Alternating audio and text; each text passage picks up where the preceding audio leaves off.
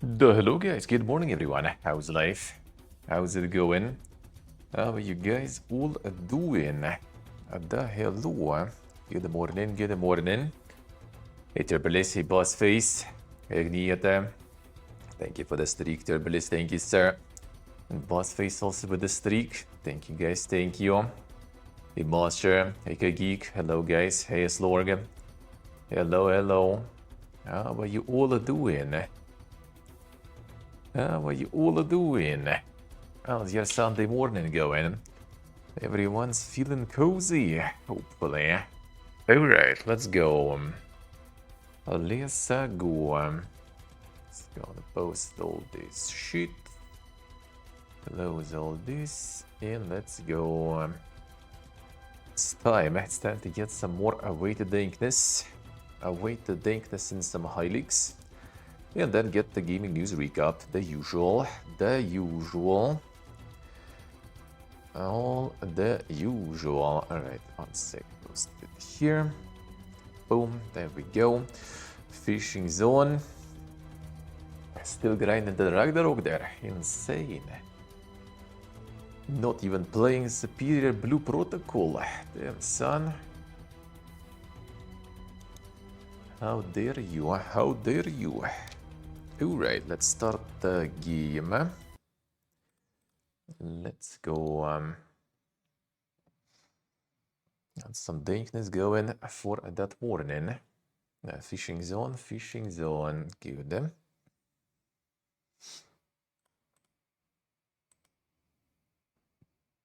Got him.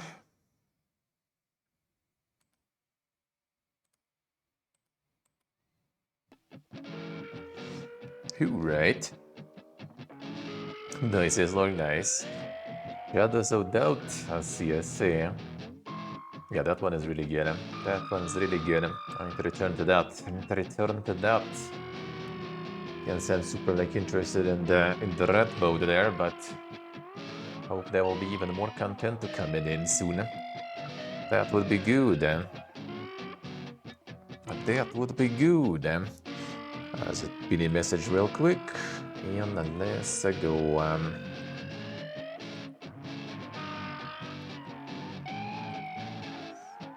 And let's go.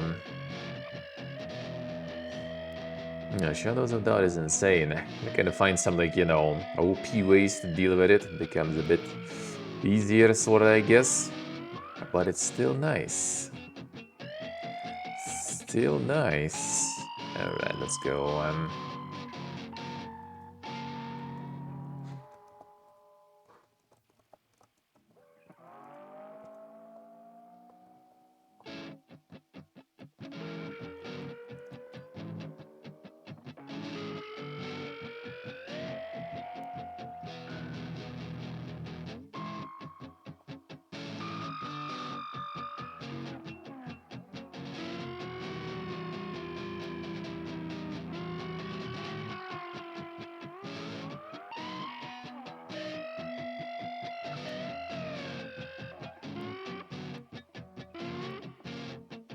Alright. Let's go.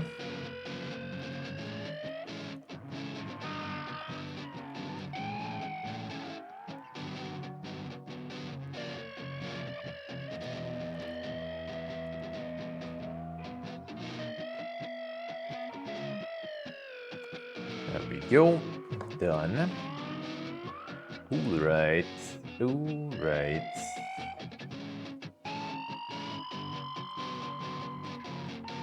Got him. Controller. In Thailand now is log still. We're gonna be going out of sales actually. Going out of sales soon-ish already. A bit over a month, I guess. Gonna already start soon. Sorting some shit out with papers, tickets and other things. Gonna be time. Gonna be time for more adventures.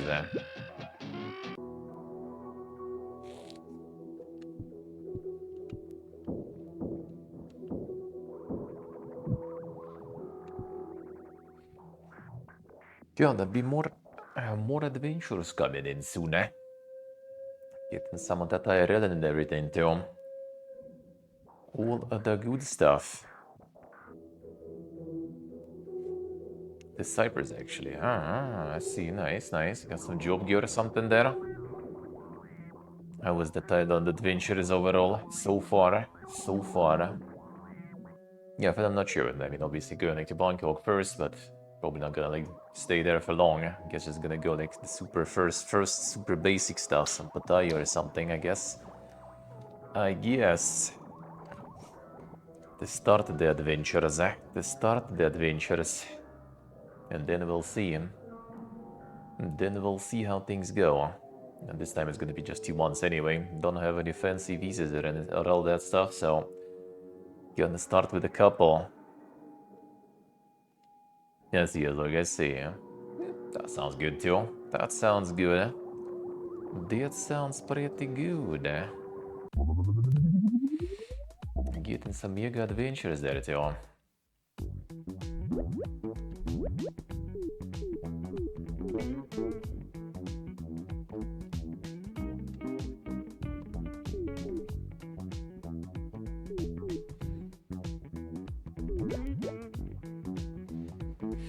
A mega adventure sounds good.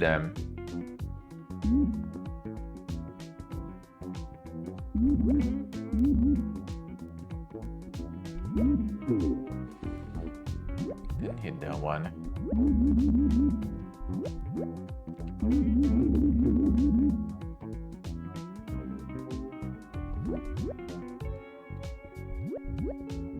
Cyprus should be pretty interesting too. Come on, roll down.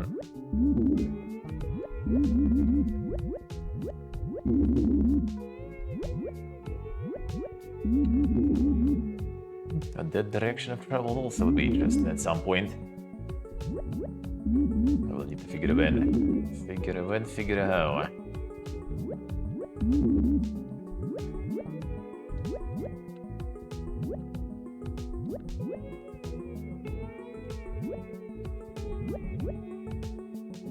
Come on.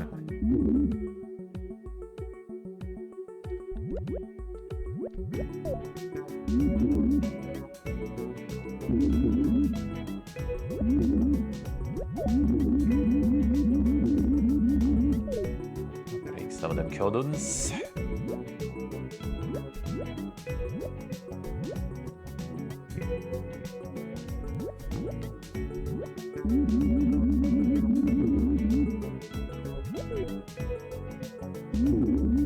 Some goes through all the barriers. Not fair.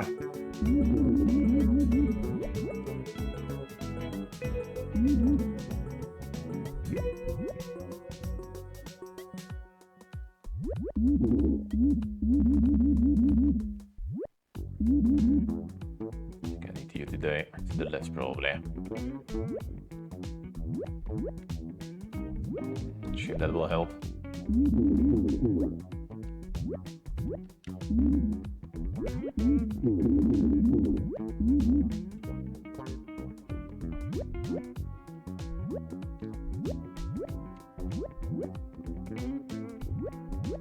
Nah, I don't think so. You go through the right and then go to the top.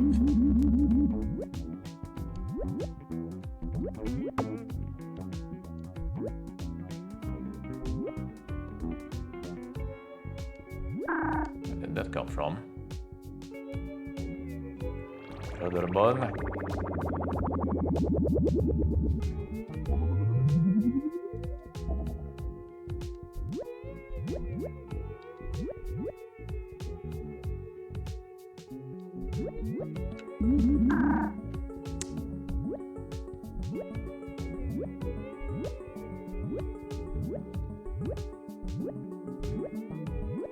Don't seem like much around here. Alright. Fine. Gotta be something sneaky.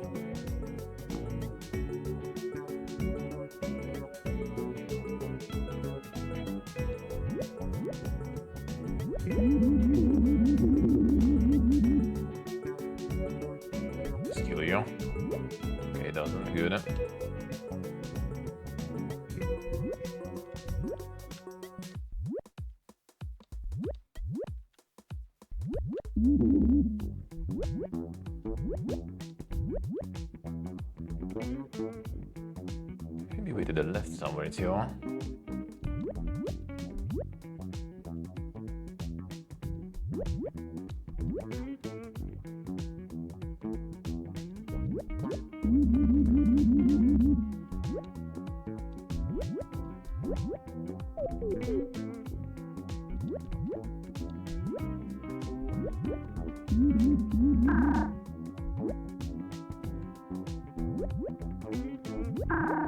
come on.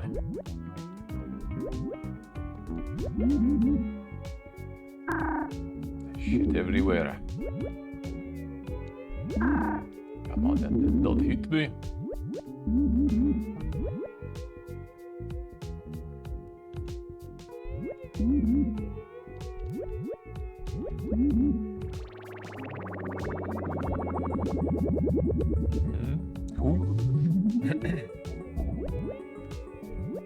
Stay there, maybe. Come on.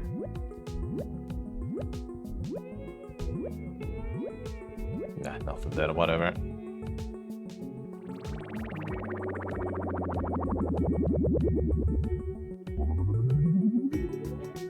Forget about this blue here.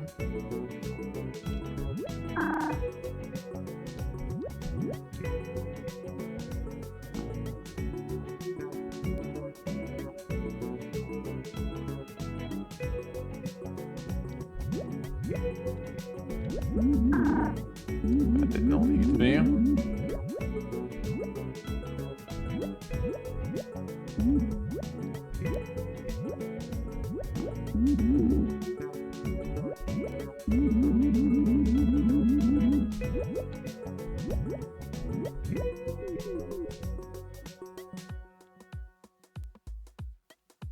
Need to get up there.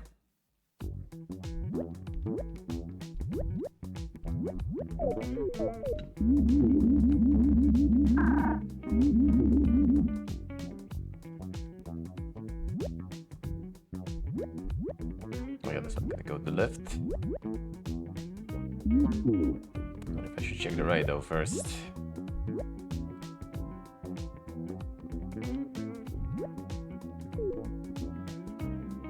Okay, there's kinda no right though.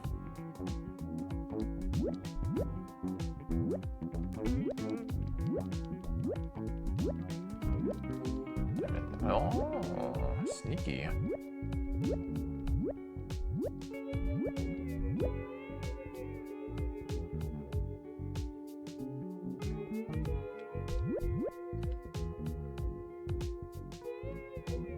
Very sneaky. There's probably some other way to get in though, but we'll see. Let's go left first then, I guess.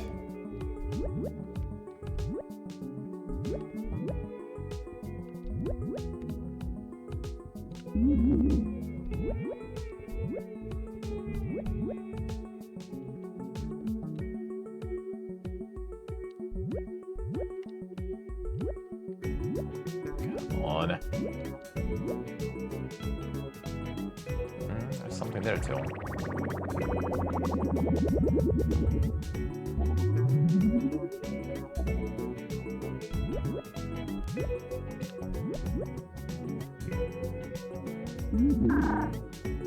Range.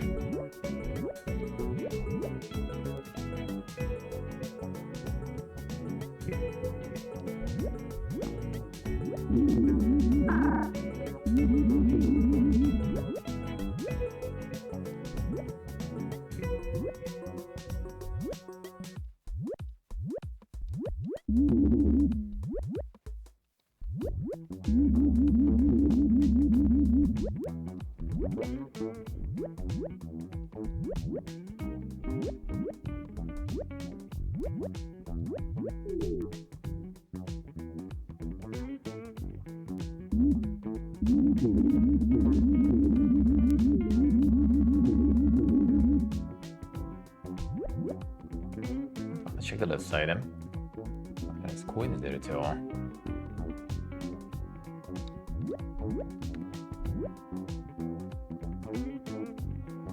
Oh, okay, control it that way even.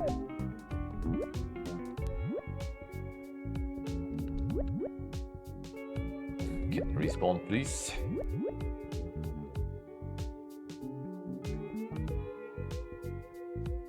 Oh, it can.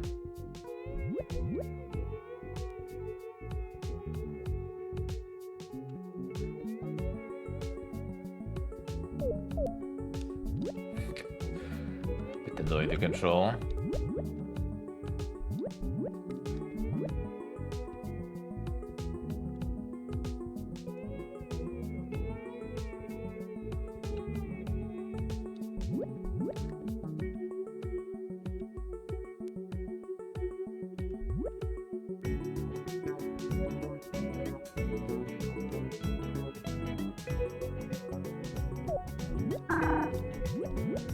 There's something else there.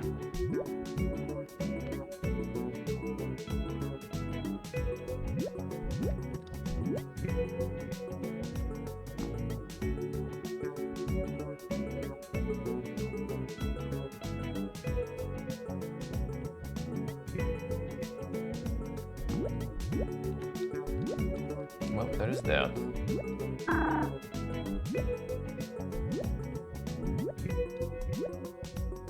Come on, Speedo.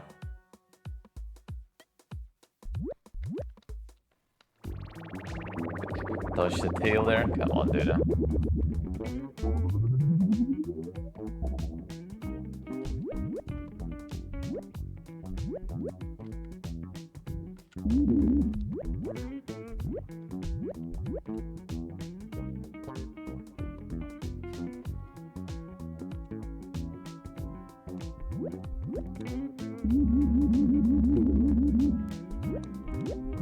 You're done.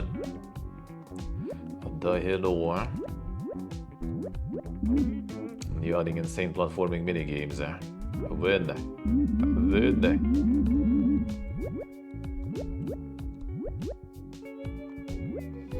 Hey, more keep hello.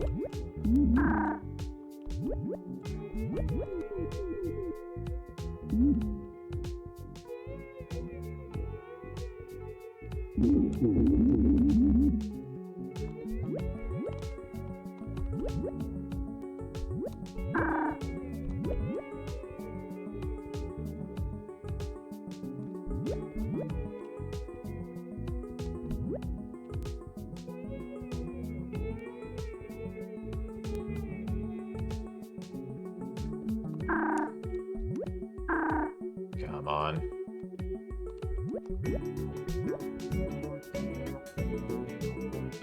So to win anything is always never. Damn son. Why never?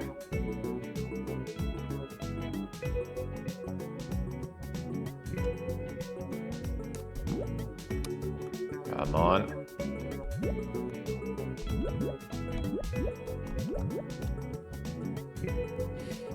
Why would you do that?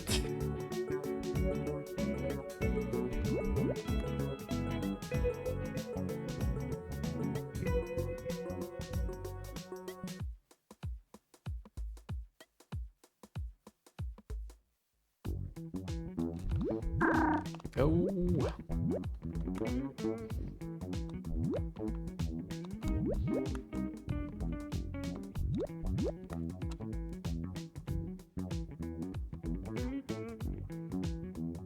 Launching ragdolls in space. I mean, that's important. That's important business right there. Can go fast there. To go fast.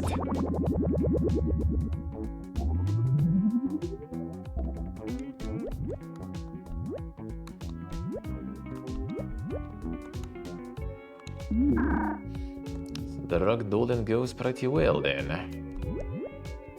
Yo, it is now. Ready for them already. Let's go. Next fist. Boogie. Fuck off, dude. Come on, man. You weren't shooting that though. The 2D platformer now, yeah, it does have like the optional, not optional actually, I think they are kind of the main parts. You need to like unlock some things or to do something. You need to do some platforming.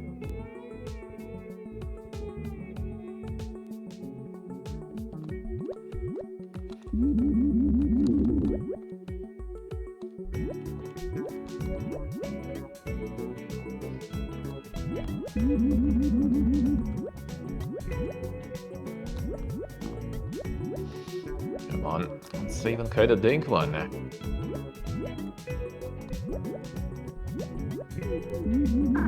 Come on.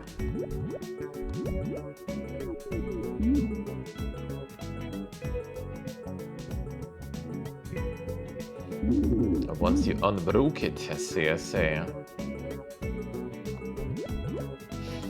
Now even more enjoyable.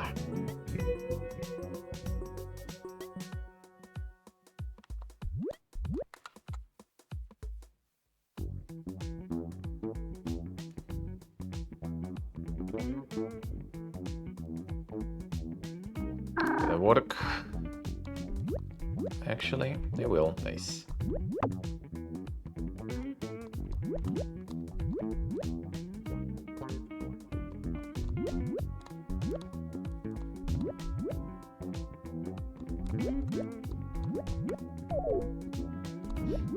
The gem is pretty good, eh?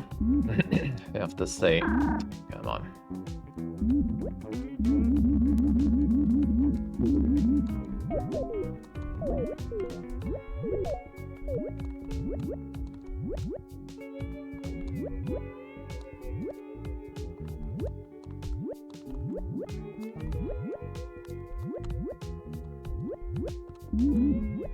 Right there.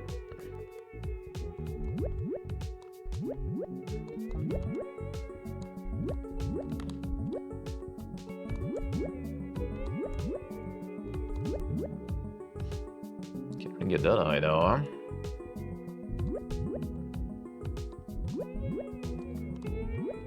From here then.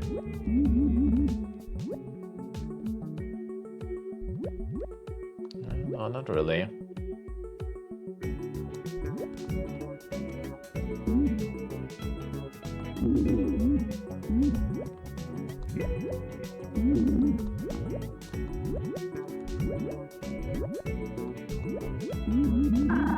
Come on.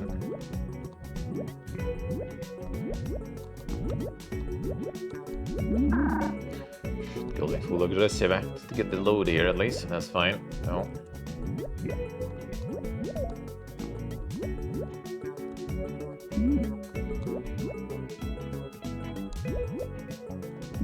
In. Come on, dude.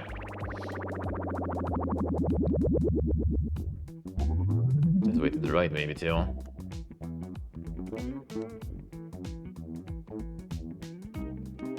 So just down, I think.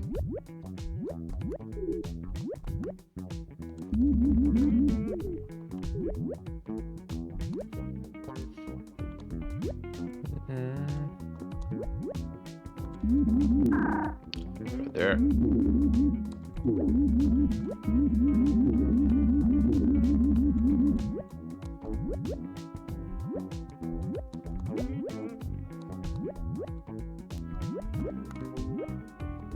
Come on. That one is staying there.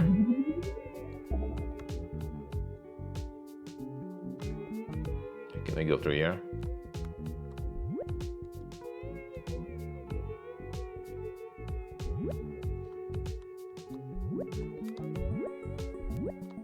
Not really. I don't think so.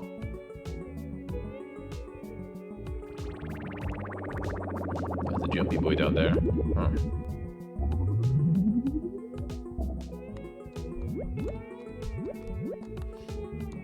Need to check that.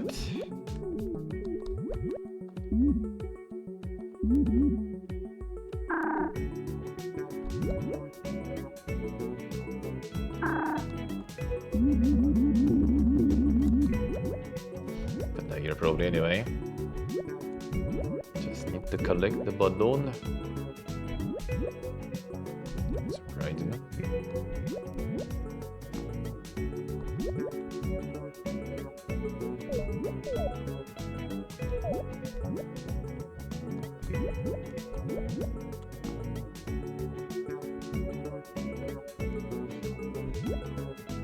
That'll be. Just keeps going.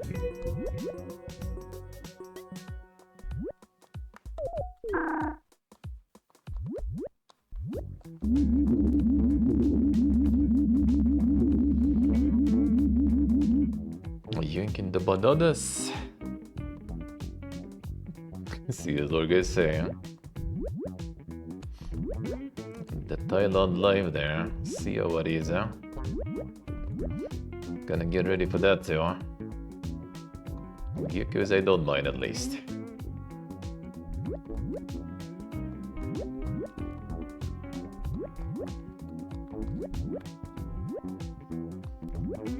This one keeps going. It's not where I'm supposed to be even.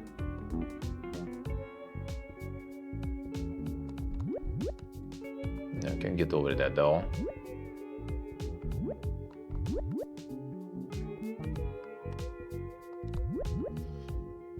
The laundry machine outside. Yeah, like your own, not the laundromat thingies. Oh, there is mostly laundromats all over the place there.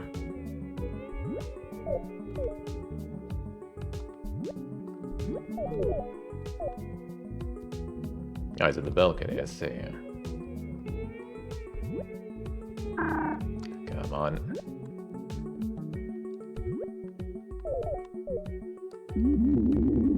Cool.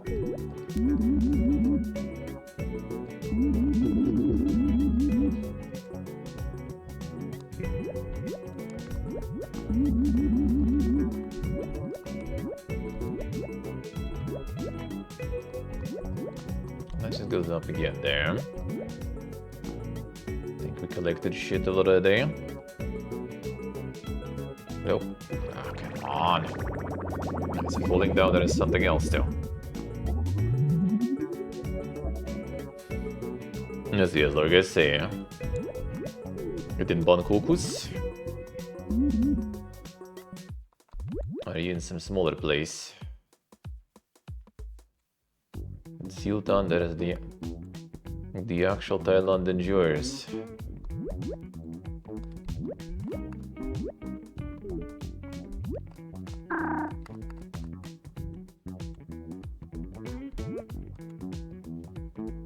And the people with the knowledge.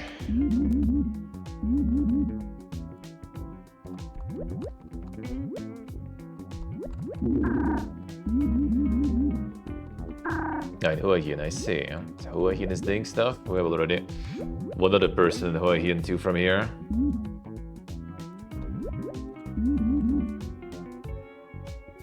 Even though I haven't seen them in a while already.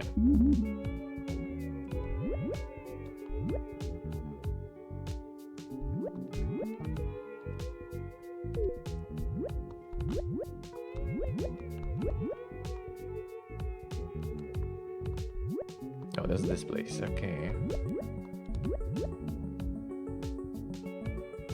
I don't want to.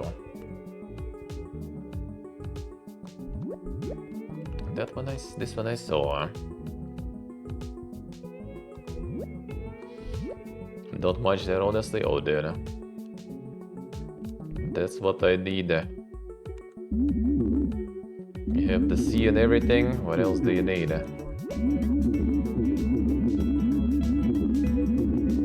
Yeah, we'll see if we get there this time. Maybe this time we're just gonna go some mainstream super basic Pattaya or something. It is also closer, I guess.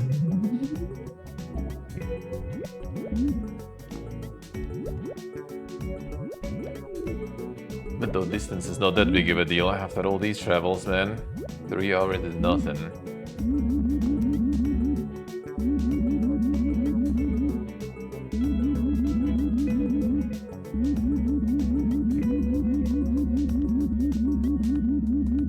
You can also has pretty decent prices though, I guess. Not what they planned there.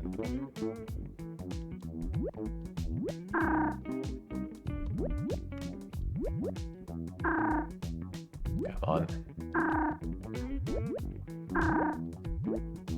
Could be.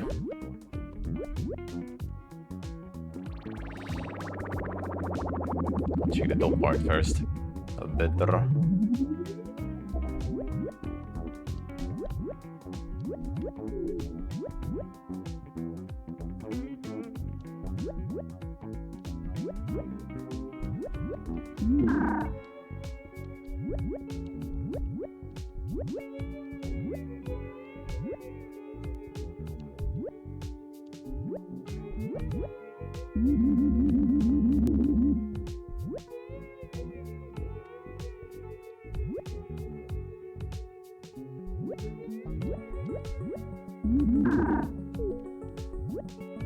Fine.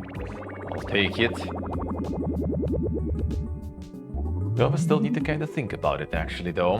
What we gotta do. I don't think like islands would be a good idea because the internet quality probably is not that big there. I still can work with it though. I have Speedify and stuff now.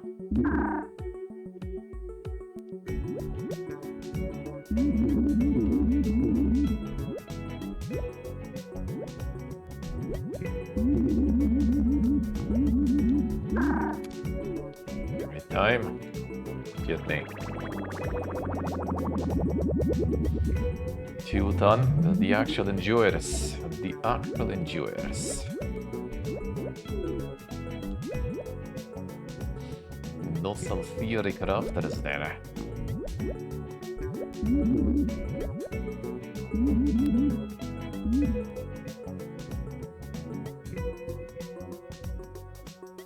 Come on.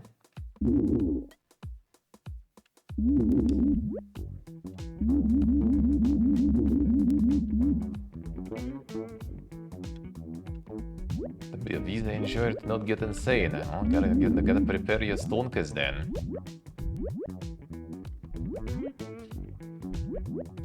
Well, I actually don't mind trying right now though. The ultimate nomad life, you know.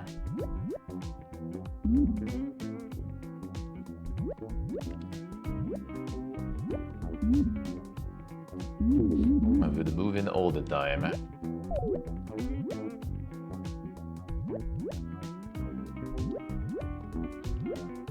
Come on.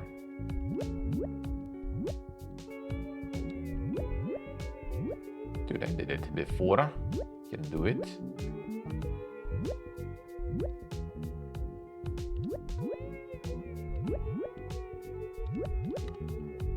There we go.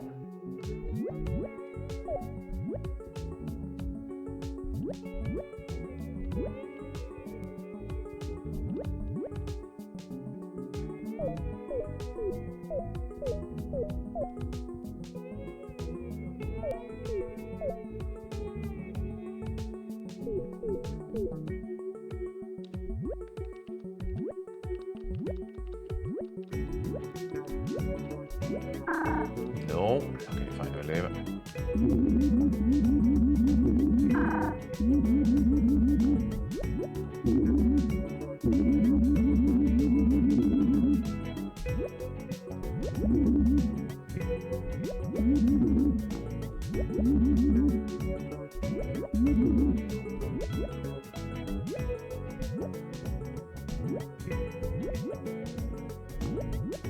But it's not got the visa though, right? I remember you were making that stuff. How would you compare it to Batumi actually? What's better? What's better?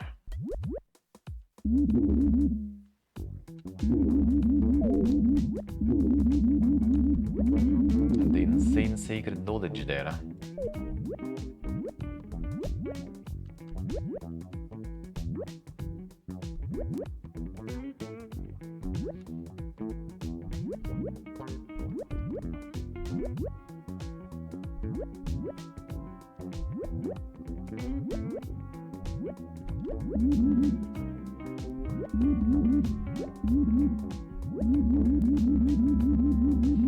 Tumi's Batumi sometimes, even though, to be honest, like Georgia here is like not really far away. Not really. And we're gonna go actually to Thailand through Georgia anyway, so.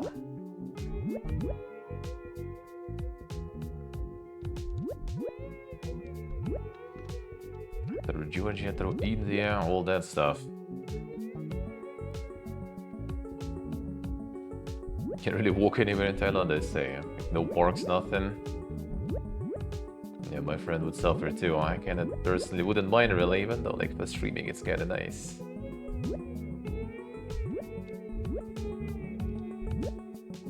Okay, so you can fall on this thing here at least, alright.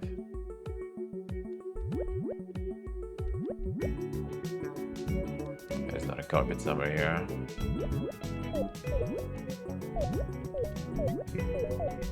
There. Okay, that's not the best place for the carpet to be in.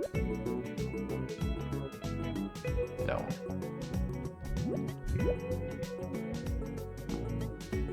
Send me back.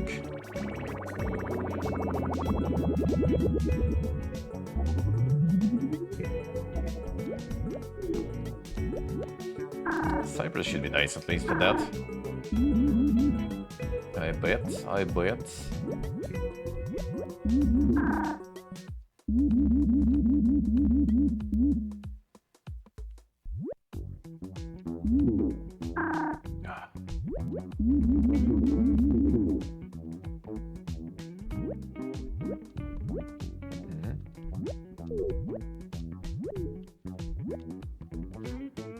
Get there.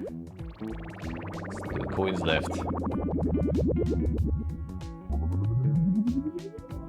Yeah, probably gonna be only for 2 allowed bonds, and then we'll see.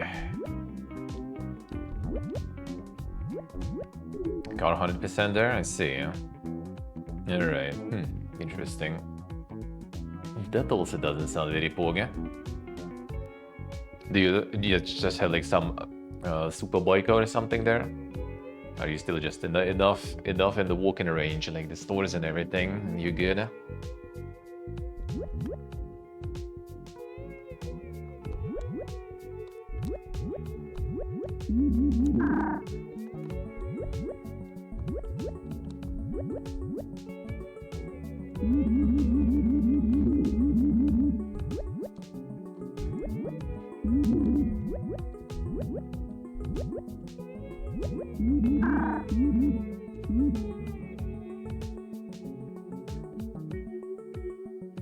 Here.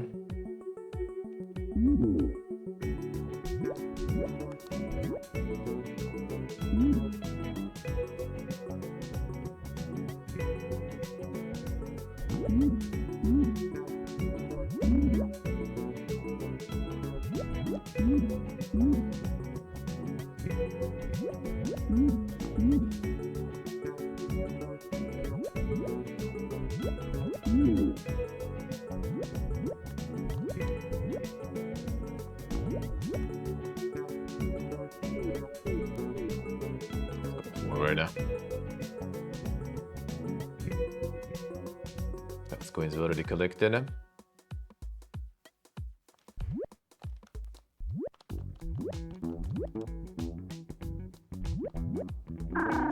Oh, cool. Dude.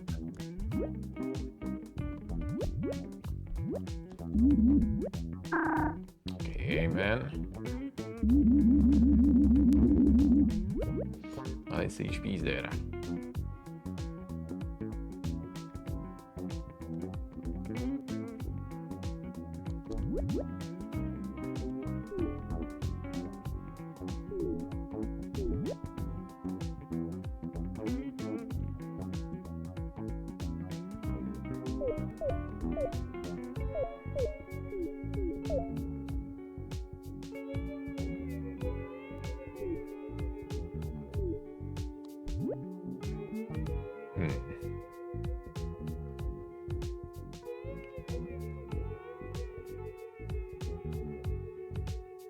You see, as I see. Nice, nice. How much if it's not a secret per month?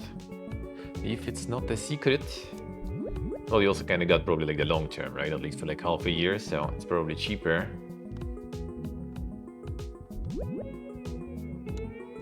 For the short term, we're probably not gonna be finding much cheap stuff, I would guess.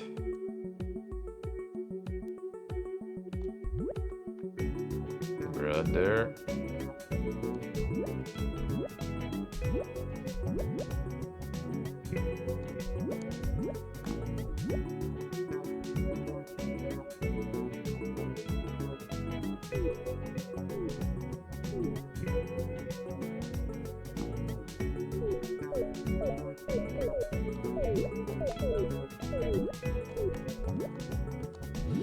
It'll be kind of tricky to get that way. Hello, dude. What is this mob here?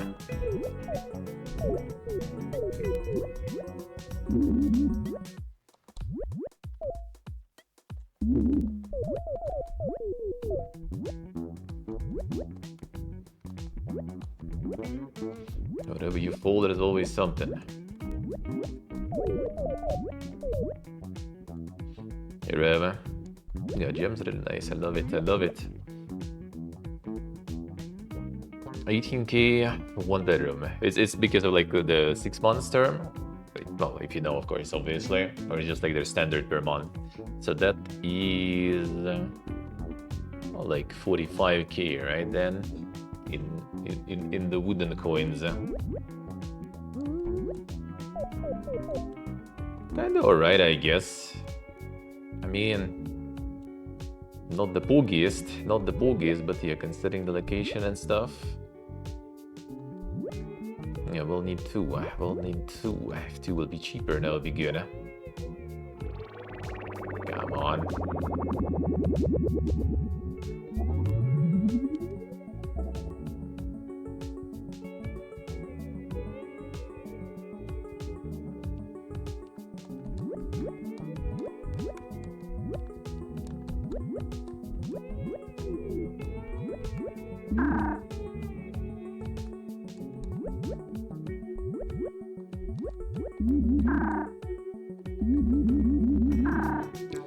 Come on, did it. Still gives me sometimes. There is this shit too.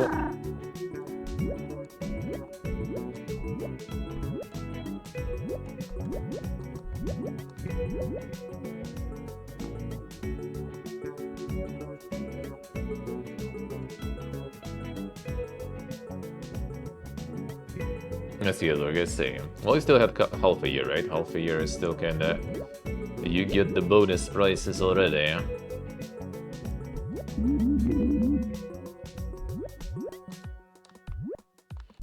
Less than half a year, usually. You basically only pay per month.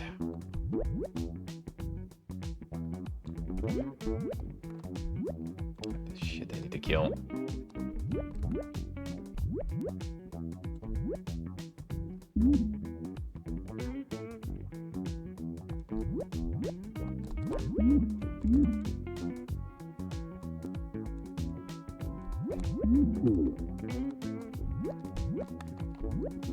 Come on.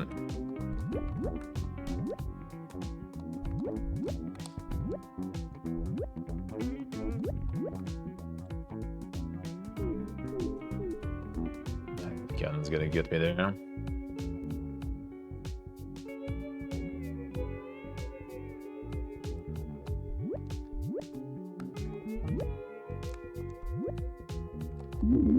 Nope. Can do it. Look at that guy flying there.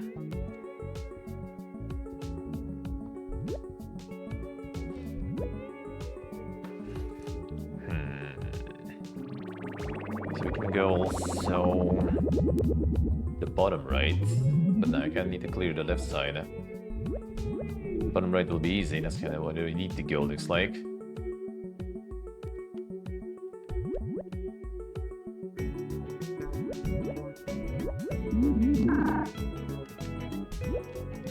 No.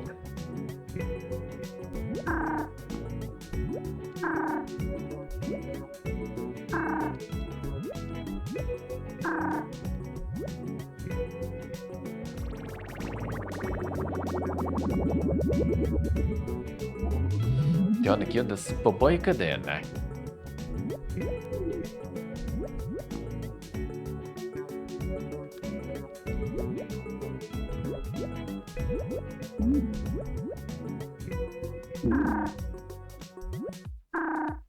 Farm everything.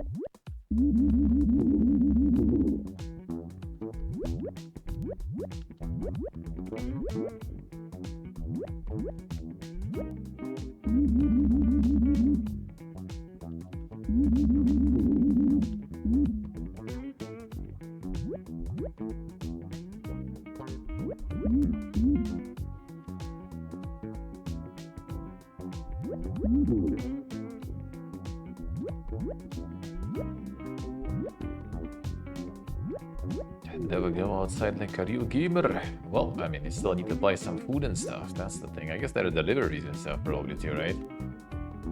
Like if you really want to. If you really want to.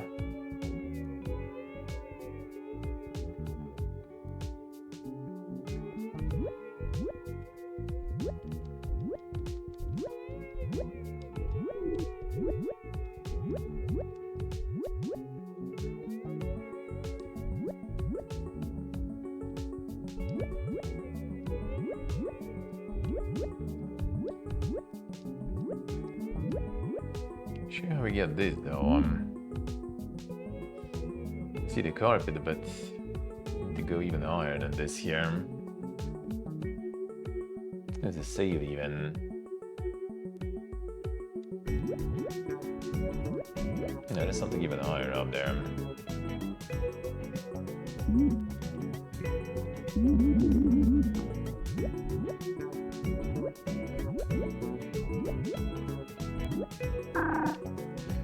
Could use that carpet that I had before, try on that, but I don't think that will do.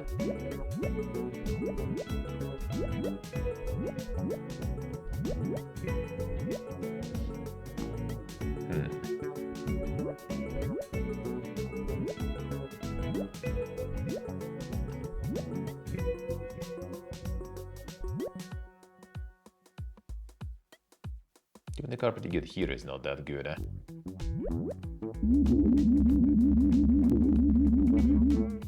Just buy the sandwiches in 7-Eleven, I see, yeah?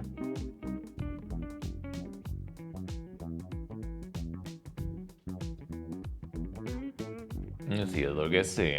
Okay, that's something else to take into account. I mean, I don't know, it's just probably like gonna like book something to stop somewhere and then just like walk around looking for options. Well, maybe in Bangkok we're gonna like stay for like a few days, I guess. I can stream from there a bit too. But need to decide also. I think I just go Pattaya probably, just like, you know, some very basic shit for now for the first time. To get all the, you know, the Omega tourist experience, I guess.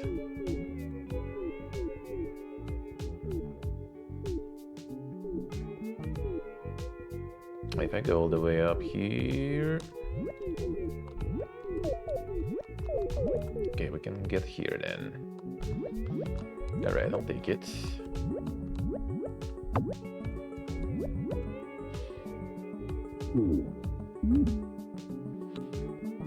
$168k per month in Hua Hin, damn son.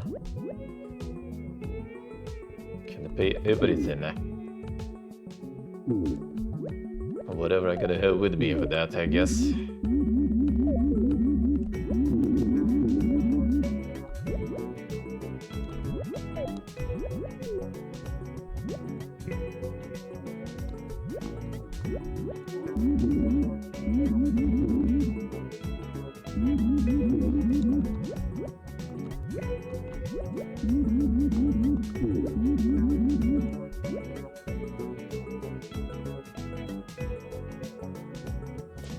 Let's see, as long as see, that's interesting. When was it, if you remember? Well, half a year ago then, right? I guess. Or was it already a year ago? I remember you already, I think, saying that you're moving still in when I still was in Georgia, right? Or was it already when I was in Uzbekistan? See, if it was half a year ago, I guess it was like a low season, so it was easy to find stuff too, right? Yeah, it was good morning. How we doing?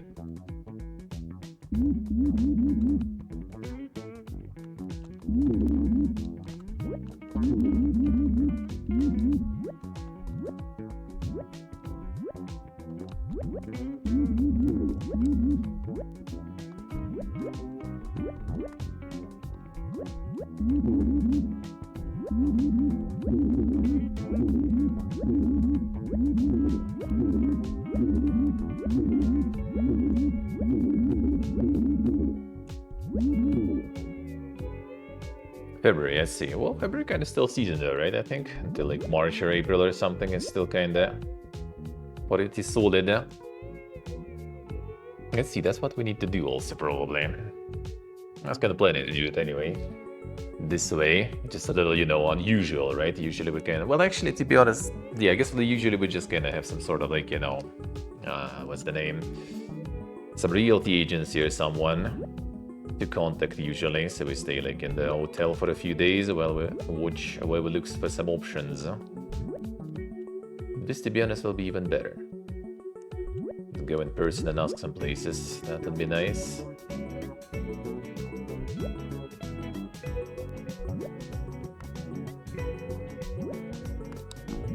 That will be nice. The unexpected drinking, I see. I hope you'll catch some today still. Enjoy.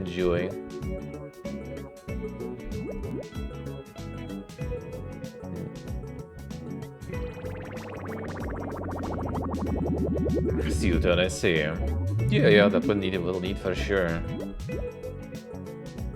Maybe I'll find some apartments or something even for a few days that are somewhat solid. We'll see though. We'll see. I will just go IRL probably in Bangkok first for a few days. You know, we have some insane Thailand enjoyers living there already for a while, so using the opportunity to ask some shit.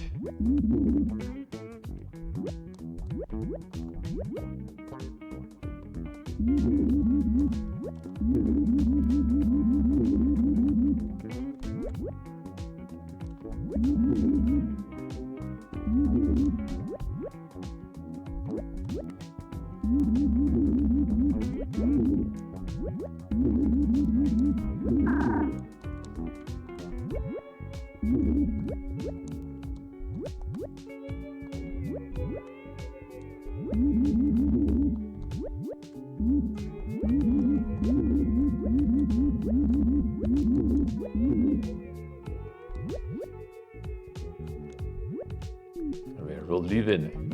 You aren't, not yet. You should. You don't. But you don't.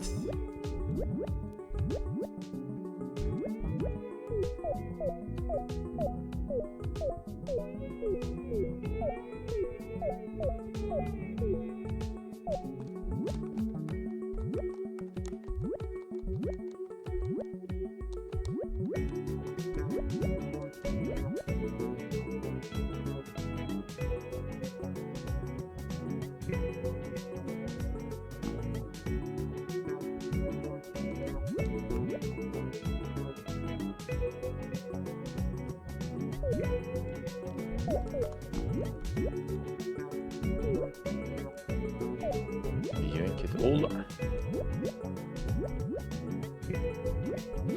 On the happy family, if only. Don is buzzing for now. Doesn't want to go. Doesn't want to embrace, you know, the Pipega life. With a couple of months in one spot.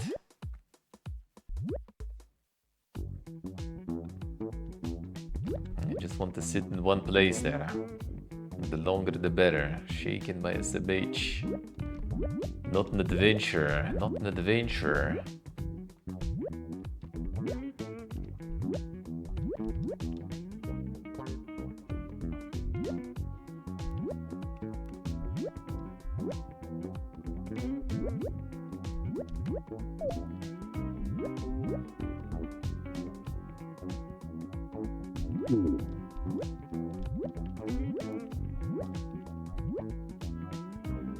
Oh, there's this one. Nice. Paper cup.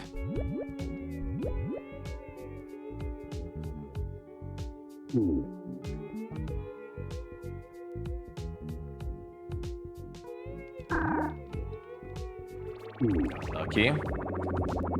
Pindy, hello. Anything unexpected happened there? Could be, could be.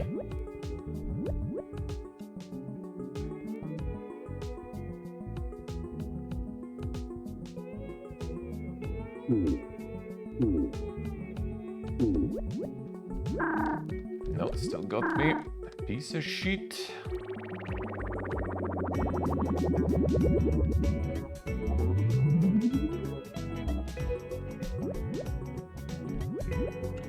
Oké, Sultan.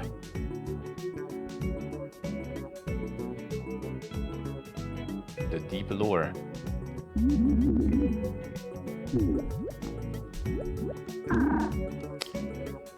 Motherfucking piece of shit.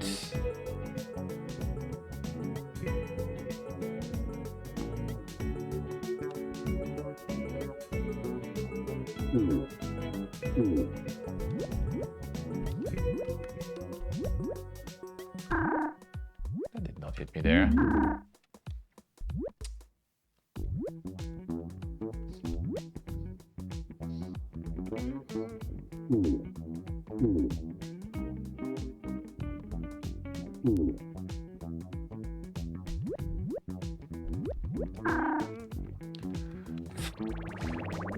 Piece of shit, man.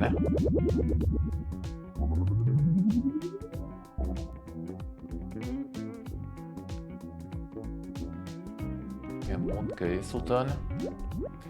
The deep lore. Was that in Inside Esports? You were too good. Competitor decided to break it. No. Piece of shit, dude.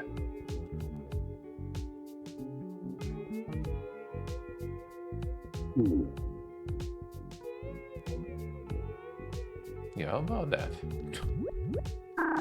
I'll do it this way then. Okay, fine.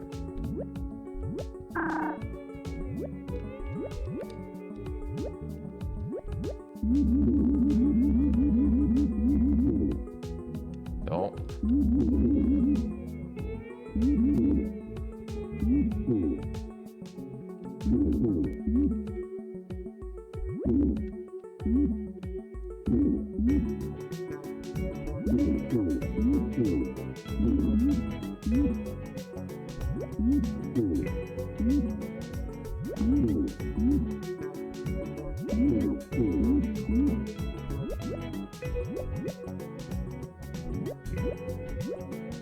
All that for the muscle applique. There should be some keys and stuff here too that I haven't found yet.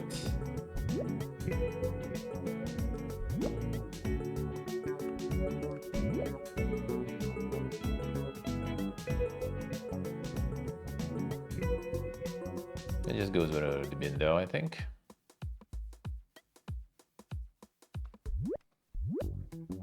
Yeah, it's collected. Down we go then.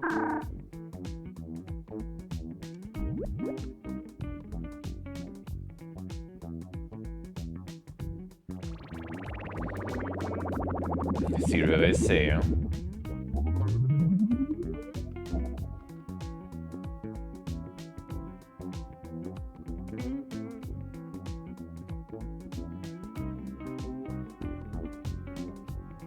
Well done, having some integrity.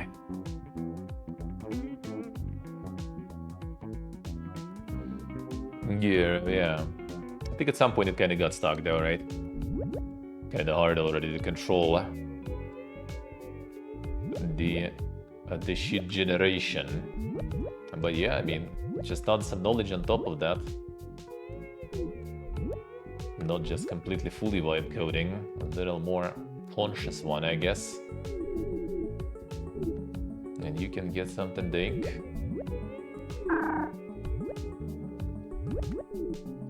Okay, that's the beginning, right? Almost.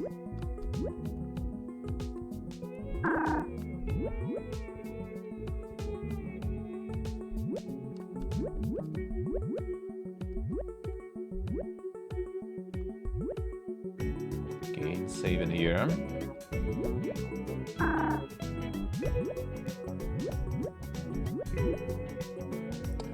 Come on, gimme.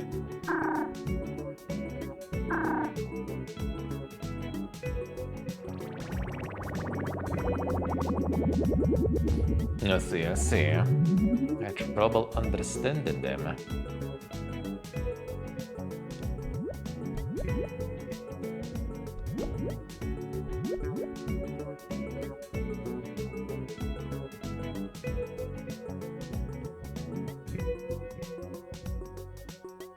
Like a bunch of coins around here somewhere, wasn't it? Well, can't really get them anyway.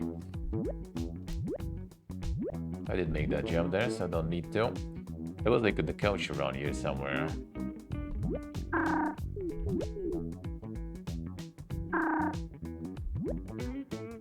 What the fuck was this? This I didn't.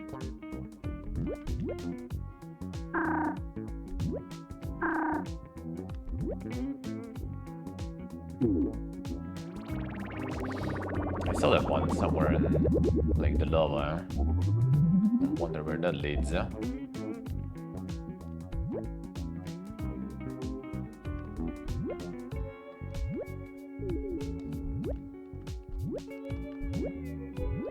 there's this first.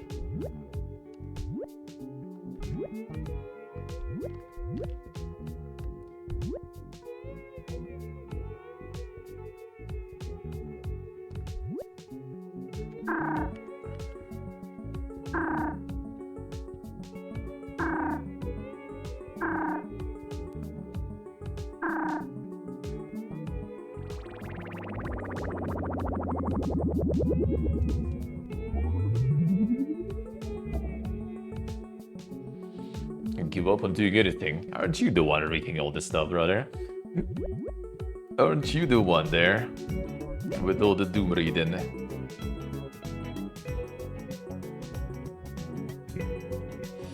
Says who?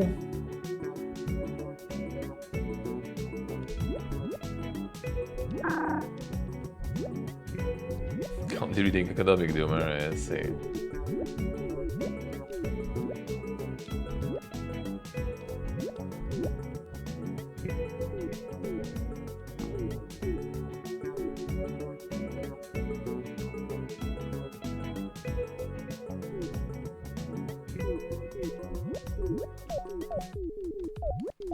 Got the ball, Poog.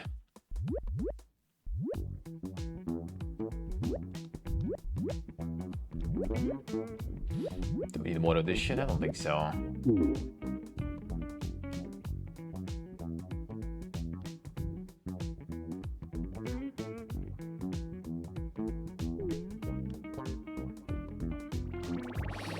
There was some stuff there, but whatever. Whatever, let's go back then. I swear there should be some key or some shit though, but...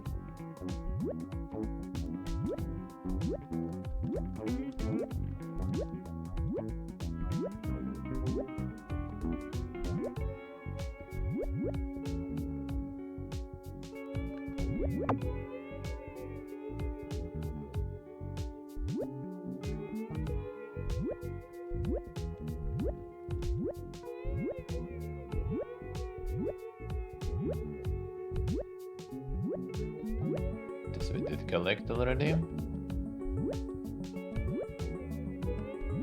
No, there is this place. Out to the left from here, I think there is something too. But whatever, fine.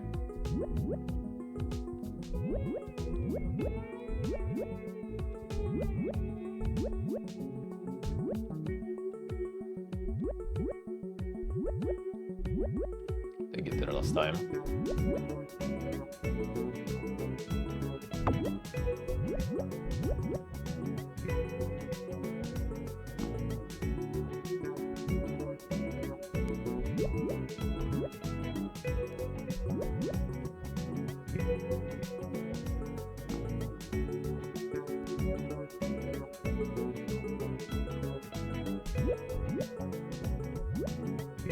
No, that's the one. Found it.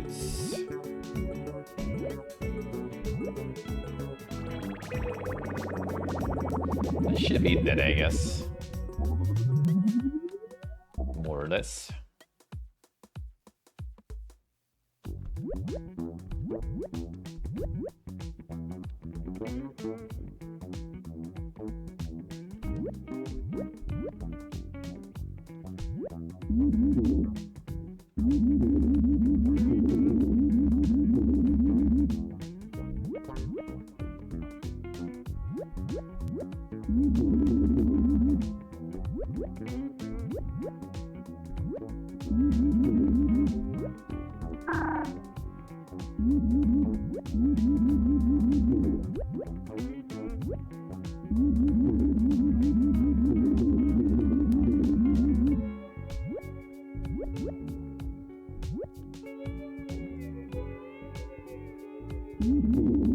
Kill that guy.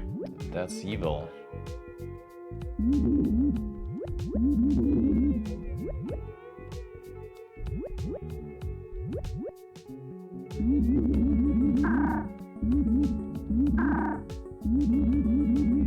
It's more still. Come on. Oh, that one. Okay. Get out.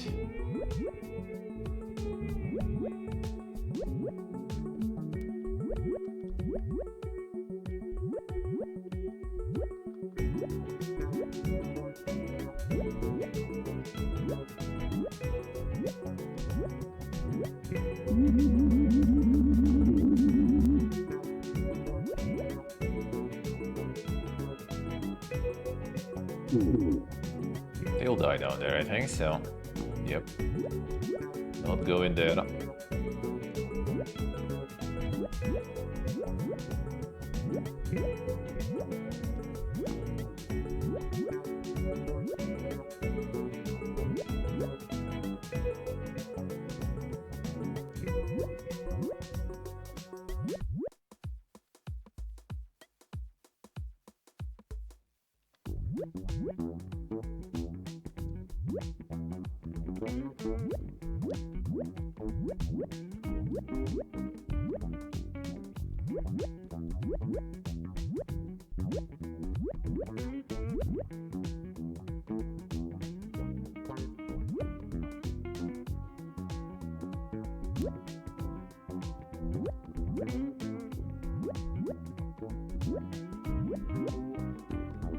Save first.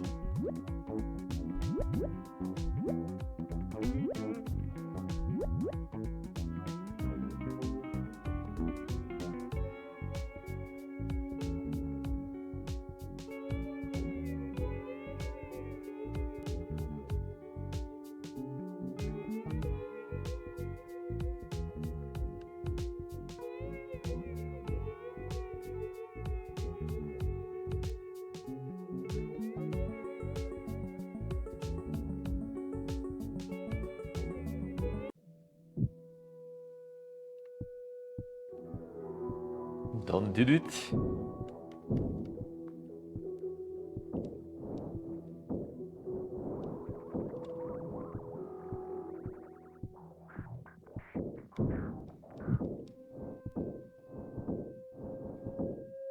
How did we exactly go up though?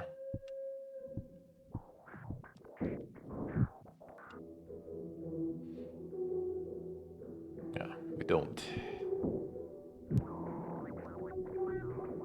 The deep key. Ancient key.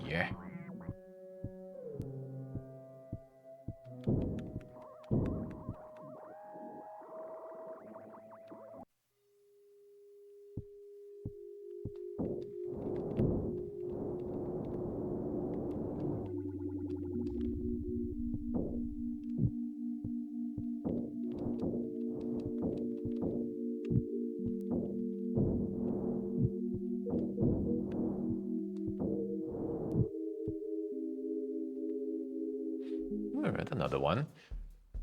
Wonder where that key goes though, huh? I still have that stuff left.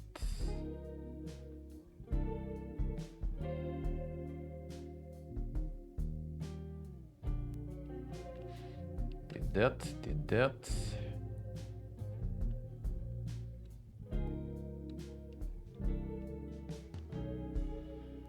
Might as well dump stuff, I guess, while I'm here.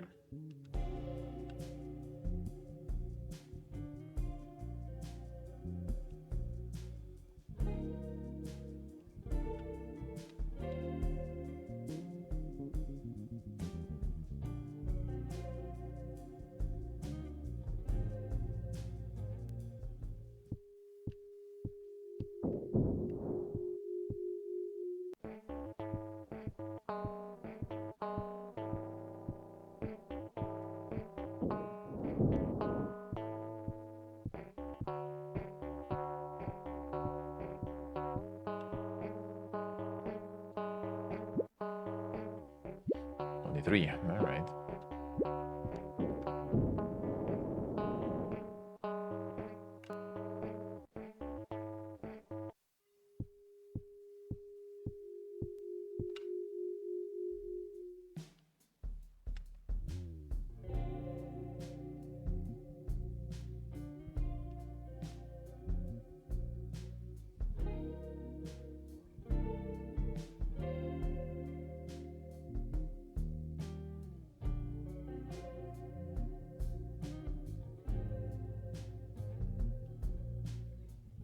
It's all the insane esports traumas, man. I'm paying the price. Paying the price for the cyber athleticism. Monka is...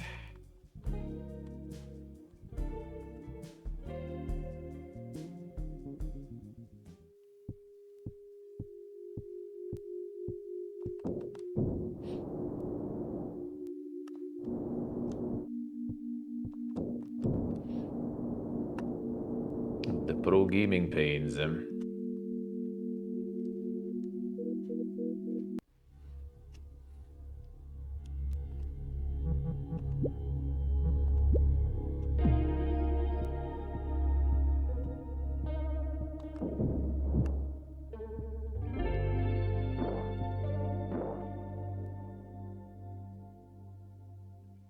Could talk to that. I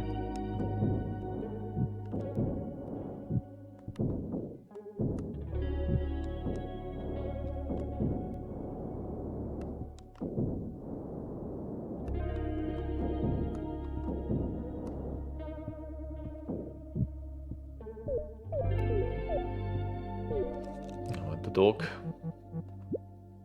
Probably still need to kill it anyway, though, but let's see. Maybe we can go more peacefully here. The witness the reconstitution. I want time to be alive. Blub, blub.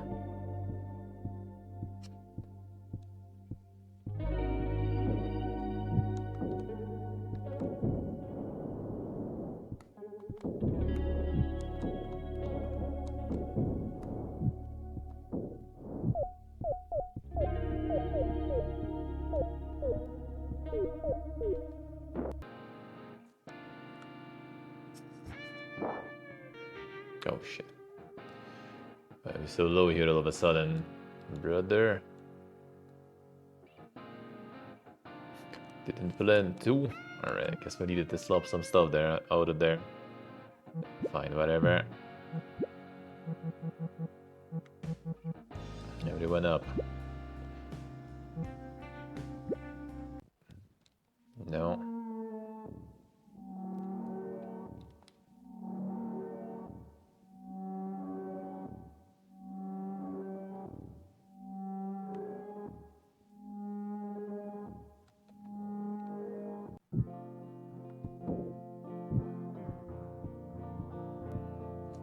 To fly there again? No. Not yet, not yet. Hey, Roman.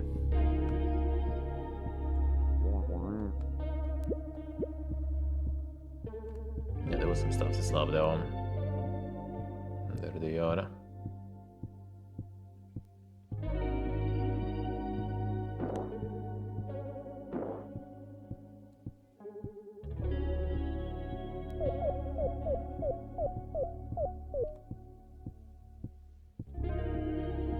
Not yet. To slap some more.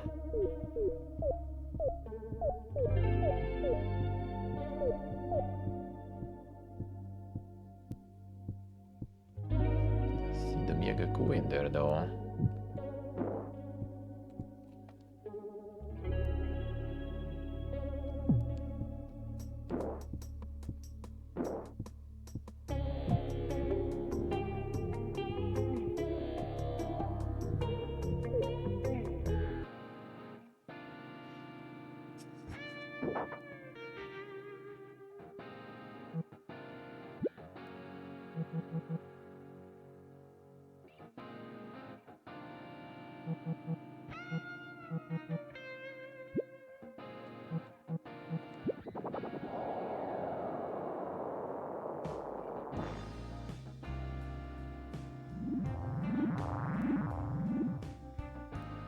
Just on, come on.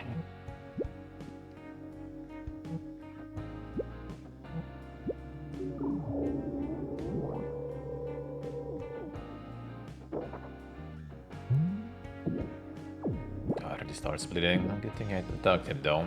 He lost the burn because of that too. Come on, dude.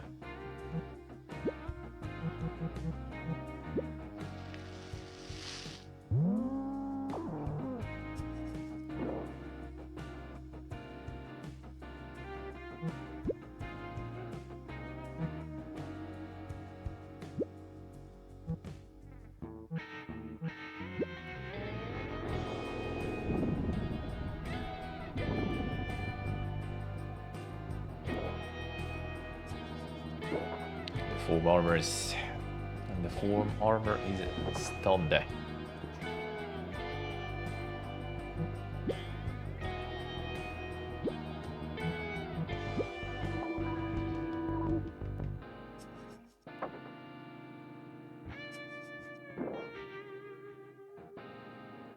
we go.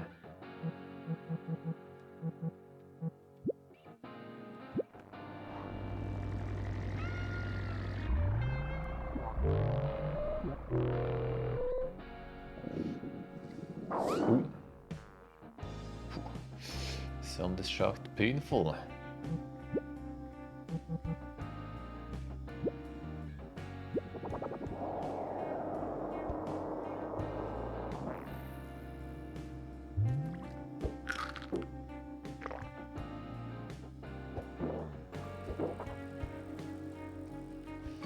Some dang damage is there too.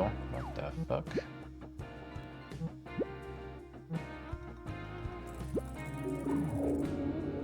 Was that one charging up or something there?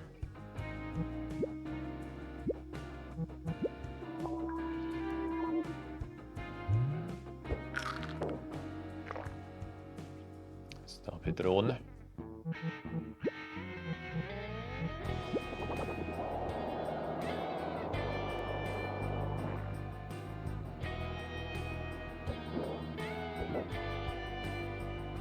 That's fine.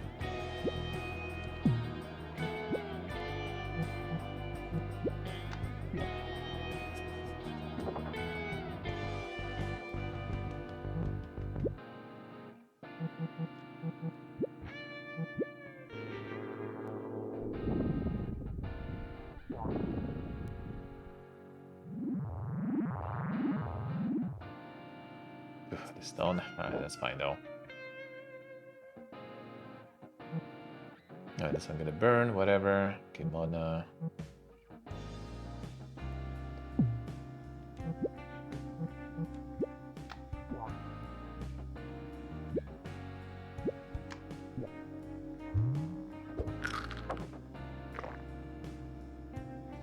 Choked in.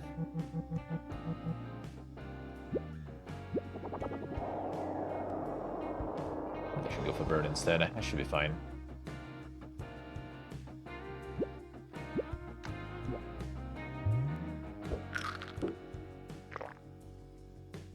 Barely, but it works. Jumpsuit and the long globes. Nice drop.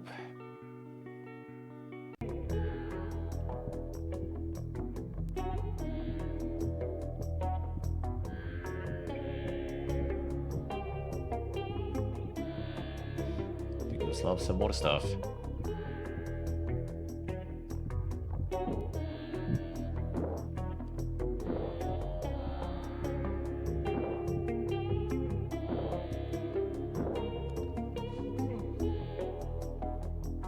Perfect. Already perfect.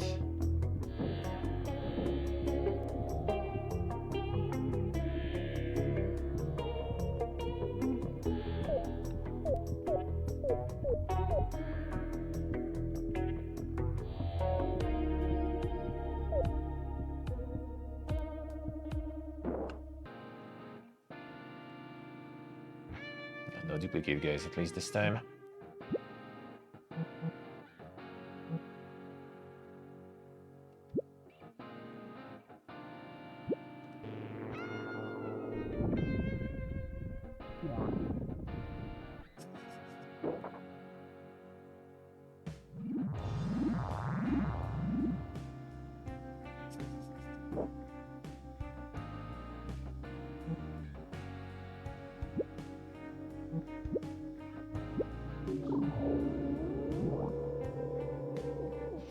Focus everyone except for the dog for now. I can duck it once it gets bad.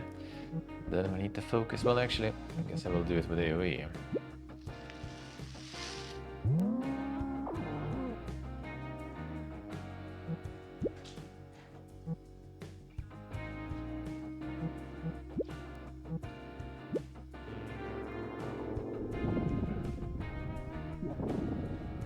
They all get chunky there.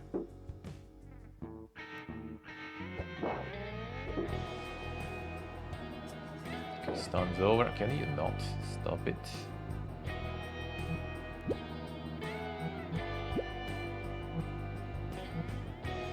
It's also gonna get mad, but much HP.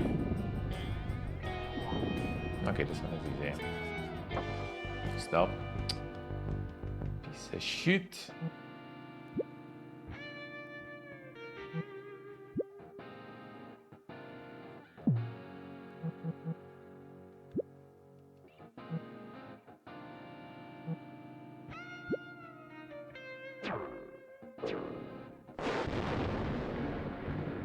Stun immune on this one. That would be nice.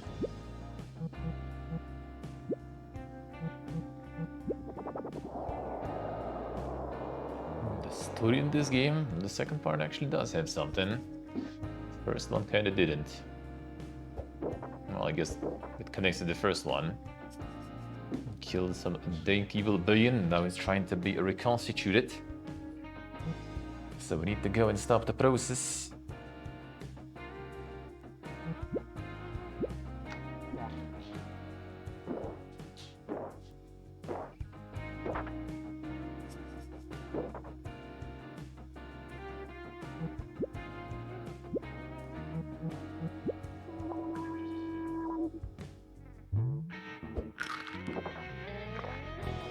That's fine for now.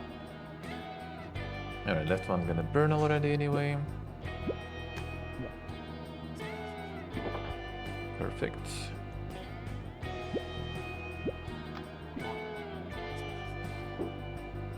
And then we kill the boss dog, eh?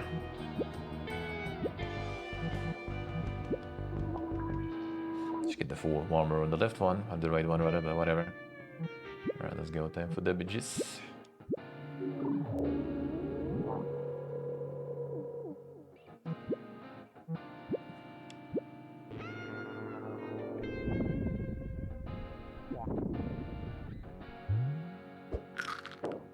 Perfect target.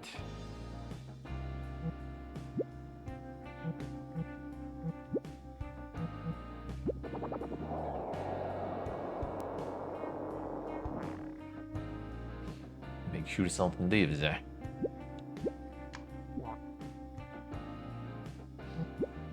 something interesting there. We can do the interface, I guess, but whatever. Enough money right now. Dead already. Beat gear. And the jumpsuits and stuff. Let me see what they do.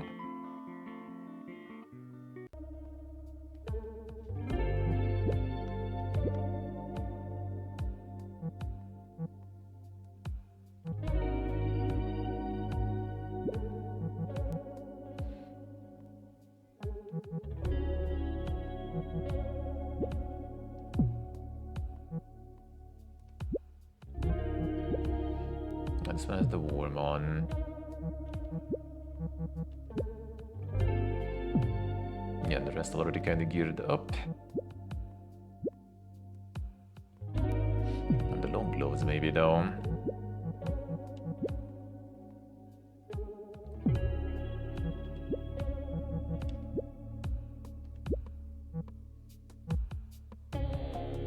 No, material seems kind of better actually.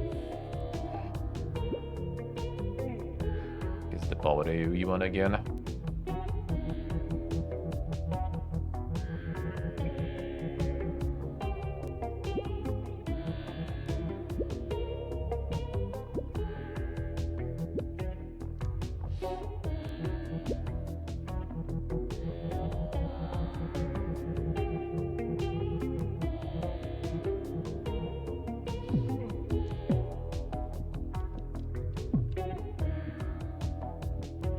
Lob some HP back.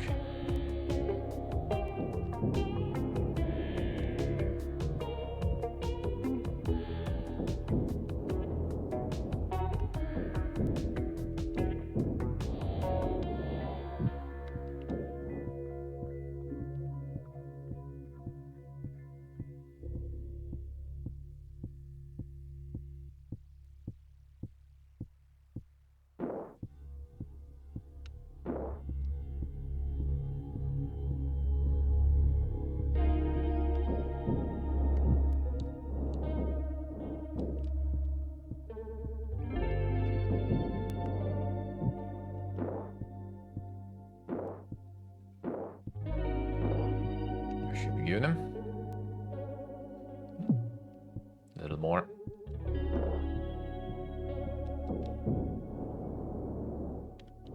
This guy here.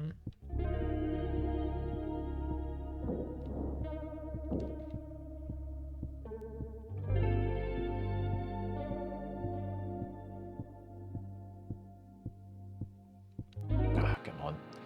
Get the slope.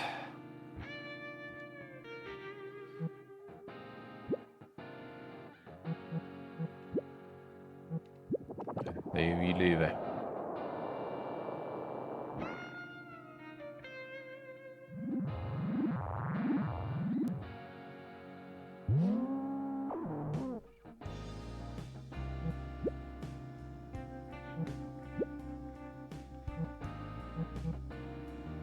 This one charging up there. Get out. To damage the right guy down. Yeah, not too late. Already multiplying.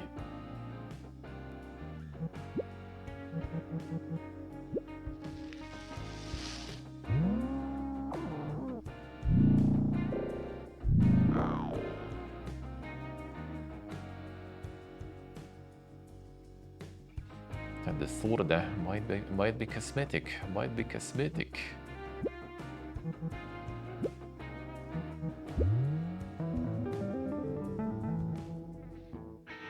God, the sandbox. I wanted the form armor.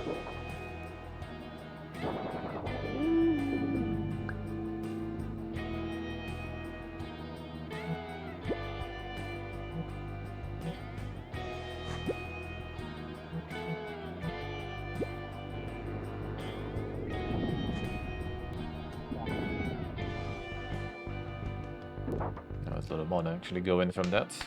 Unlucky.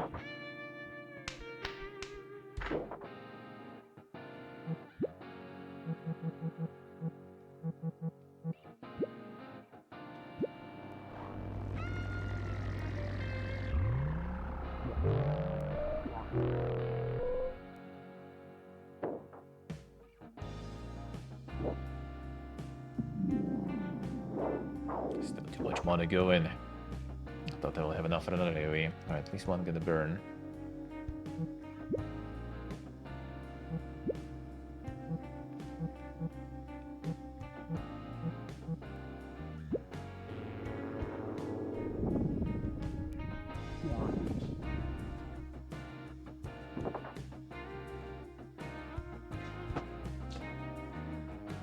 Some more items on this one, we'll see.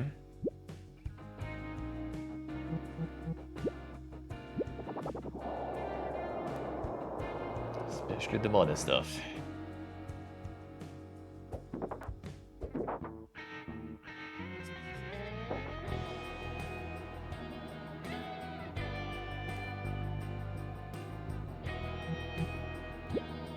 Let's go. This is my multi-juicer.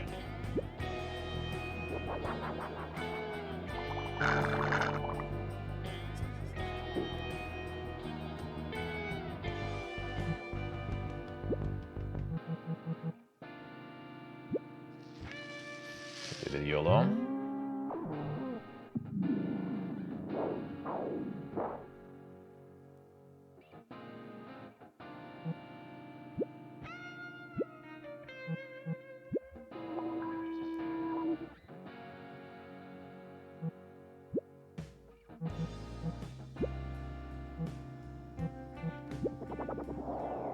Wait, might be dying. Actually, I will use the portal better then.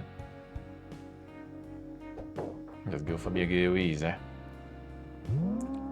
Unless you die.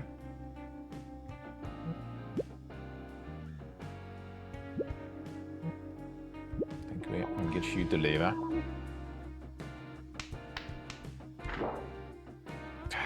That's fine though.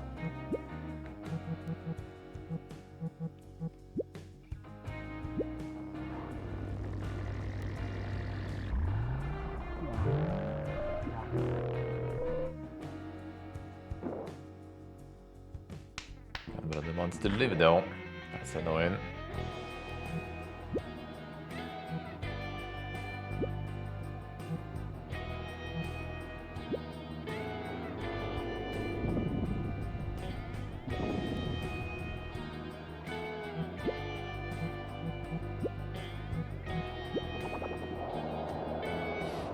one burns. Another one can still split actually though. Oof. Yep. I did multiply. Well, that's fine though. These they're all one shots basically.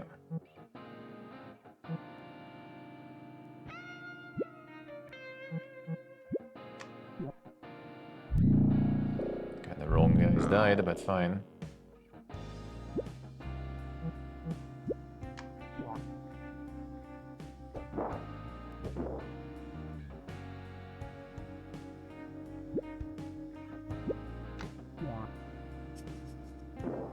That was not a lot of damage. 7 shields there.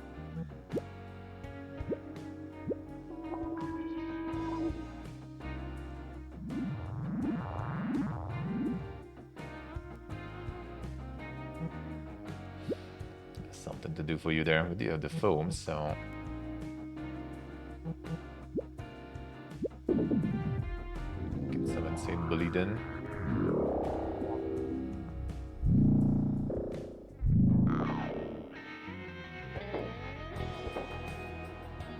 The damage.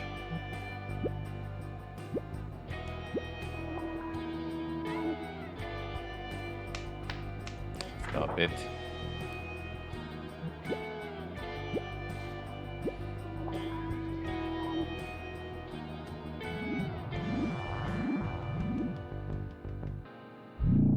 Still has the defense. Come on, dude. This come on. And the right guy is going down though, but yeah, another swipe attack. Actually on the second one, not both damage really.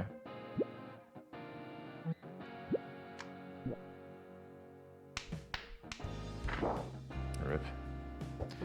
Okay, that insane squeezing actually is painful. Okay. Alright. Pain.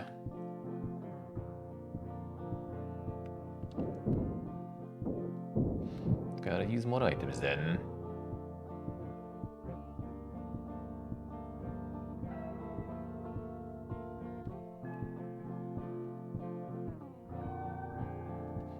And the squeezing does reduce the damage by a bunch, looks like.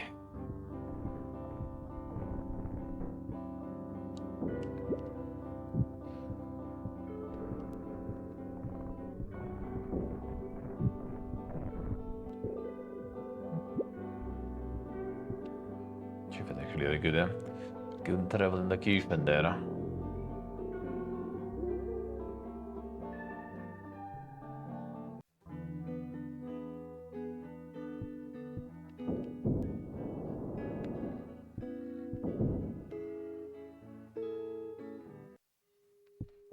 The more item virgin.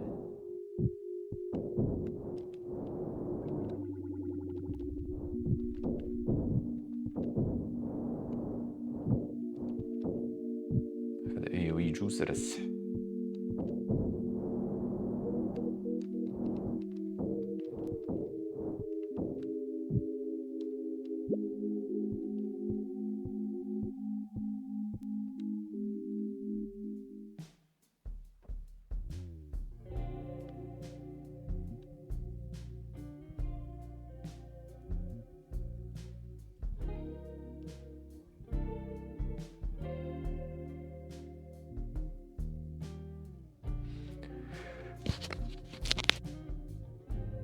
Trying to mute the microphone. I lost the sneeze.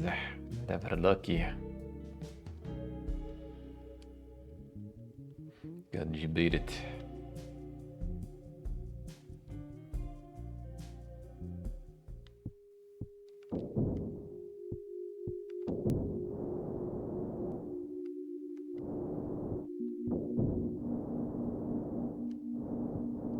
Come on, dude.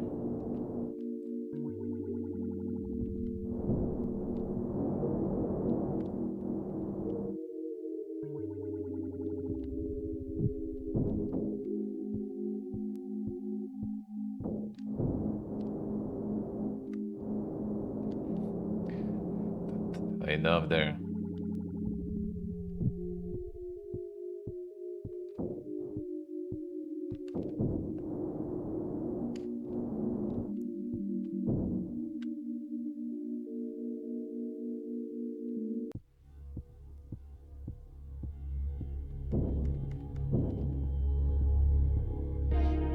Let's get that one. I should try to focus the guys that are splitting. And then charge the AoE.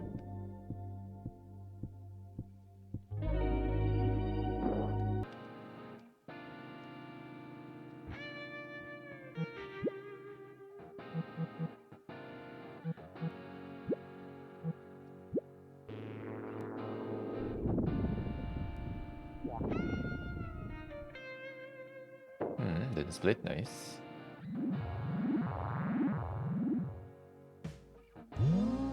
Still got the stun, I can't do that.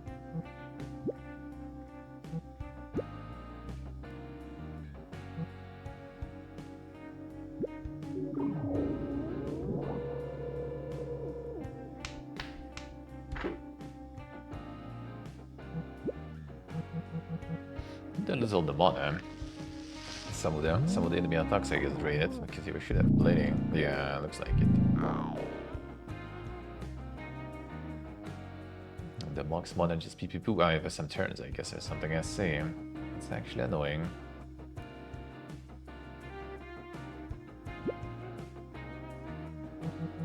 It's gonna blast this guy before he splits.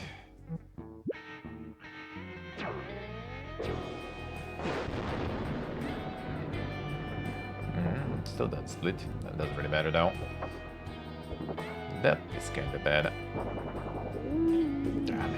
The res item.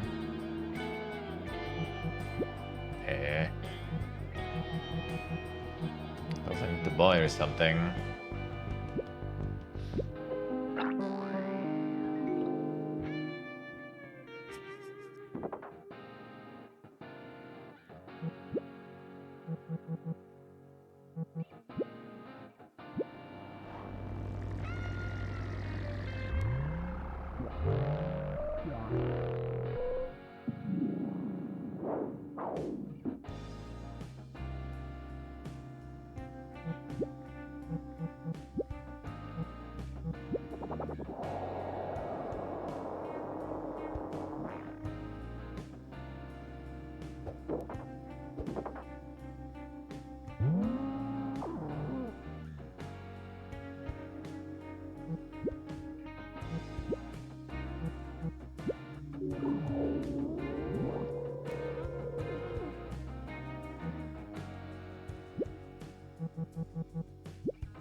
Juice it up again.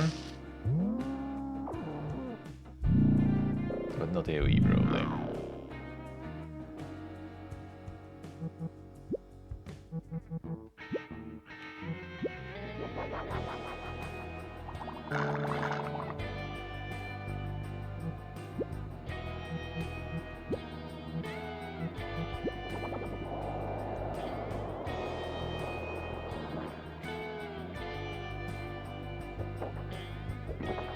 Probably. Survived. Surprisingly.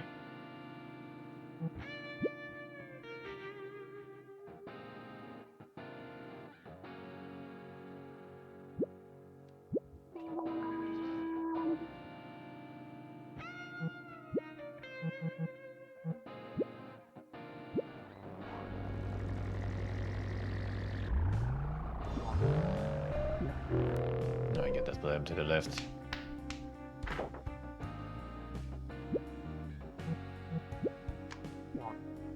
Ah, squeeze.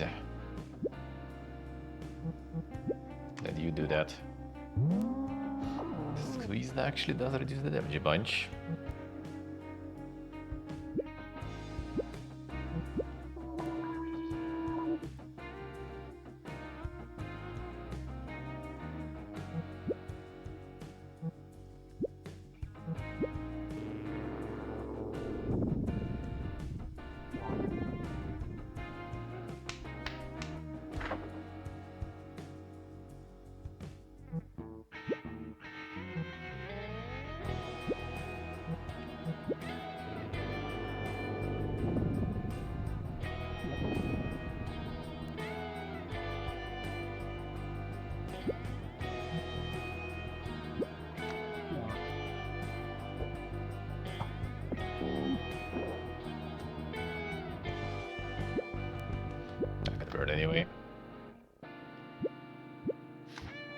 Prize item 3. Got 2 though.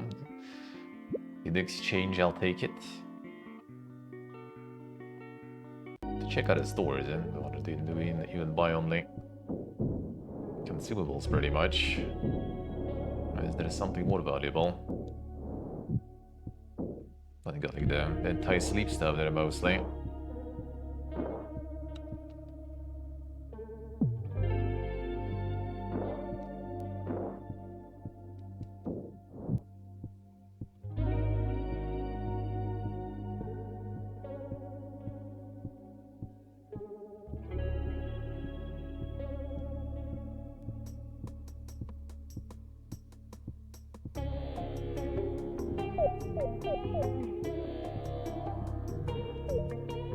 Come on, that's so fast. Duplicate voice. That should be easy though. Avoid hitting the dog there for a while though.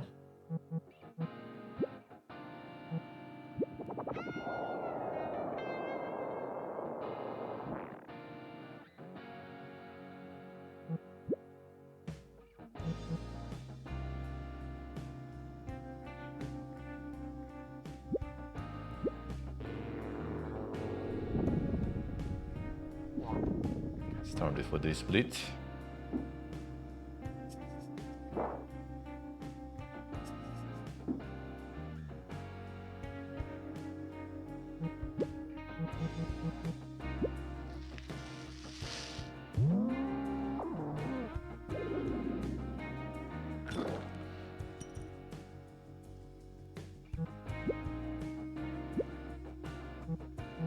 Move vulnerable. That was worth it.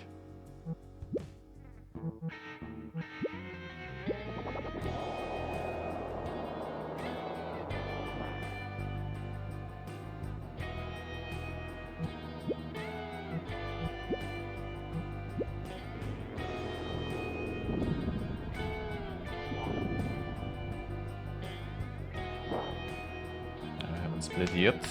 Soon though, probably. We need to free some spots for them.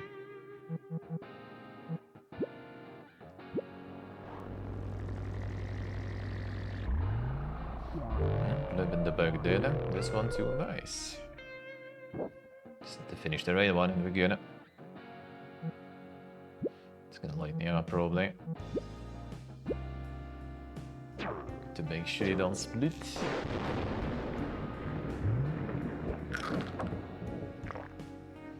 And it started doing damage, but doesn't matter.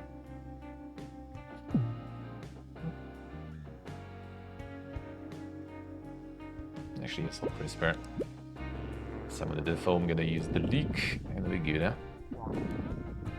The insane dots.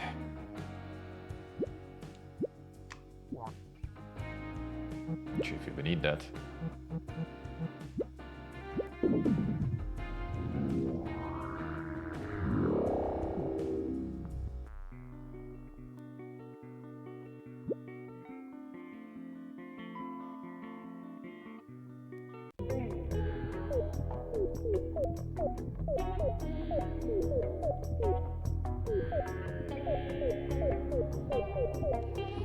The cable might mean either the button or that might be another insane platforming segment.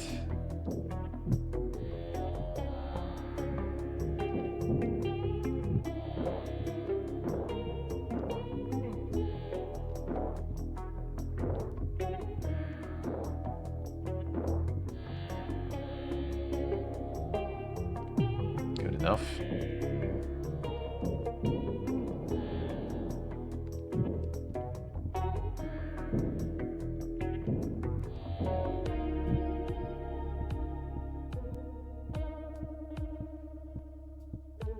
Remove the shield.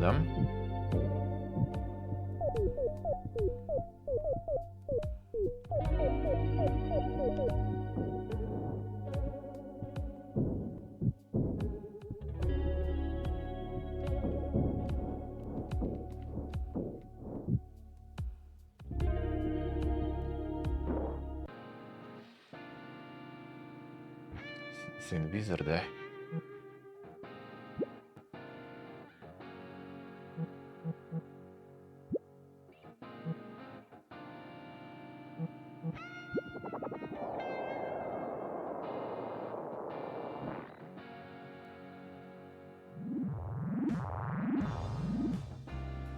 That's fine. Let's we open with this then. Well, I have the bonus mana, then I will be able to charge and do another one later. Nice. That's good.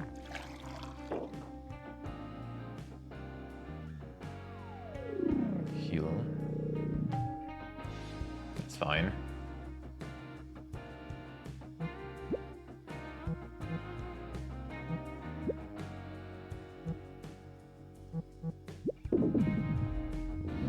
Det blir good bleeds.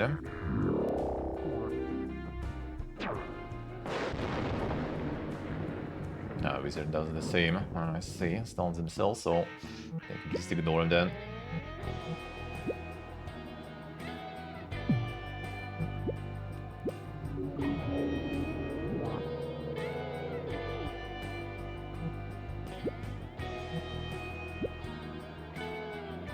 Let's go. Got some HPs, might be in for the long run. That's worth it.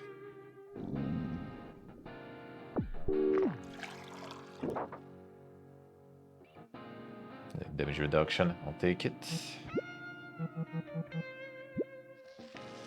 Big AoE should be nice.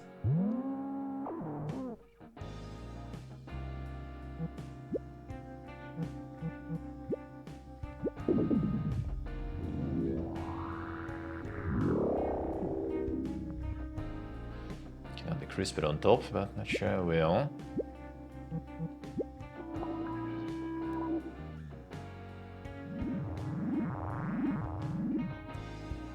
That's fine.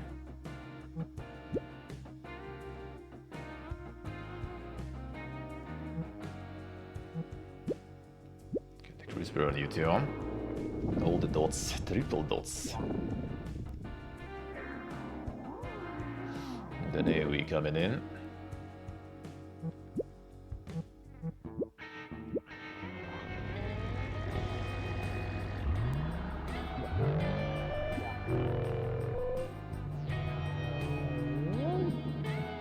It's a heal too. Come on, dude. Alright, this one I don't need it anymore. AoE done. No mana. Don't need you.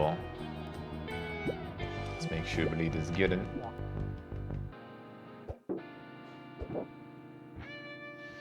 The job get done.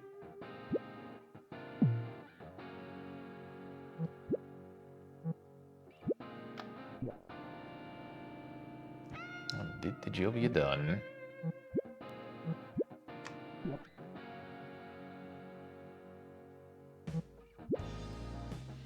There's like 3 different dots already. I guess I can lighten up.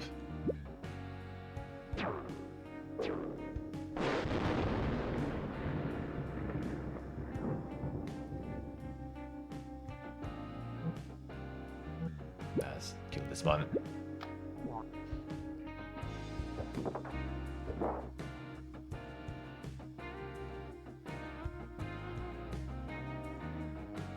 Yeah, one debuff is gone, right?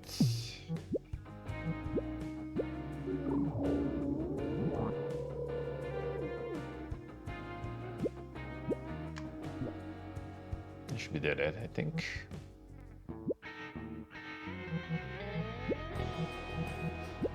Though those dots actually has region also involved, so maybe not actually.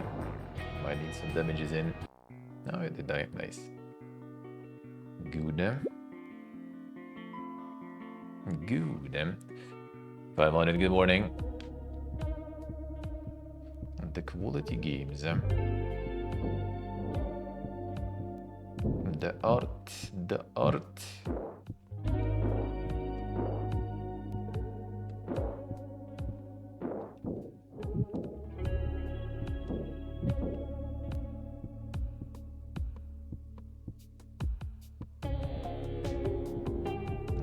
guy there. Entrance somewhere. Alright, fine. Get the coffee going then. And it's gonna be time for the gaming news. I'll continue tomorrow. We'll continue tomorrow. We finish tomorrow. Who knows? We'll see. Okay, let's take the bigger platforming section. Chief, I haven't got all the optional stuff in that platforming section, but whatever I got wasn't even that crazy, boga. Yeah, that was a lot of time exploring it though. Alright, let's go. Let's go. Get some coffee.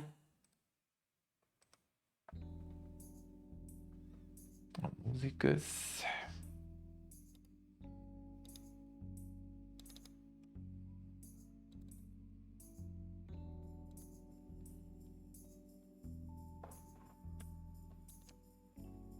Câmera.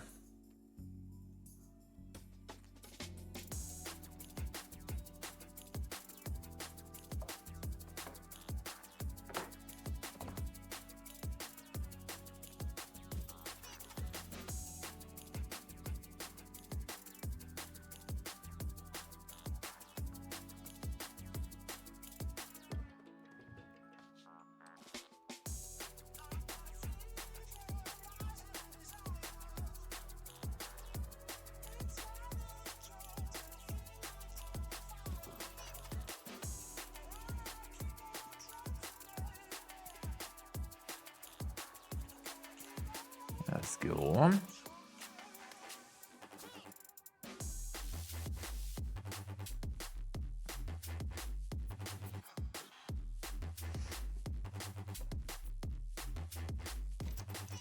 This one. This one.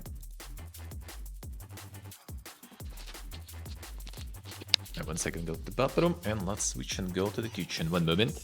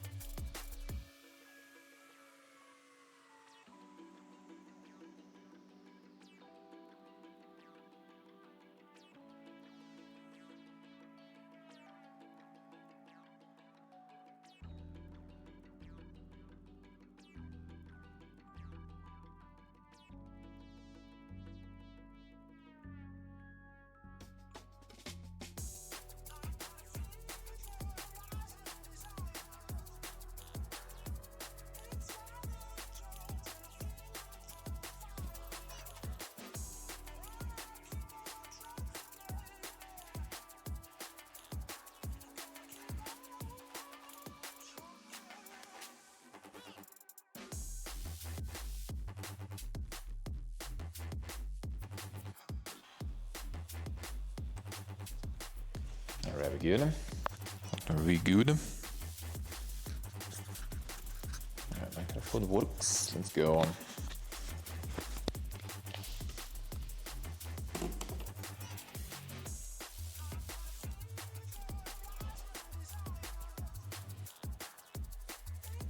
I can start the shot.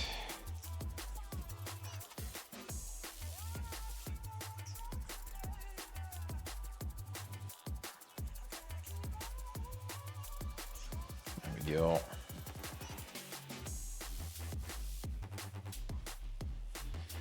It's sunny and nice. Sunny and nice. I think sunny and nice in the morning, then I'm checking. I think +4. Now that is not very nice.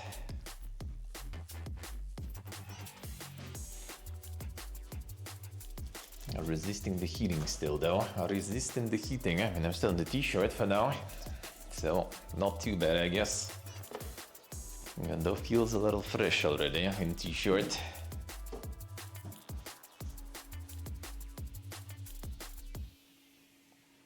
Alright.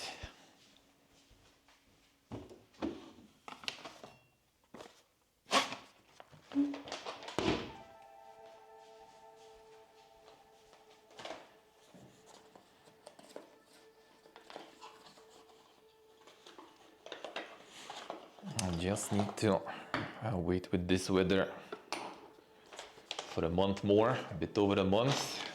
And then it's gonna be fucking heat and I'm gonna miss this. I'm gonna miss this probably, we'll see though.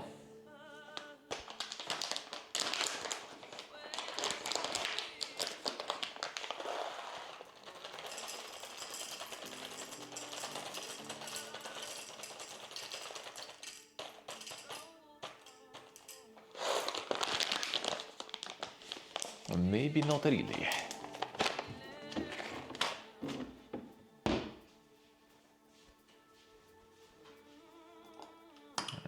Alright. Ready for the grinder.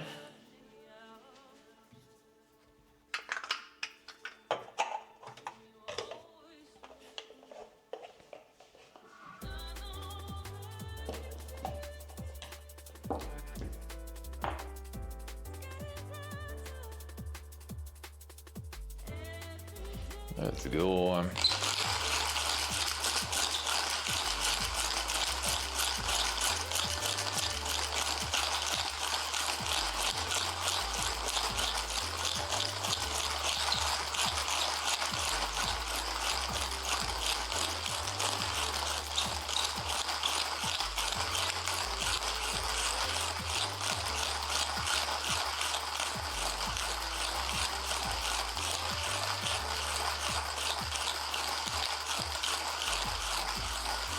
Ah, the smell of coffee, dude.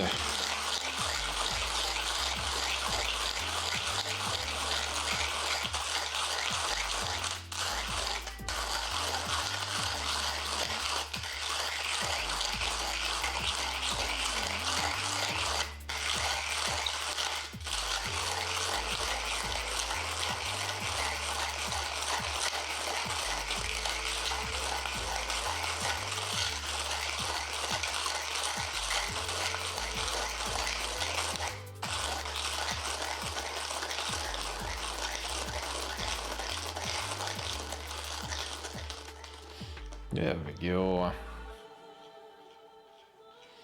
Now the VLC's in pre-recorded mode again.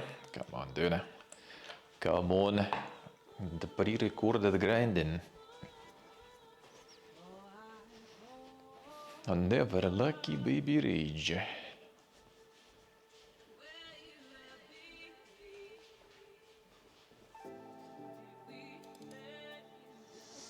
Never lucky.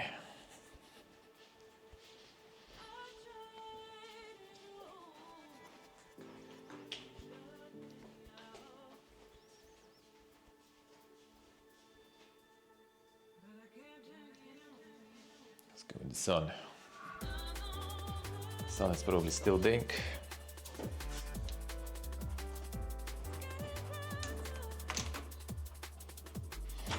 Get those rays. The rays of warmth.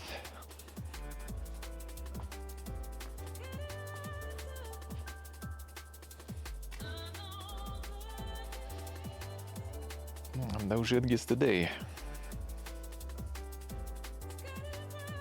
Yeah, the sun is actually still like blasting super hard. Like with no sun, it's already very cold. Well, not very, but not the t-shirt anymore, you know, weather. But with sun, feels good.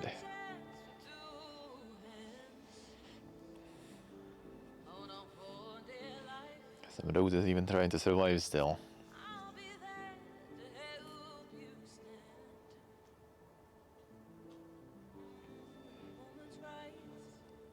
Feels good. Yeah, and then go into India, Thailand and stuff, it's gonna be like plus 30.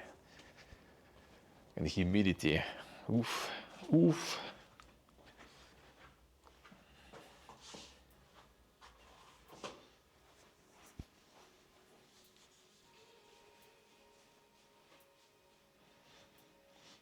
Hey PJ, hello. How we doing? Alright, continue with the coffee. Not disconnected anymore. Can move the router a bit, at least I can go outside and move a little there without the connection dying. Yeah, it's still working good.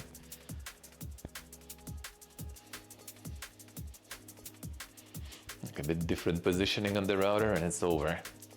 And it's all over. And the magic Armenian walls.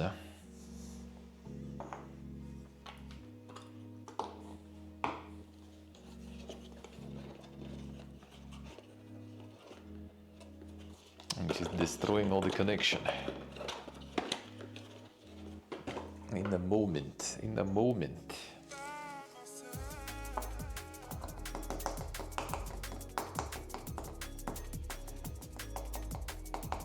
I broke the handle. No, the handle on the grinder, nah. It's not kind of like be a little more tight in terms of grinding though. There's like a little crack on it. Yeah, I guess it like lost like a piece of plastic in actually.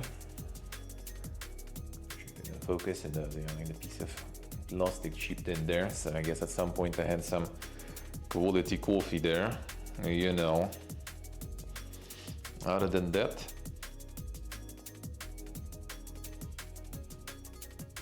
this is the plane in the distance. What they'll catch him.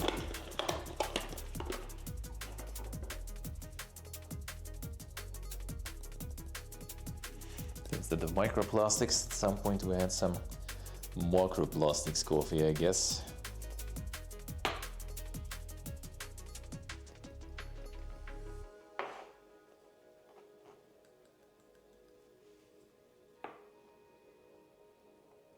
Extra texture for the coffee, yeah. I kind of wonder how it will behave, like the piece of plastic in the grinder. Like, will it actually kind of also grind in like the dust? Or will it kind of like, like stick to everything? I wonder. I guess there's not enough temperature probably for it to kind of melt there. Even from all that friction.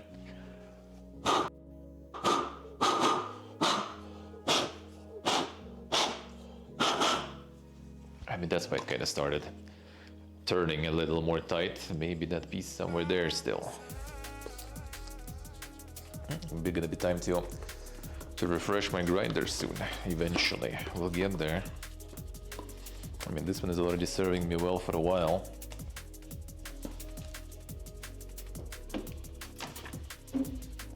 So let's call our coffee nerds. What's the good grinders now?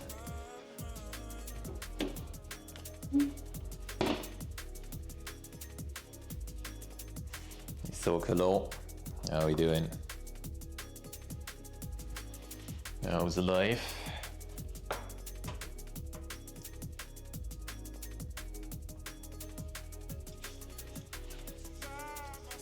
It's actually sunny. Should we get another flight of the Valkyries today?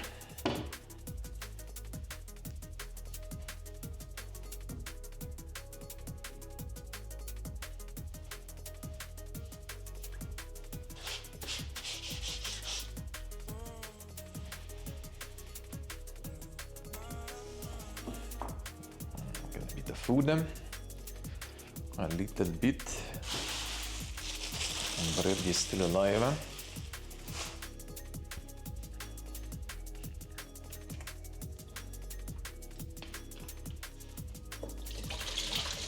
I need to go to marketplace soon. Get some fruits and veggies.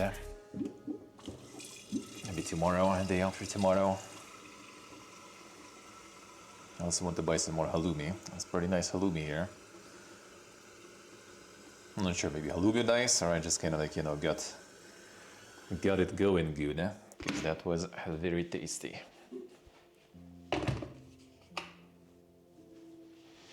That was very poge. Also need to get that.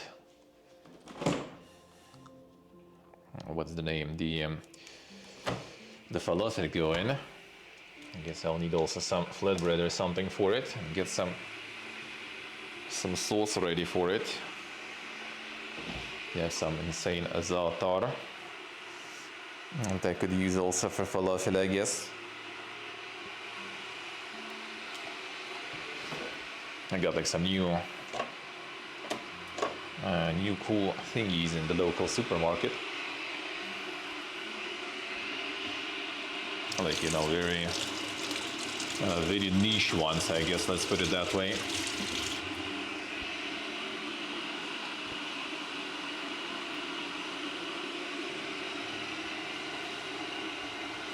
Seem like sort of like, you know, Lebanese, Armenian or something stuff, potentially. Because like za'atar and stuff, I think is not super common here, I guess. But on top of that, I got muhamara. That was also kind of interesting dish. It's like specifically like Western Armenian stuff, like already closer to, you know, like the Turkey and like kind of in a way closer to the region like of Arab countries. So there is some interesting things you can find now in this store.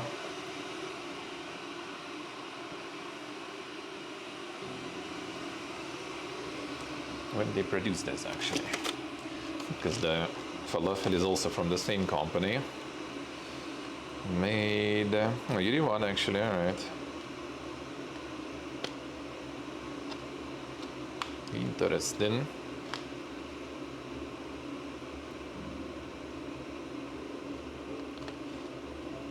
Falafel eat with some hummus, salad leaves, and flatbread. All right. Alright. Alright, water boiling.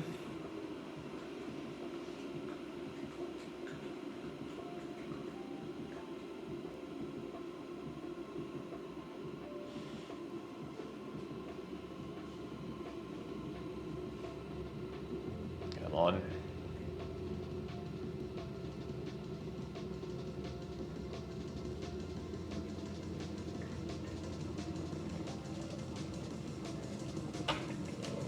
Go.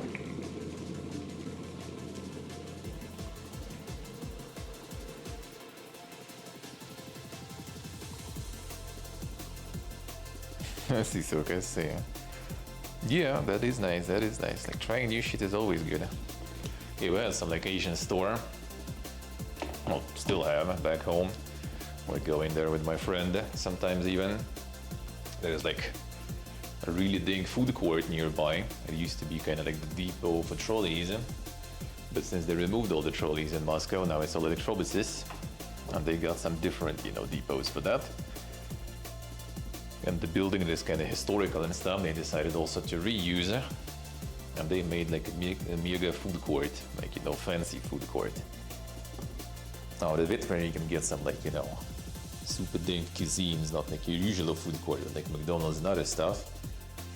But like food court with like all the different national cuisines. Pretty expensive though, I have to say. A lot of stuff there. But some things were alright. We're going there like every month. Once, you know, for our culinary adventures. And nearby there was like basically between that food court and then the train station was the Asian store. And you have like the whole shelves, you know, like a whole the different sauces. I think that's pretty much the first time, maybe first time actually, where I tried the laugalma, for example, there. Just all the sauces, the whole shell, like not shell, like the whole wall, you know, full of different noodles and stuff. That's when I got some young, for example. And the double spicy. And they have the cosmetics, you know, like all the stuff. It's a pretty popular store actually. Like first it was kind of people just going for some food, some noodles and stuff. You could see like a lot of like Vietnamese people there, you know, a lot of them in Moscow, going to buy some products, you know, their local stuff. Maybe for their cafes and everything too. And nowadays you go and like see some like random local ladies, you know, going getting some like Korean cosmetics because everyone's all over these nowadays. Like my mom, She even advised me to buy some like shampoo there or something that I did. It was fucking expensive. Can't say I see like that much crazy difference, but I guess it's alright. I guess it's alright. And yeah, like in new countries you have plenty of that shit. As I like now, like with my other friend right now, he kind of like also more open, you know, to experimenting with foods. Because another friend who left, like, dude, just gonna like criticize everything, then finds like some good, you know, like sausage or something, and he's gonna eat that stuff like until we leave, basically, without trying anything new. Or in Georgia, like for the last few months, we basically were buying stuff and like all the meat stuff, you know, all the sausages and everything, we were buying in like the Belarusian store from Belarus. I mean, sure, they were good, but like, bro, we can eat that shit at home. I already ate that shit once, enough. I want to try new stuff. Then in the end, I already myself just went and like bought some, like the cured ham, Georgian one. That was actually really fucking good, but because we weren't trying anything, we only tried that shit the very last days.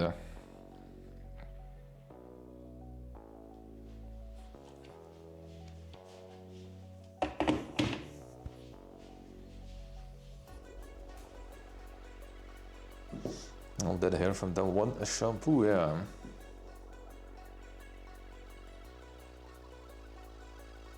Now you had that food court there. Yeah, the one we had there, that was, mind you, 2023. Last time I've been there. Since then, prices went completely haywire. But then, back then, there was rôti-sear chicken, some French place with like some grilled chicken. The whole chicken for the currency back then was basically like 15 bucks, I think, for the whole fucking chicken. I don't know nowadays, the prices there might be even more dink. But that was some golden fucking chicken. Because regular rôti-sear you could buy like way cheaper. Actually, I think I'm wrong even. Like I think regular rôti-sear was like 5 or 7 bucks, and this one was like even more than 20 bucks or something. Obviously, we never tried. What's so special about it? Because for that price, fuck no, dude. Nope. But we did try there. We got like the proper mac and cheese there actually, because that's not very common back home. That was good, but not for the price really. Some pizza was nice there. That one was kind of even okay priced, I think, if I remember correct. And some Indian food was nice. But fucking samosa with potato and curry, it was super tasty. It was pretty big. But that shit was like 4 bucks or something for one. Or even 5. That's like way too much, dude. Like once a month, I guess, kind of interesting to go try some like different cuisines.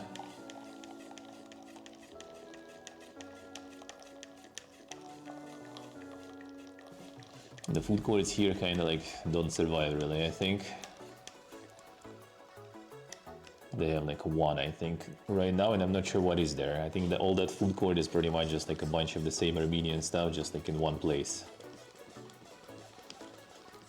And next to the supermarket, there is only kebab place. That one is pretty good though. Like it's a little more expensive than the regular kebab on every corner here, but I'd say it's worth. Basically 2 combos, medium-sized shawarmas with 2 like ton drinks, the dairy drinks, kind of Iran, 2 bottles, like big ones, like half a liter I think actually. Like that kind of combo in total was 8 bucks I think, less than 8 bucks, 7.5 I guess. So 2 like medium-sized shawarmas, and medium size is pretty big. I mean, I showed it on stream. I don't know how dink is XL one there. The only downside, in the morning they only have chicken and pork. Like beef they actually do later. Beef they actually do on coals, not on like electric stuff, but they have like horizontal, you know, horizontal big skewer, and that's where they do the beef. Kinda want to try it at some point. I need to go to the store later one day and just try it. Maybe actually today after stream. More kinda have food now. There's some rice with chicken. Even though it's kind of enough for one evening only, I guess, so. Actually, friend's gonna be working though, so yeah, I guess maybe tomorrow then. I'm just gonna go again myself and get it maybe. Because during the day they might have some still beef. Even though it's Sunday also, and they usually charge kind of small piece, so maybe it's gonna be gone. It's gonna be time wasted. Yeah, in these stores here you can like taste so much different new stuff. Well, for Russians I guess not that much, because a lot of stuff is from Russia basically here. But if you're visiting from somewhere else, so you have like a shitload of things to try.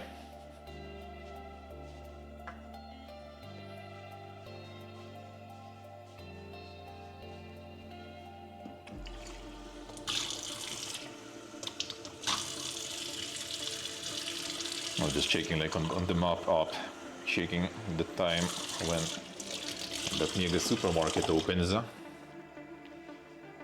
And just show like the photos, you know, that the clients made and stuff, with reviews and everything.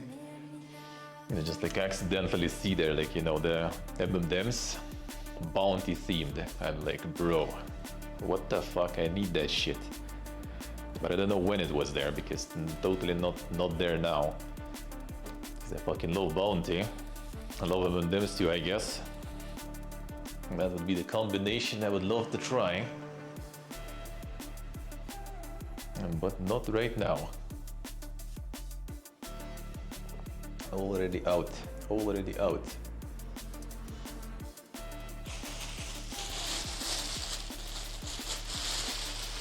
Alright, bread again. Lay down all of it though.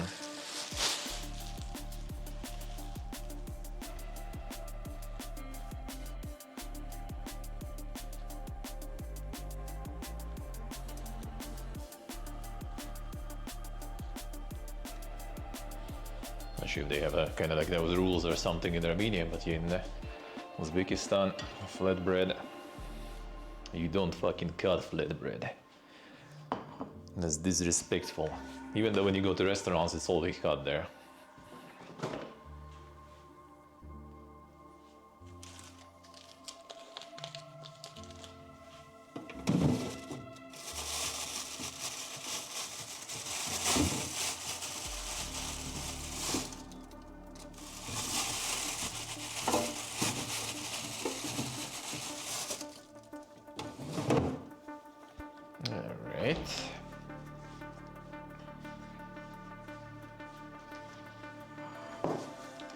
Yeah. That's like Lori cheeses basically, because it's made in the region, but apparently it's actually the style of cheese named after the region.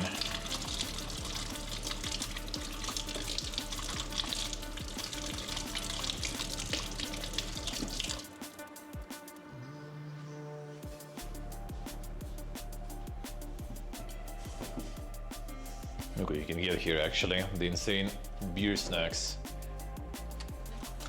How long is it stored there? It actually probably that's gonna be an excuse to get some beer then. Oh, okay, these are already probably did get down, better not risk it.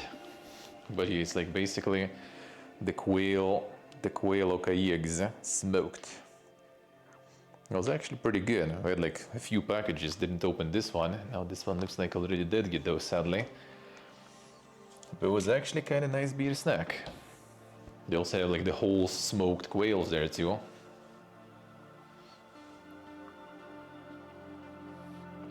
And the chair fancy as fuck. And chair is actually kind of comfy, yeah. This one is actually kind of nice. Like if I wouldn't be on my Fitball, maybe I would be sitting on this one. I think I like never sat on this actually. Like whenever we gather, I just like stand. That's my traditional thing. Like I always sit down at minimal. Like everyone's, why are you fucking standing all the time? I'm like, bro, I'm sitting for living, you know. I sit enough. I just want to stand.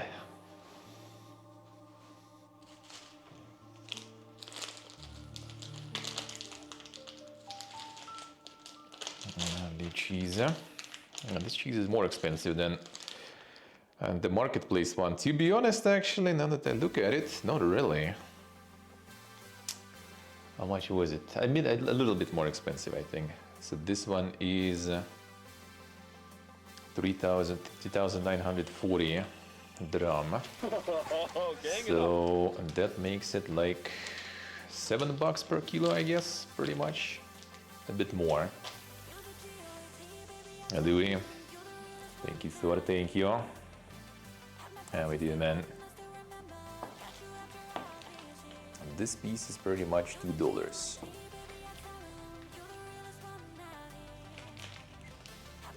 Oh, very nice. Cheese is also something that's nice to have in our house because, like my other friend doesn't like cheese, so when I get it, I can ration it properly because I'm the only one eating it. Big chunks. And my other friend who left, he does like the cheese, but this cheese he doesn't like, so that was also pretty easy. That was also pretty easy. You know what? Let's do this way then.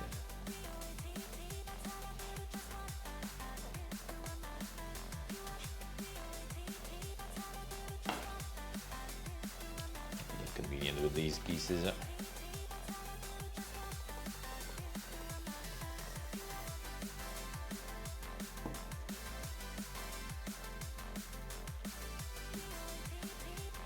Can get some dip or something maybe. I do still have some vegetable caviar as they call it.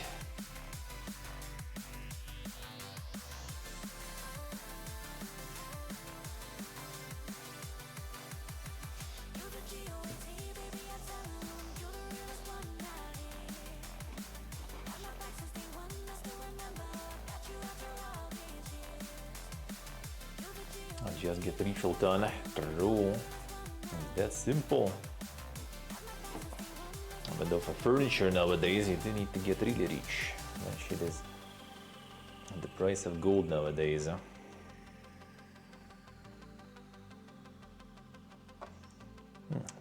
gonna be bonus tomato.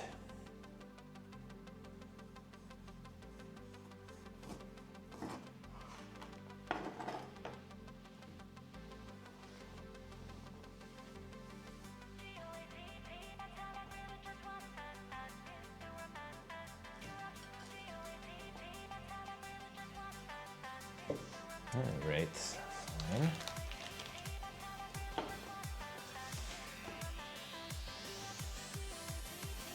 Some pig sandwich.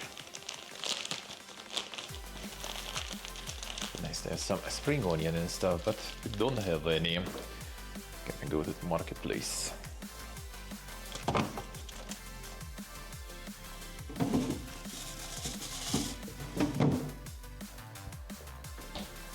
Some bacon, but that I already had with some eggs in the morning, so enough. Enough bacon.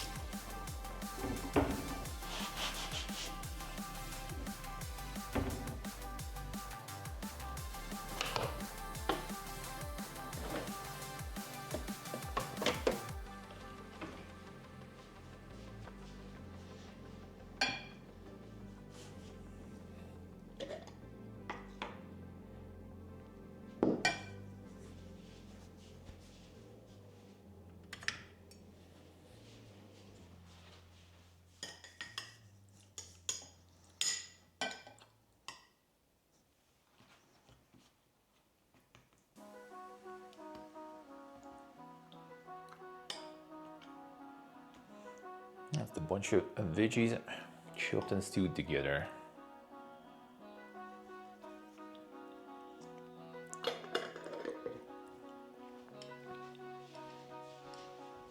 I call it caviar for whatever reason. out of different, depending on the type of vegetables used. The most popular here is the eggplant one, but the eggplant one I don't really like that much. I usually try to find the squash one. It's a little harder to find.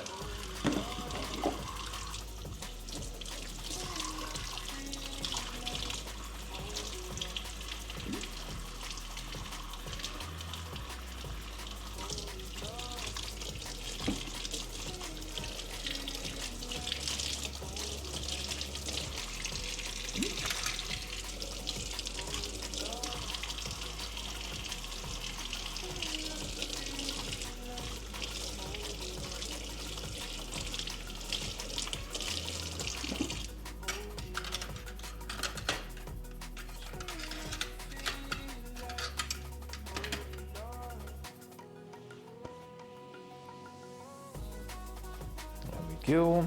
Alright. The veggie paste, or Ashcroft. It's the kabachok, and the squash caviar it's called. Икра кабачковая.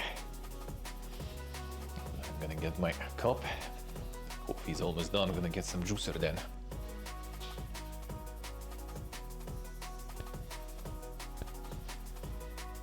That's the bunch of veggies stewed and becoming a paste. So it's kind of chunky. Like at home they usually make it like completely, you know, fully mixed. And this one is with some chunks.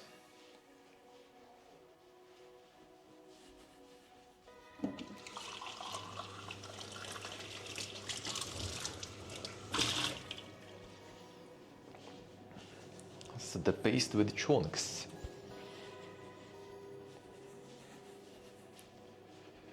Alright, and I got some juicer.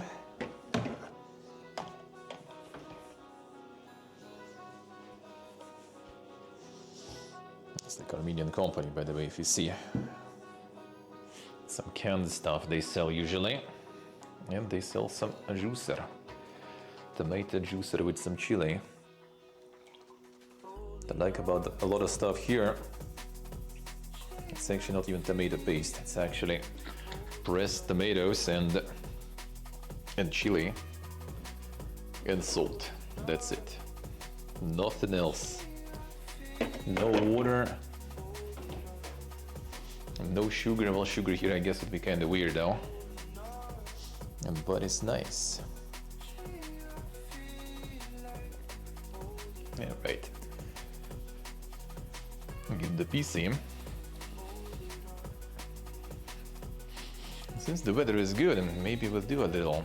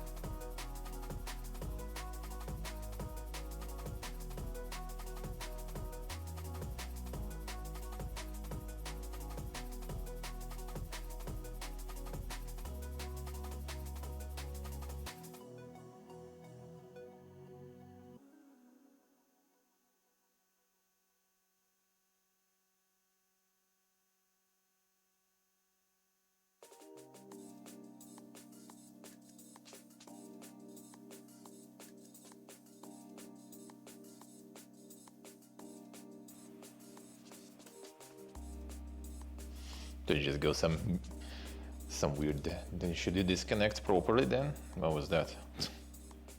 Interesting. I was just walking. Why'd you die? Why did you die all of a sudden? Alright, one moment. At least I did wait until I gotta leave.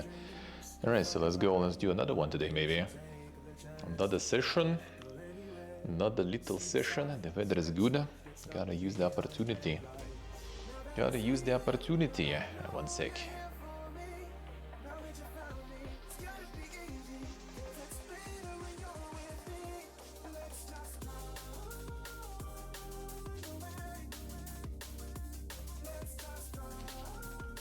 Let's go. Do a little flying. Kind of thinking about also trying to connect this one to my phone. It's technically possible. Can never try though. Moment. Maybe I will try. It might be better than the insane noise filtering, just making my voice into the bottle. But we'll see, I guess. One moment.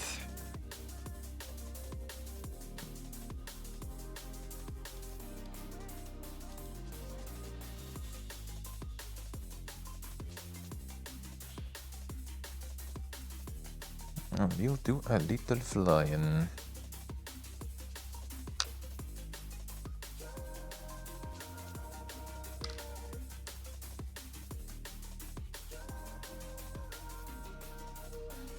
Okay, one second. Maybe I can get this one connected.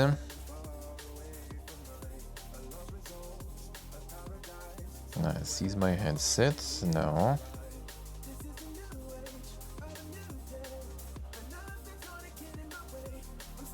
Ooh, DJI mic. Let's go. Pairing. Pair. I'll add like a little more connecting for calls. No, I don't want you for calls. Actually, I guess we can do. Alright, fine. That might be interesting.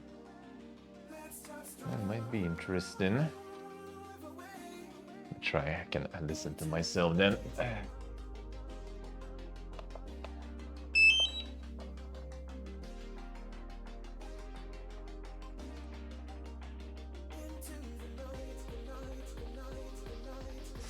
Fest tomorrow, yeah, in the evening already.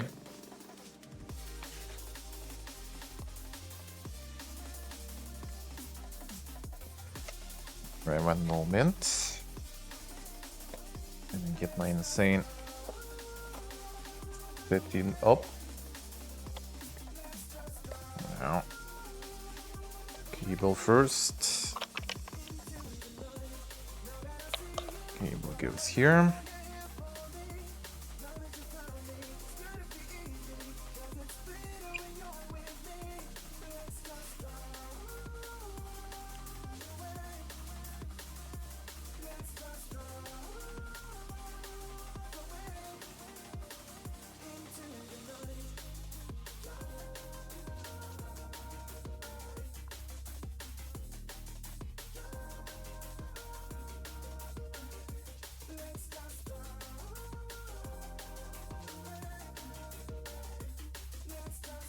Let's see. I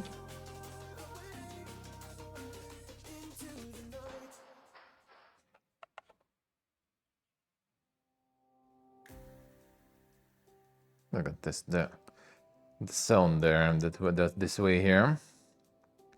Start the stream. One moment.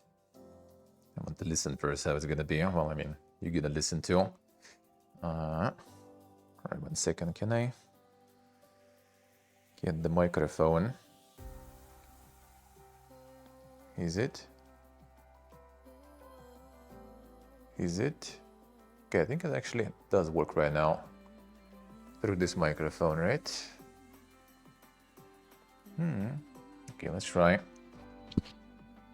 try to hear myself then through this. It's actually good, a clean sound, and that will be nice.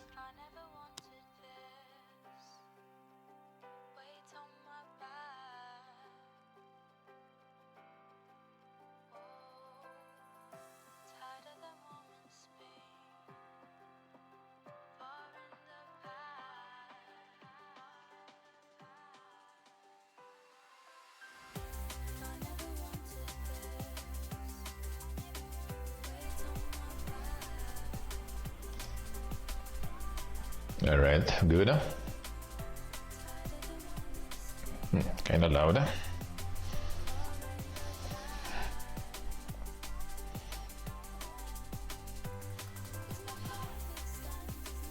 Yes, they probably eat a lot of stuff there. No, not that bad.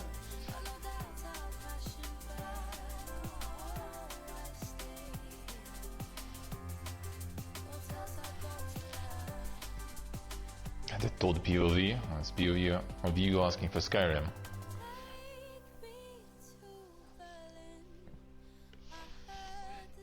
Alright, let's go.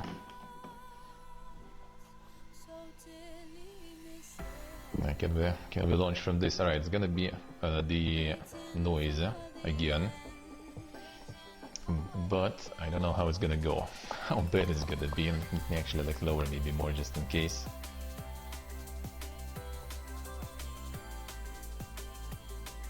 Should be kinda alright though, I think.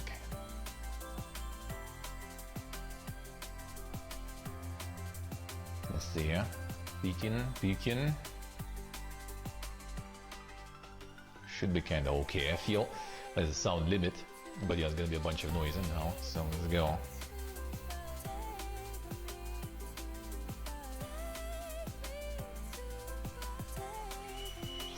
Take off.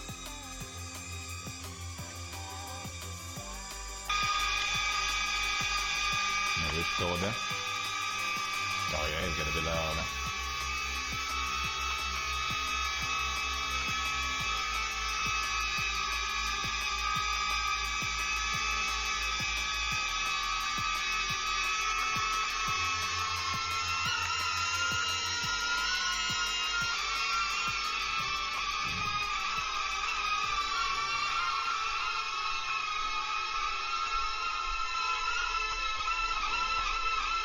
I'll try to get it a bit in the distance.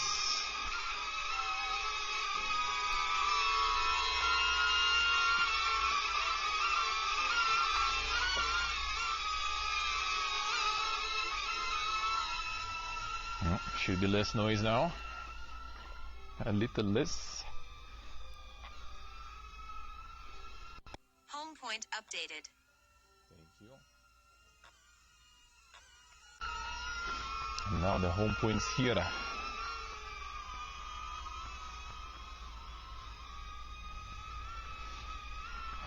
How's the pair going? Too lazy to go check it myself, so I'll just check with the devices. There it is. There it is. A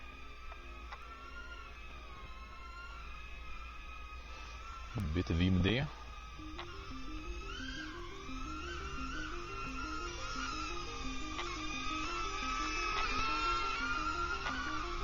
Alright, sun is there. That's gonna be probably kinda not that poke then, but fine, let's go. Alright, into it.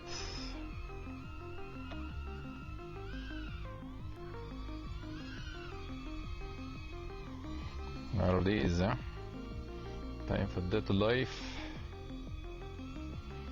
And I guess already getting some snow there. Let's see.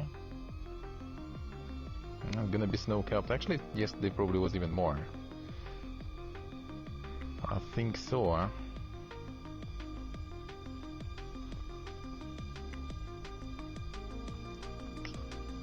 Whoop. Yeah, in this angle you can see like the wind up there a little.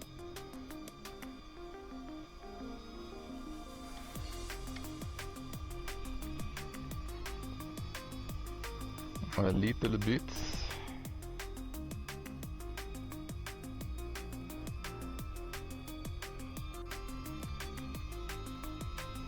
And there it is.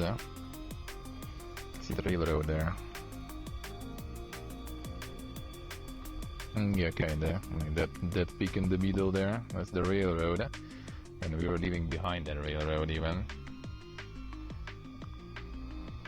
And behind that,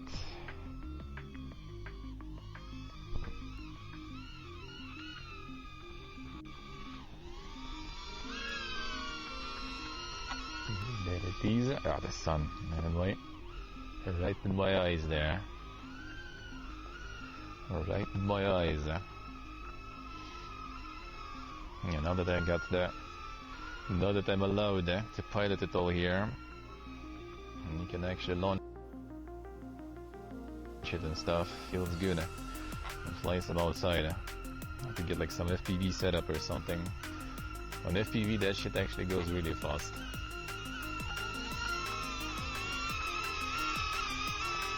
With FPV is going to 50 and more, I think. And it's not that fast, I guess. Still tricky though.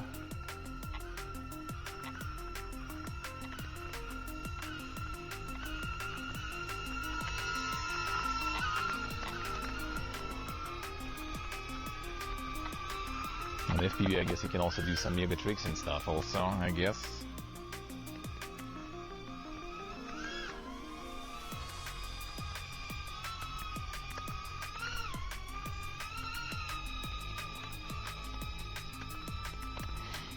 Oh, I can actually like maybe even see where our friend lives now, I wonder. Should be somewhere there actually. We can fly to him maybe at some point. It'd be kinda interesting. Like where our friend moved, should be kinda close to us. Still.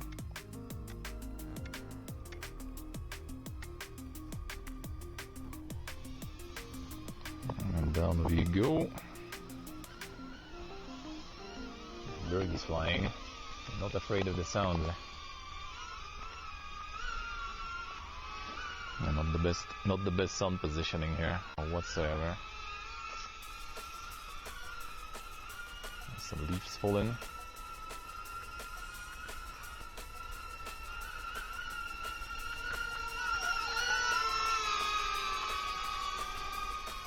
The mega toys, dude.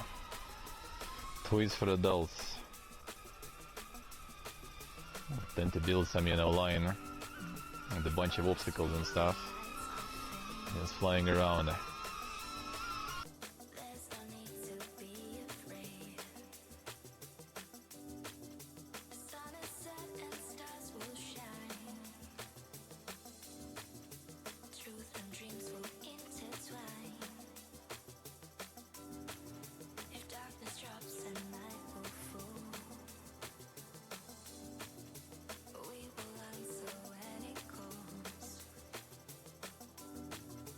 Where you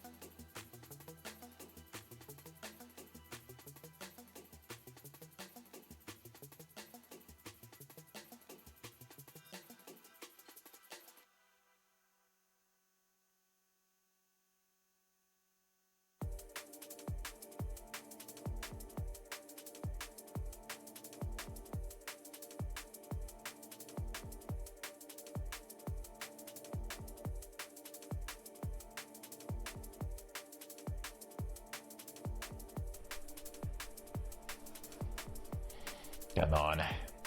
When did it disconnect? The Armenian internets, the Armenian Wi-Fi, the walls. We at least managed to see some insane views there. Yeah, inside the building it's like the quality is totally not exactly the camera you want to have. Not exactly there.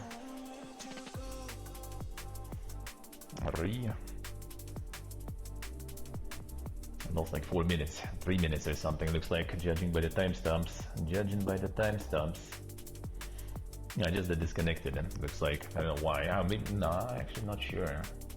I was standing there all the time. Yeah, it's like the downside of the local Wi-Fi, the local walls, I guess, even. But at least you got some. At least you saw something. Feels good. Feels good. At least something was captured. A little bit. Yeah, I need to like find the spot for that. How to do that better. But the backpack, it should be good because Wi-Fi will be like right on me, so it technically should be fine. Like no problems. But yeah, the noise and everything from it is quite something. The noise is quite something.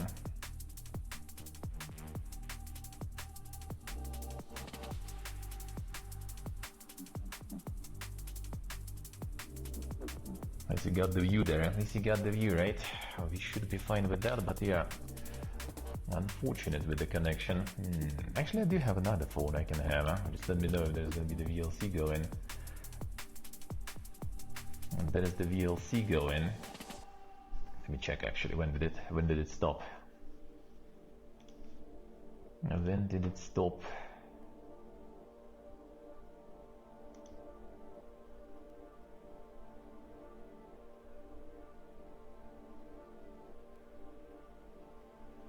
And does have a little bit of artifact in there. In the air, I see.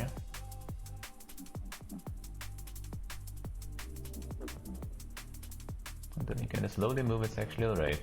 Thank you for that rewind option. Very nice.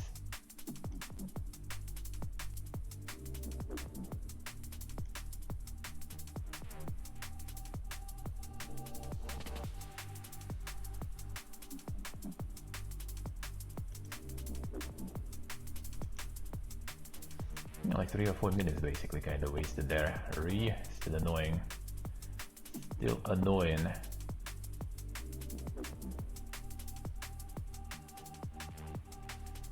I wonder how to do it better then. And I could get the router outside too for that, but then the PC inside started to suffer. You can't win with this. I fine, whatever, let's switch to this for now.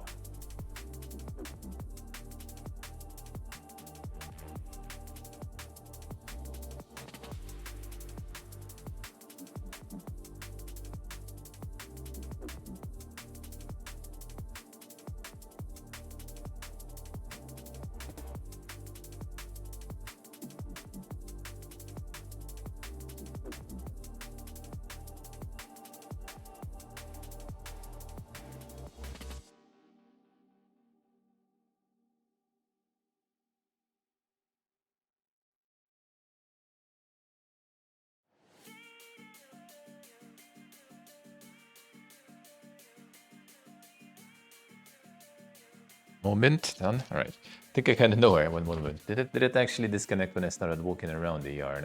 Did it?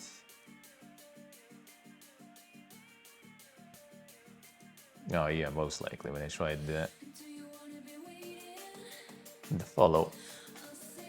Yeah, I started moving and then it all went to shit, wasn't it? No, actually, no, not exactly. I was just like standing there and it's still disconnected. Huh. Weird.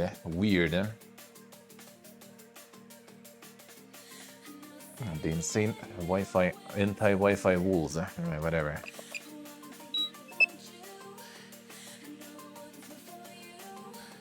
It's actually pretty strong wind right now outside, but it was actually handling it just fine.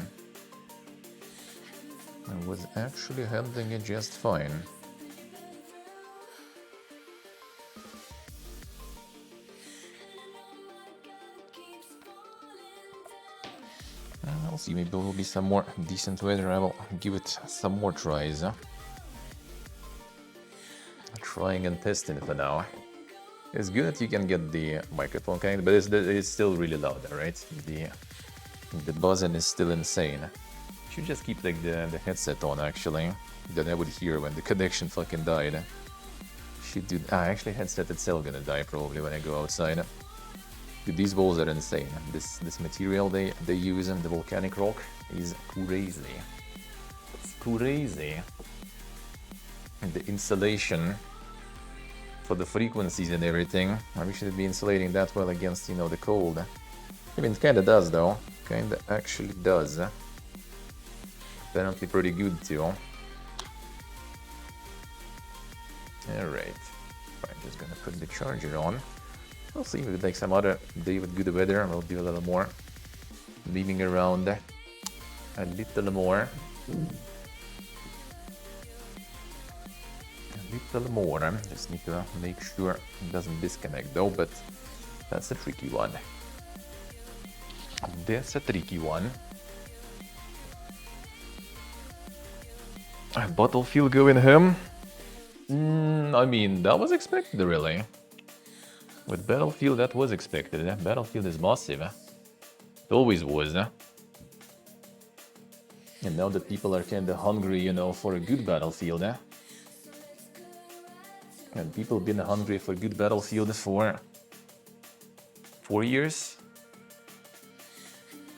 Actually more even, like 5 was in 2000. We actually checked recently with my friend because he was like, oh yeah, there was like no good Battlefield for like a couple of years. I'm like, nah, wait a second, dude. And the one before 2042 was in 2000. Was it 18 or was it even like before I started streaming?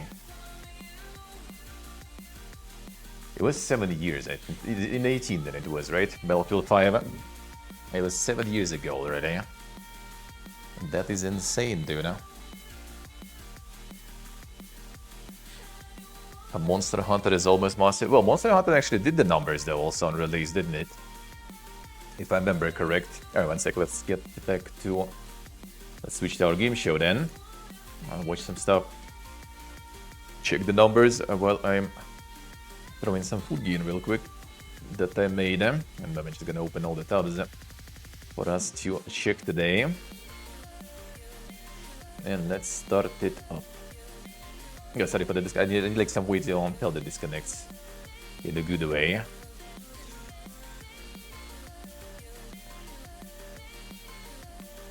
Okay, 1 moment. At least you guys managed to get the views, and basically after that was like flying around the yard and trying the follow mode. And follow mode is actually really cool though. I like that.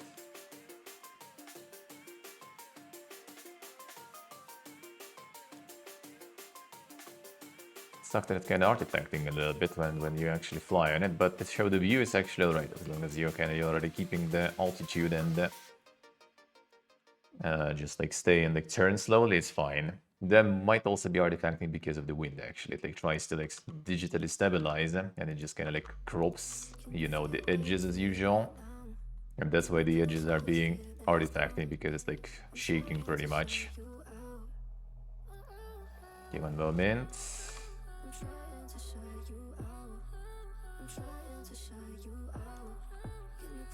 Technically with the backpack setup it should be better though, but we'll see.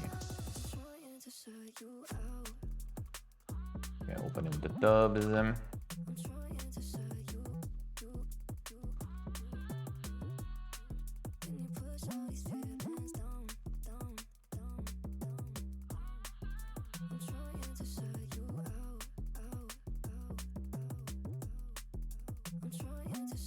Alright, get him. 1 moment. SteamDB.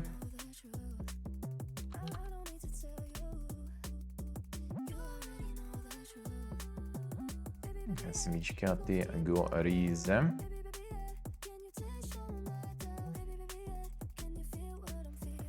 Let's go.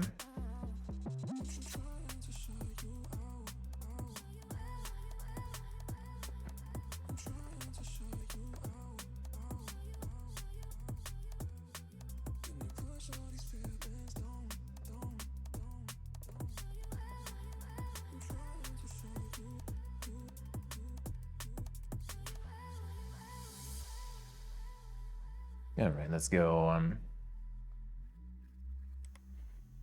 All right, the Monster Hunter actually, now that we're talking about it, was actually pumping kind of alright also in terms of numbers, huh? Yeah. Like the all-time peak was actually like Battlefield didn't even dream about this all-time peak, even though this may be during the free beta, but I think Battlefield even the free beta didn't get those numbers. And I would say that's pretty good retainment also, you know. But it's yeah, that's because of Final Fantasy event. Like the Final Fantasy event alone made like a massive bomb there.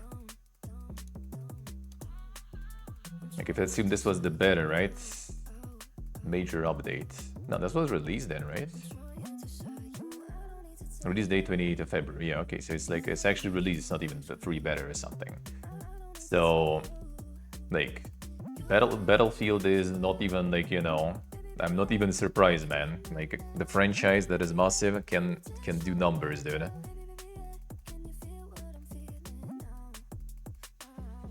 Yeah, optimization is dog. Optimization is absolutely dog.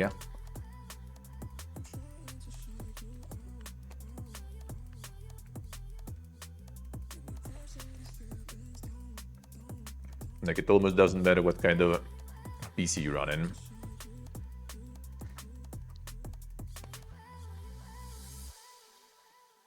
It still looks like shit. Like even their showcases where they show new content and everything, even they look like dog shit, dude.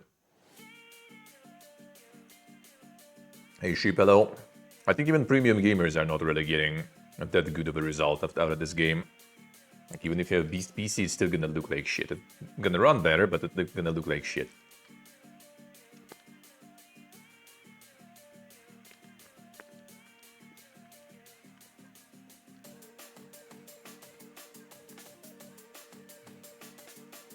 I'll say hello, window.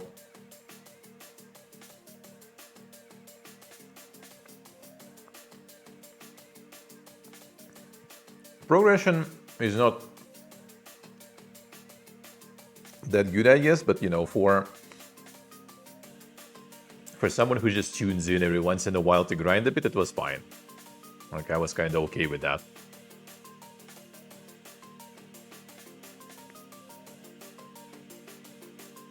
Weapons shootout. Let's see what I say. Hey Jordi, hello.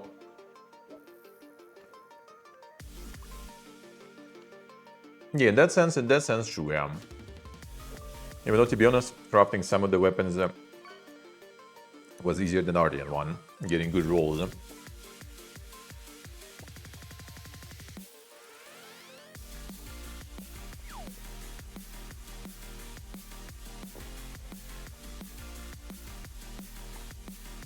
I'm showing some of the food in that I made real quick.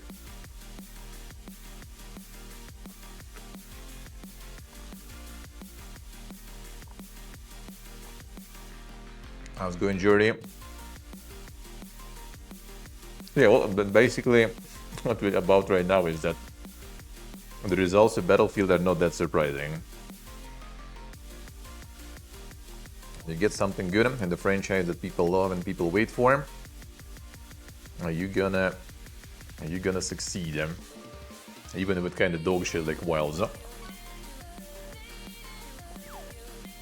And I think Battlefield is kind of on the contrary, right? It actually is optimized.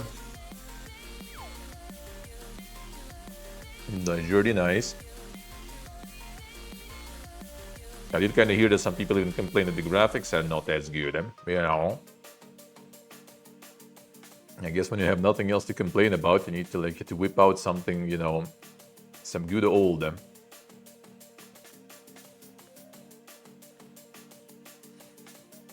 Even though to me personally it didn't look bad. The graphics, like, it's alright, yeah, sure, nothing revolutionary, but considering it runs good, that is revolutionary enough for me. You know.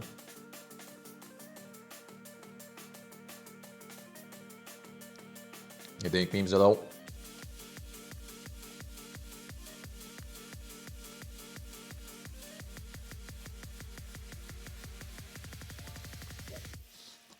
Won't be able to actually fix it? Yep, I don't think so. Well, at least they kind of try still. Dragon's Dogma they abandoned pretty fast.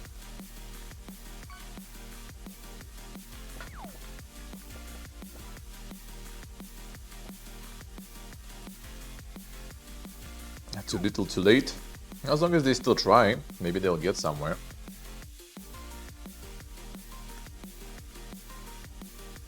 Glorious, hello.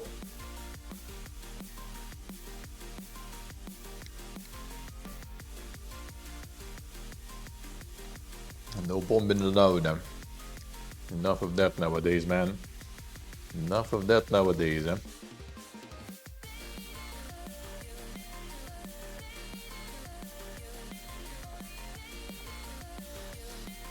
You of all people should know, actually. Dragon's Dogma microtransactions.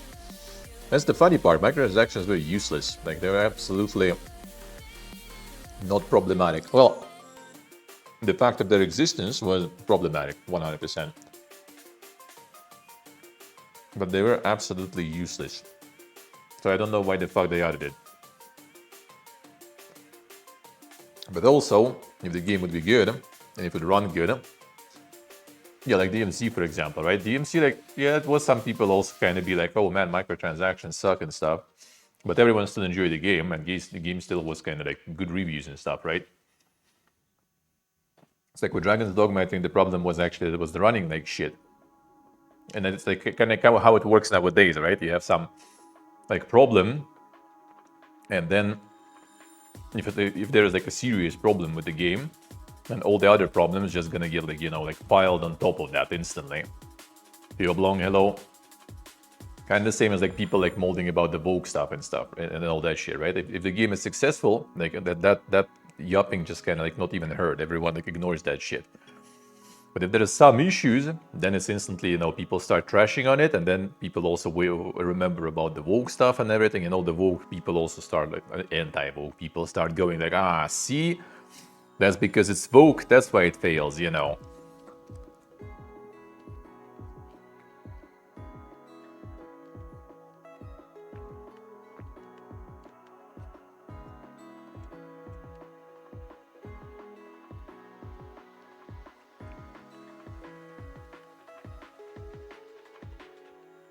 Capcom demanded it, I see.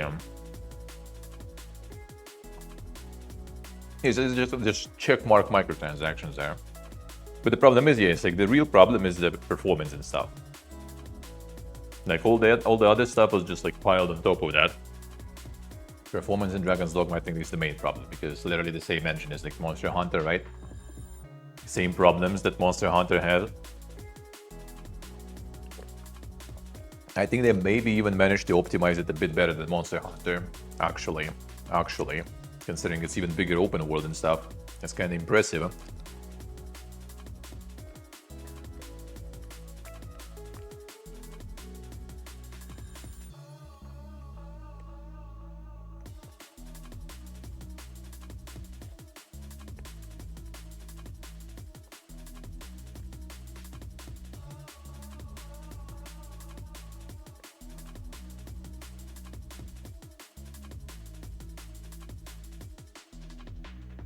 Battlefield might do better than Call of Duty this year, probably will. Looking at it right now. The amount of tabs, yeah, that's how I need to do it here. All the new tabs opened.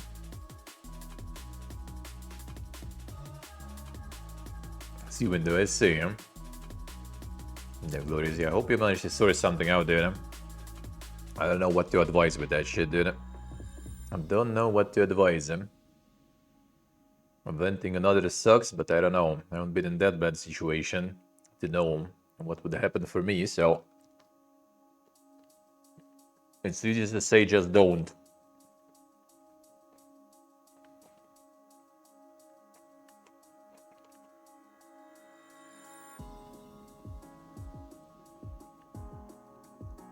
Stand looking this step in the Wellspire, yeah. Dragon's Dogma was way better optimized. Yeah, I was running on my laptop, no problems. Running on the PC actually kind of worse than a laptop, a little bit. But it still was running fine with DLSS and everything. It was like manageable. Didn't look complete as, you know.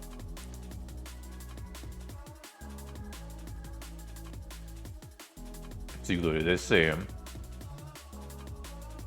can you just like make them like, you know, to hospitalize you, just like to do like, you know, full like long-term observation and everything with some support and stuff? No, it sucks, but I don't know, maybe they can find something like that if they observe you for longer, and they probably have like access to better, you know, painkillers and stuff there for sure.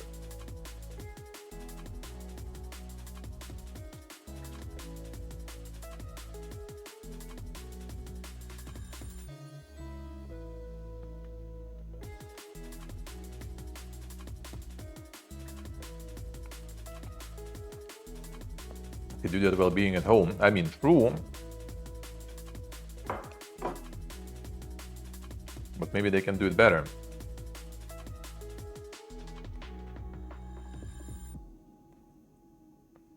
Well, yeah, you mentioned the scanner, yeah.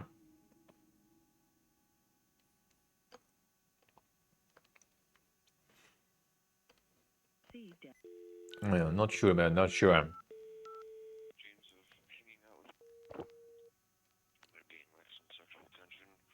It's weird how they still can identify the source even, you know, and get some sort of like proper painkilling for that, I guess.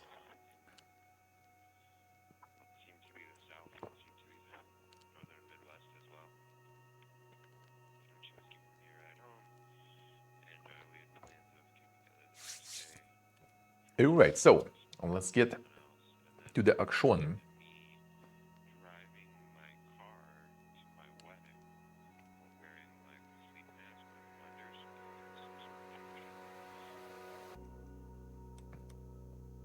Capcom knows exactly what's up. Think so. I'll get my Diablo soundtrack then.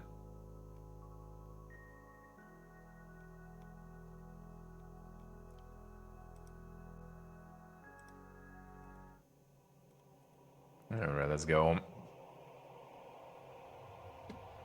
Do exactly how as the game is in terms of performance. You know, sometimes I'm not so sure. It's with some companies and everything. Sometimes you see like so many companies like releasing some fucking ass, and you just kind of like, dude, didn't you see that? Didn't you see that? Hey, Dreamwater, hello. How we doing, man? Maybe it's just like some disconnects, you know, in like the chain of command or something, you know, like some people who actually know how things run and people who make decisions that are kind of disconnected, I guess, from people who know how it runs or something, you know. Hard to say. Could be, Rev, could be, yeah.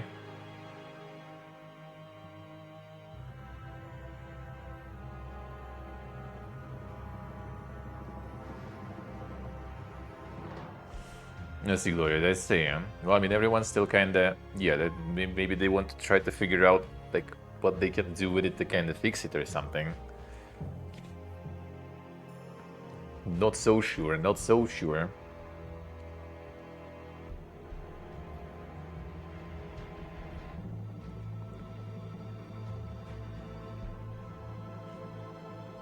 It's all good, Gloria, it's all good, It's all good, It's all good, In the right amounts, it's all fine. It's all fine.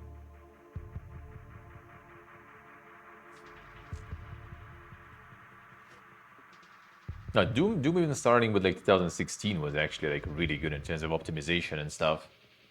Like not complete potato, I guess, but like you could run it on pretty bad spec, no problems. It is kind of impressive, yeah, how you can like how much of a difference optimization can be. How much of optimization it can be, like, you know, the role of optimization, I guess.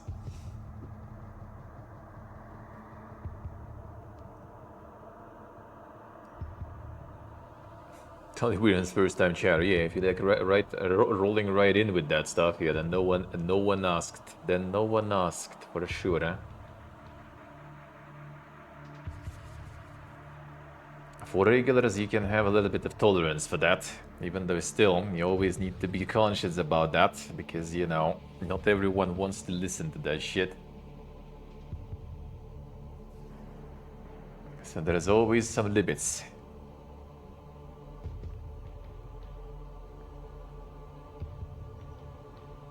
say it's very parasocial. No, I mean, some people are like nowadays aggressive, you know, towards everything. And negative about towards everything. Ah, Soak, thank you, Sora. Thank you, man. Come back to the dungeon, Glorious. Thank you, man. Appreciate it, Soak. Thank you. Well, nowadays already consider, you know, like subbing and doing like literally anything, you know, parasocial.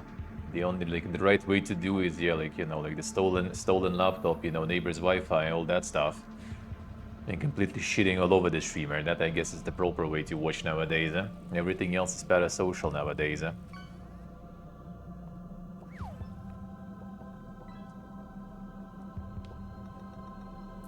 Tell me if you are, can take it. No, I mean, as long as you know the limits, don't overdo.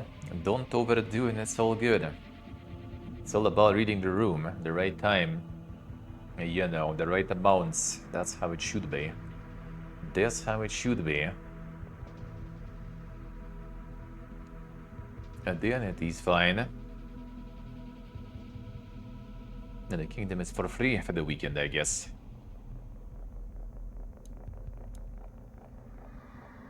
A meta for 45% off.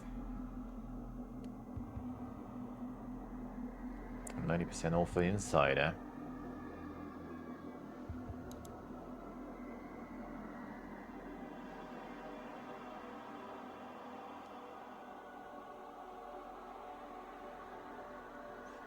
No, I mean, when Birger high, I think you just kinda lay the keyboard down, most of the time at least. And that's the right way to do it.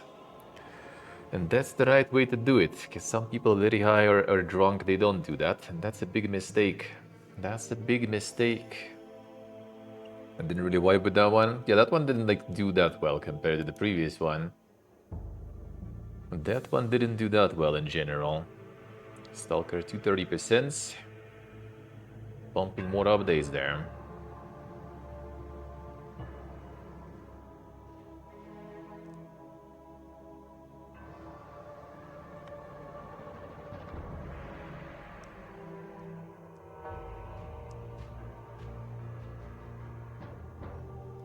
Yeah, Forgotten Seas got the 1.0.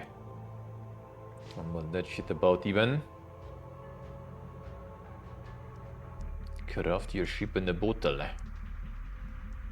Survival on the high seas.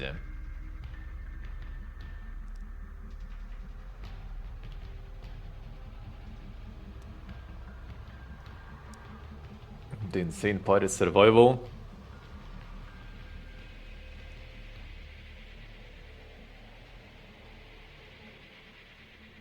The Migdal is very scary indeed.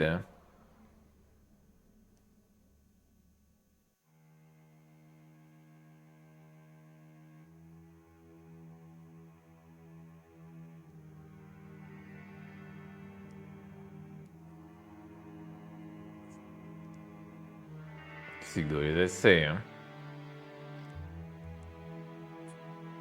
I mean, happens. As long as it helps, you know. Better lose some memory than being constant suffering.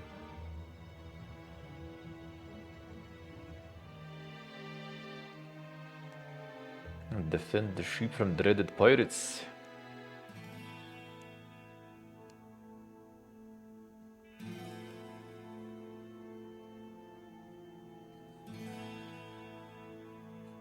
Nice, it's organized. Can I get that with some Biega loan also or some shit? I plan it to be a Biega reality there. The proper apartments right there. And where's our coding endures? This one is actually doing numbers. This one's doing numbers. Yeah, did message me about this one too, but like I had like so much shit going on, and decided to skip on that one. It does look pretty cool though. Well, even though I guess our fellow coders already did so much coding that they probably I would rather skip this too. I would say.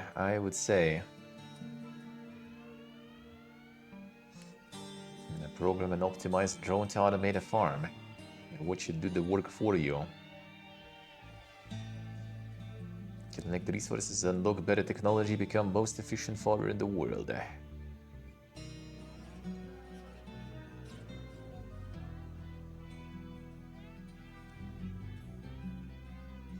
The 1.0, I was in the early access for a while there.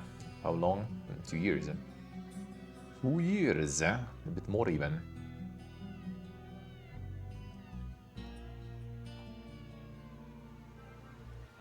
Very nice.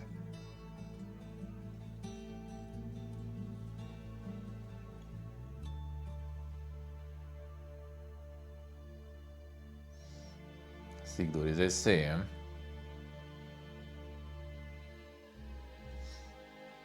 the window already. Got the insane gameplay prototype going. That's very poor. Project Unknown.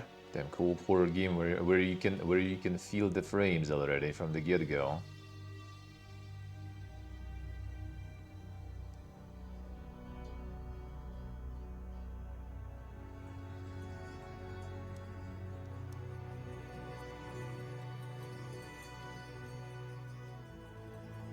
As the full release also, I was not 1.0.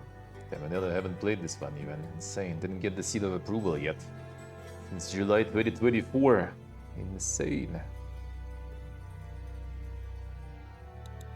Dice Legends. A roguelike deck builder with RPG elements. Dat voel je Judde.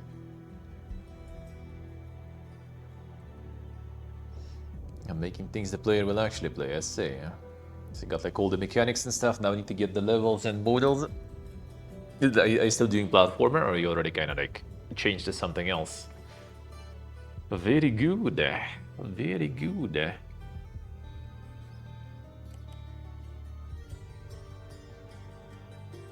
It's the Battlefield then. Not even that many reviews yet. I guess like everyone's busy playing.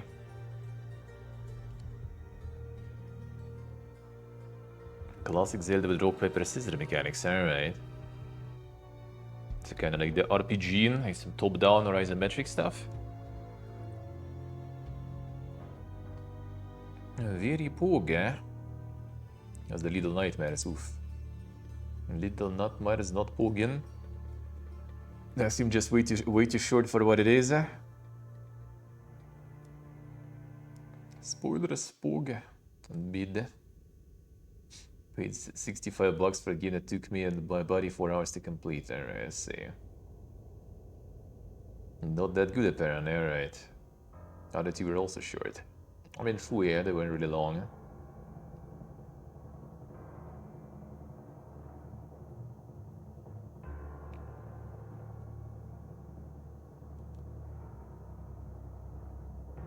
Game lazy soulless reused assets.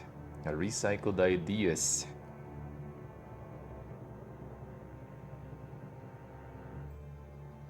Well, Supermassive Games just like farming areas, dude. Like how?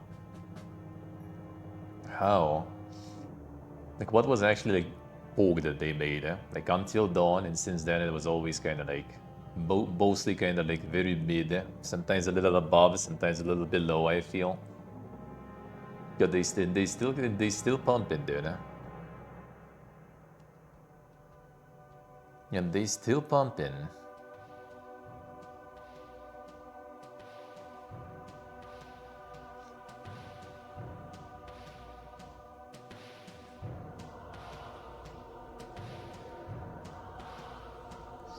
See window, I see, nice.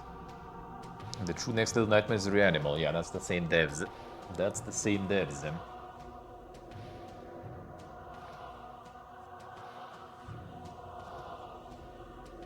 It's time to hit that game, Devin. Glorious. You're already in pain anyway, you know, so more pain of the indie game, Devin. Not gonna break you. Not to mention you have access to the kind of limitless funds. Well, not limitless, but at least, you know, regular funds.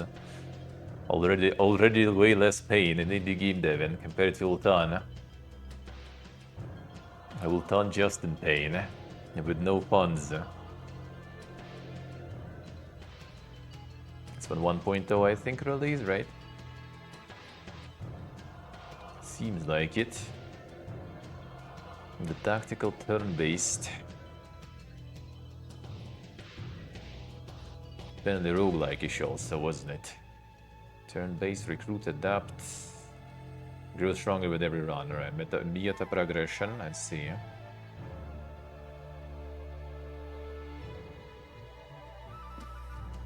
Burnout and trauma from working DevOps for 2 years now. I mean, I feel like when you're making something like fun and cool, you're not gonna have that burnout from coding and stuff. I mean, I don't know, maybe. Not to mention you don't need you could only they hit different, and I think you can also just like if you don't want the actual code, you might just go with like some Unreal Engine and go like blueprints or something, and then just do some like tinkering with it in detail, when you already like got something going, if you feel like it. Like actually, ironically, like recently, like Oak Warrior is around sometimes. It was actually dropping some knowledge about the Unreal Engine 5, and it's actually quite pog in terms of blueprints and everything, and other things you can do with it. Like even for 2D games, from the actual game devs, from the actual game devs perspective.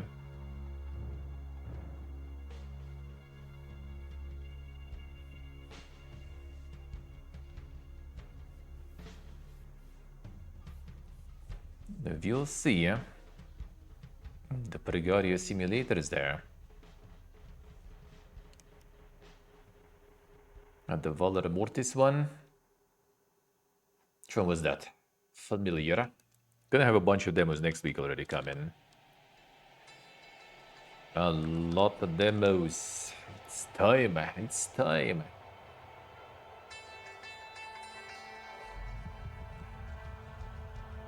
Oh, wait, they got the demo for... Oh, the playtest. Alright, I see. They got playtest for this one. Interesting. A global playtest. I don't know if it's gonna be part of Next Fest also. Might be worth checking. Might be worth checking.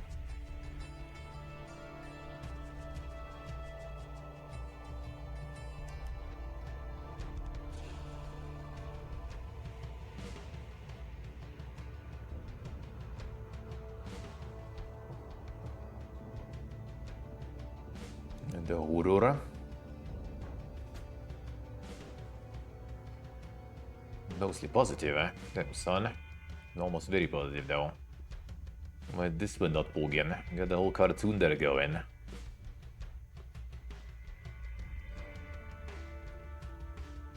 See window, I say. I know the feel, man. As always, also everyone like, dude, you need to get the Git and stuff. I think I even did install some of the things, but I never got around to actually set that up. I didn't actually set it up.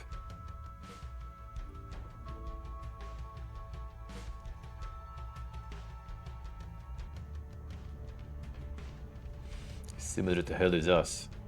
Then, one way to do it, I guess. Why is it not like Megapogen? I think that's the one that would be Megapogen, actually. The game is very beautiful, I say.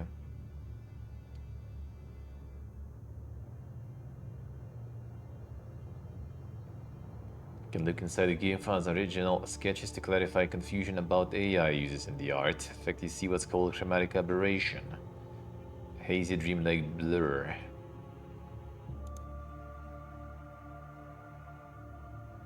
A lot of bugs there. Some people saw some insane AI generated stuff here.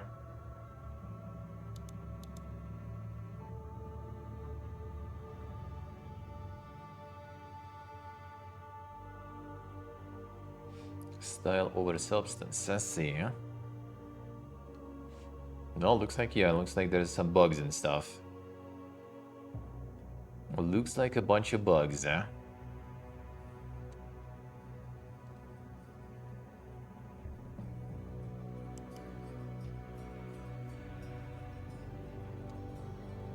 Sigurd, as I say. Well, you could play we kinda know. How's the Absolum going? How's that? This one pumping hard there. Just get me Gordon as a composer. Easy life. Easy farm, dude. It's not even all the soundtrack, right, I think? And that's how you do it. That's how you do it.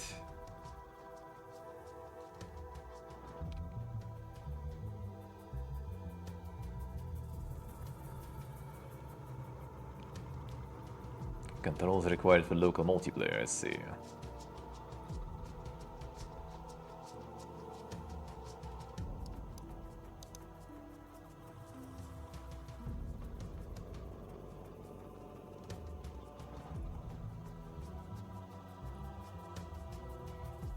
And this one did pretty good, looks like. Not bad. I'm not a huge fan of beat 'em ups though.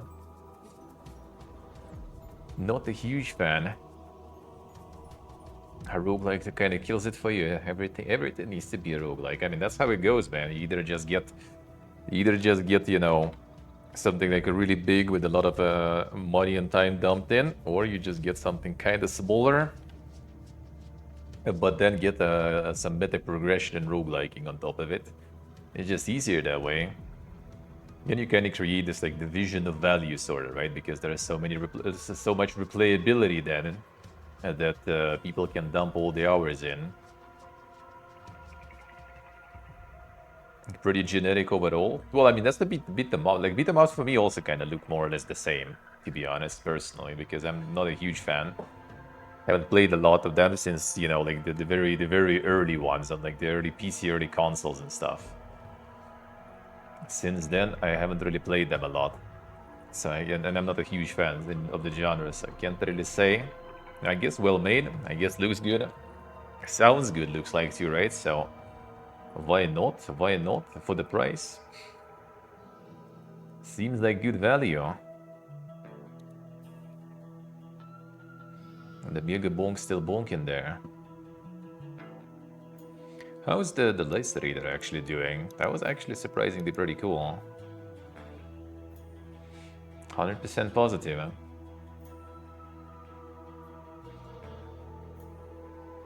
Dell already owns the game. Let's see how it is, huh?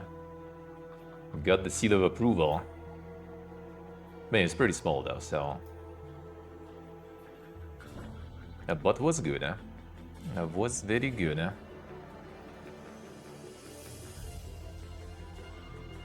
See when do I say, huh?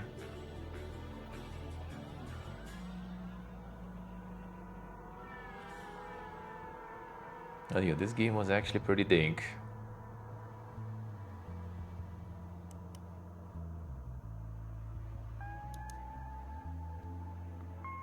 Was pretty dink. Alright, let's see. Upcoming, okay. 100 cats in your fucking mom's bedroom. I mean, pretty much, dude. 100 Cypress cats. There it is. Every fucking week, you know, you open that shit, and it's gonna be here. Like it's inevitable at this point. Like I'm sniping some like the release dates or something. Every Sunday there is a new one already in upcoming. Every Sunday, dude. Huh?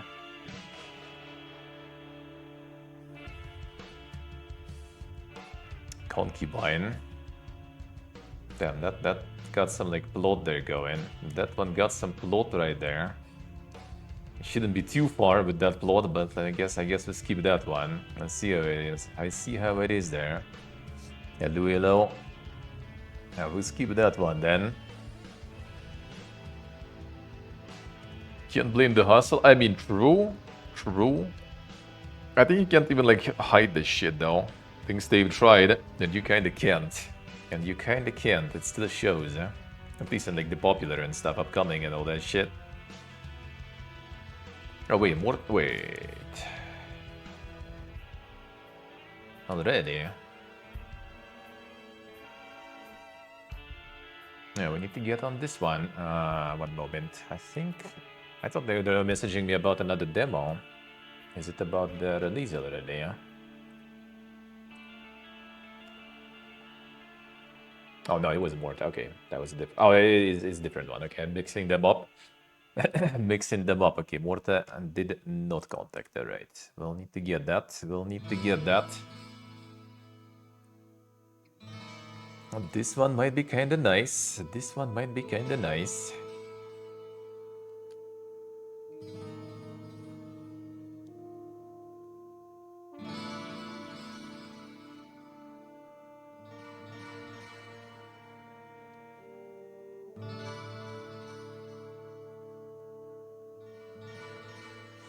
This one is dink. This one is dink. Just a couple more days and this is indeed very dink. I did play the demo. I think I recognize stuff. There's like a lot of similar ones in the same kind of like time frame sorta, and I think I did play the demo of this one. I do recognize some of the bobbins there. But yeah, we'll see about the release. If I'll manage to nail this one. The key.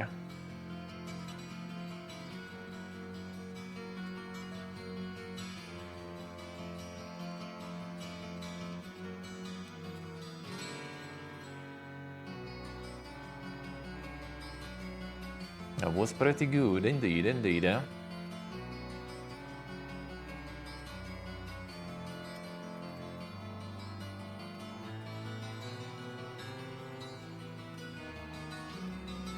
Stackman's actually is tomorrow. Oh, see, that one didn't get the popular upcoming. Shaking my SMH. Speedball. We'll get there, we'll get there. Old school action adventure. Oh, it's deck 13, yeah. That one I can play.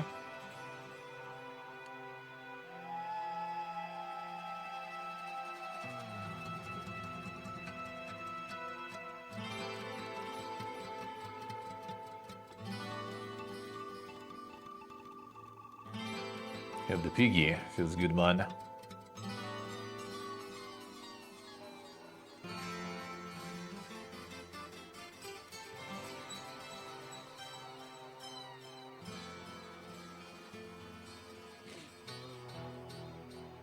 Might check, might check.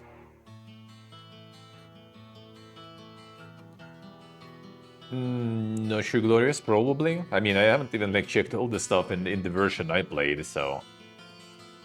I haven't even checked all the stuff that I played. I didn't unlock anything far from it even, so... There's still plenty of stuff there going. Yeah, the glitch spanker. Spank the glitches.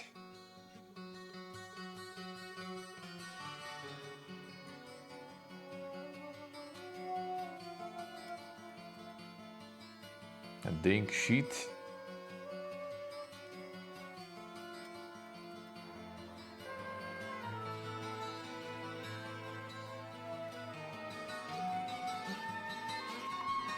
This one's going full way to dink mode there.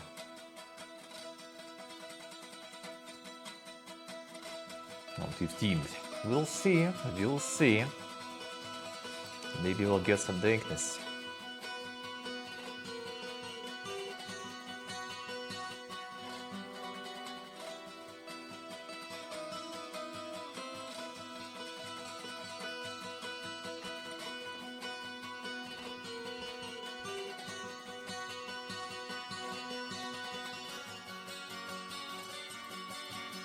Just think it. Sounds like a good advice. Let's see about that one. Maybe. Cuff bust. Escape prison with your friends. Friend slope.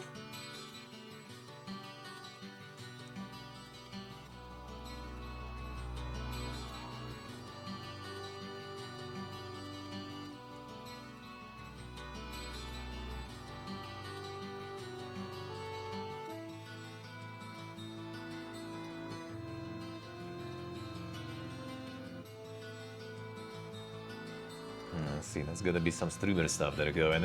Another one. Another one. Lords of Revenge.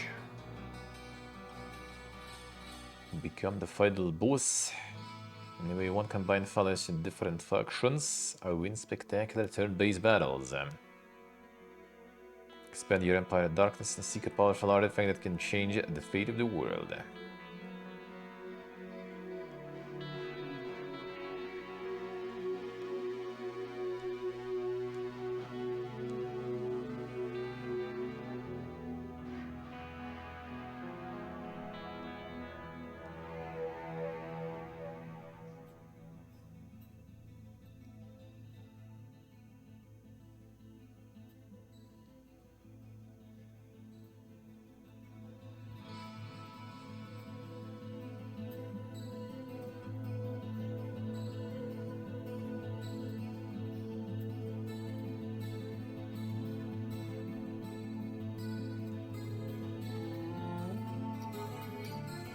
The Russian control there.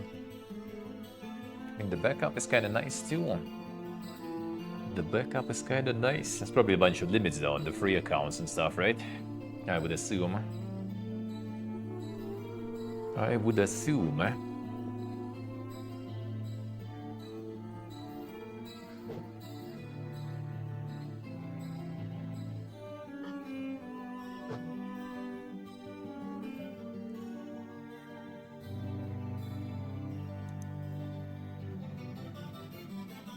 Royal Revolt Survivors. The Survivors likes. These unleash a curious electrifying 1 to 4 player co-op. I see, alright.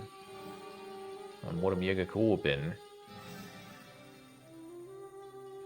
They got the Vampire Survivors co-op now too, coming, so.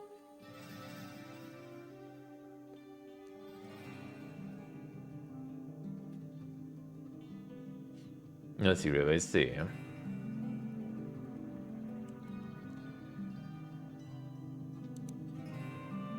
Bolt Expit. That's the Boogie Woogie one, eh? See if I'll manage to get the access to this. That would be insane, eh? The demo was really nice. A lot of people waiting already. A lot of people waiting already.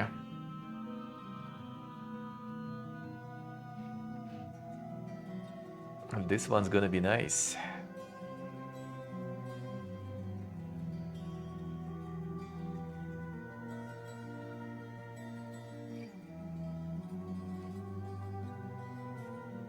Which shot decides your fate, then the mega integrations and stuff too.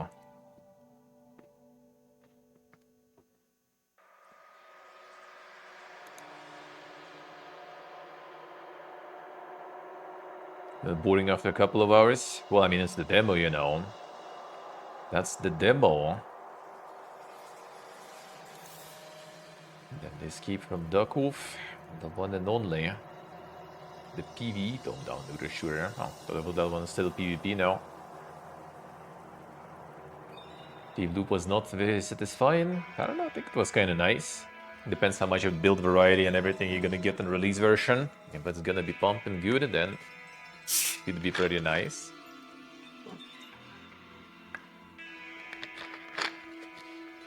Then should be pretty good.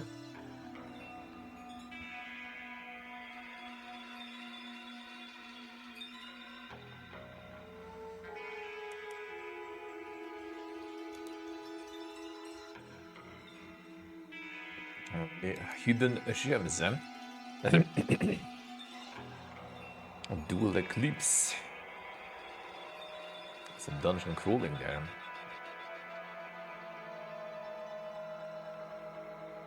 Dungeon crawling with cards.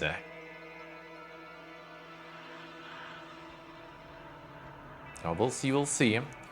It's kind of funny with Devolver. Like, I'm on their mailing list and I even kind of like send the request for the key. Now we'll see if it actually will happen. We'll see if it actually will happen.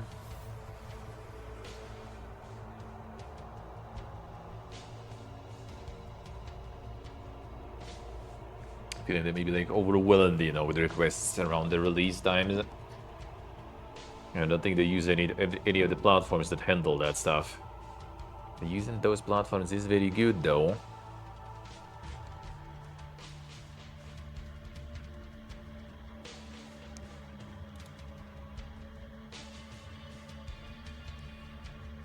Ja, du.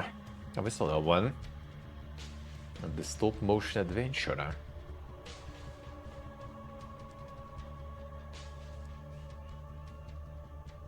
Guide your wooden mouse through a labyrinth full of puzzles, unknown dangers in search of an exit to a happier place.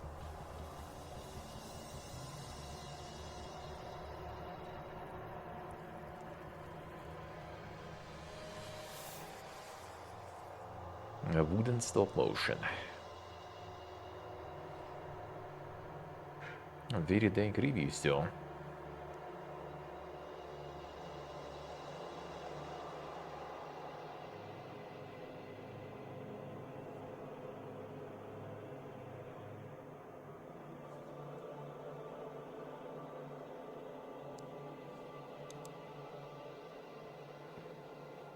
Around Gobit.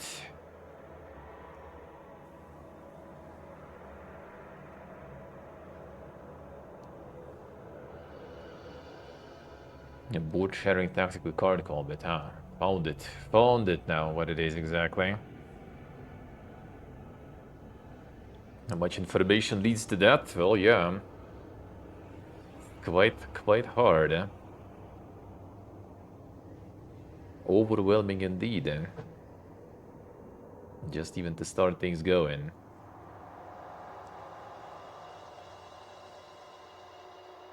I guess saw this one on release. I got some like update or something there. Nah, doesn't seem like it.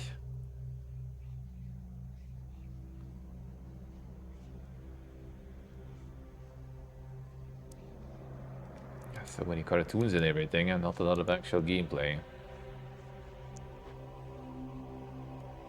Interactive fiction.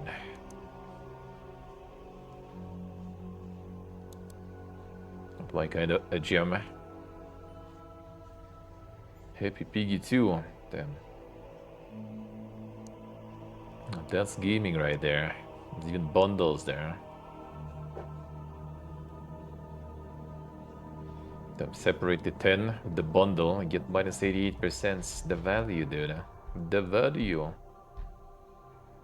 It's one of those probably, you know. Artificial intelligence used to create the content of the game page in the store and specifically create images and logos of the library. The asset flip, there it is. Another one. Get them 10 reviews and farm the collectible cards. Actually, for collectible cards, you still need to break some limits there. Not gonna get them that simple nowadays. They ruined that kind of farm.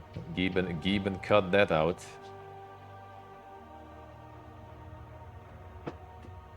$16,000 products. Yeah, this did probably farming those. 8,000 products.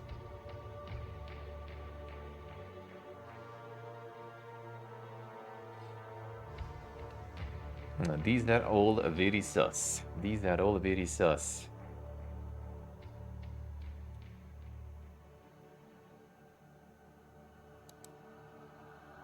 And there's some asset flipping to farm some easy stonekers, eh? Out of this one. 5 soul game classics. Swords and souls, and them souls lengths before it was cool. 5 classic games. Soul Game Studios.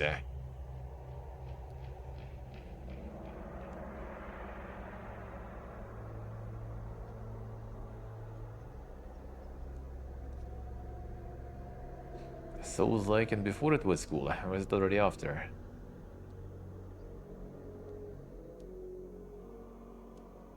Seems like something that was made in the flesh or something before. A downloadable version of original 5 games that were originally free. Ah, I see, alright.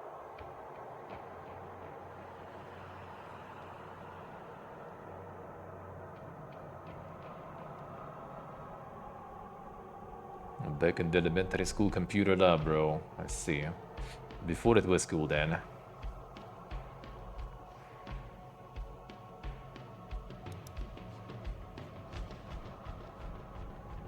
The chess. The chess-themed chess offers a relaxing minimalist chess experience. Multiple boards, piece sets, AI opponents, and multiplayer. 3D or 2D, learn the game's history, explore RPG-themed DLC. Damn, son. Free to play, download now and enjoy endless strategy.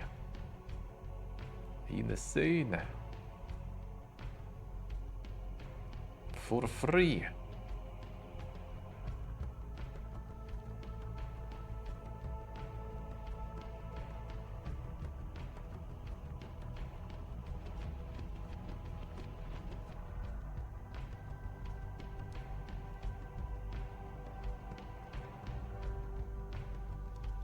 Finding some bugs there, I say. The chest too, yeah. It looks like it. It's free in his chest, imagine complaining. No online. And that said multiplayer, I guess there should be some.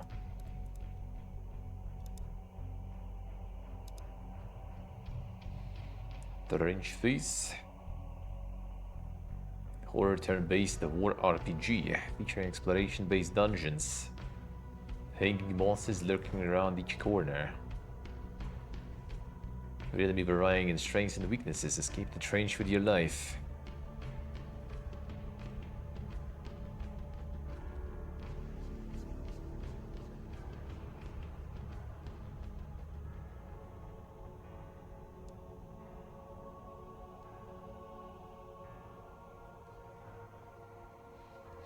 That's a dang gaming right there, dude. Huh?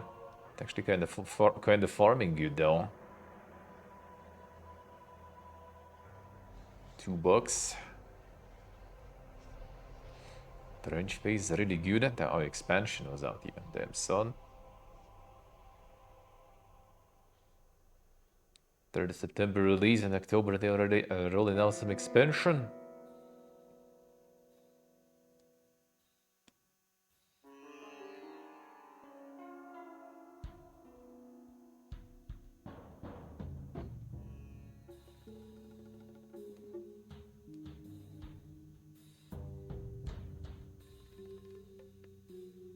A lot of enjoyers there. A lot of enjoyers.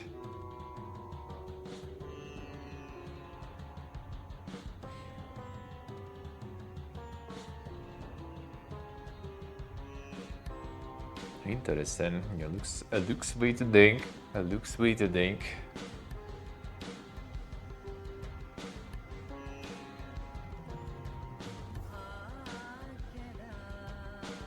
Crave for more fury hunger, I see.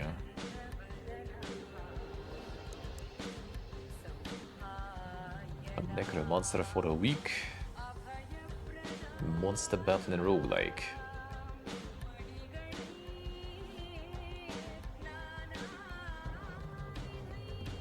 Hey, Gustavon Yellow. How we doing?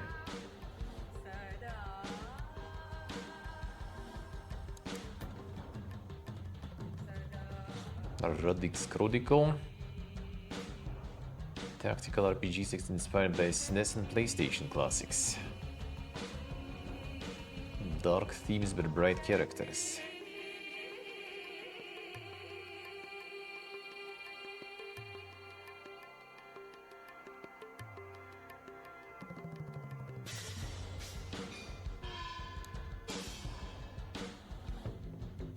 Burden of Command. Oh, food release now, I guess. Actually, wait, no. Need to have the lowest food release there. Why now all of a sudden? And the campaign writers, I see.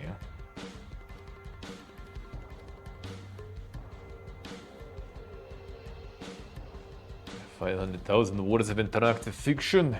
Insane. Wait, this one? Really? No, not sure, not so sure. That's actually kinda dink. And this one is actually kinda dink military one. I think I saw that one before. Didn't contact me with this one too, but I was not prepared at the moment. I was not prepared at the moment. It's a little too much. The hexagons one? I mean, doesn't seem like it. I don't know, maybe. I don't know what kind of what he develops exactly there.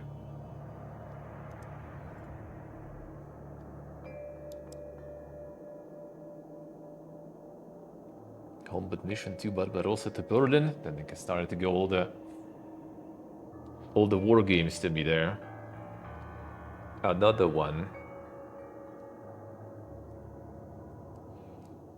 Fight from Moscow to Berlin across 125 plus scenarios. That's a lot of scenarios they're doing.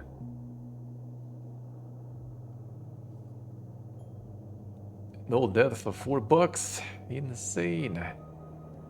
A Sacred. The Sacred got summoned by some war games. I'll see how it is. Hello, sir.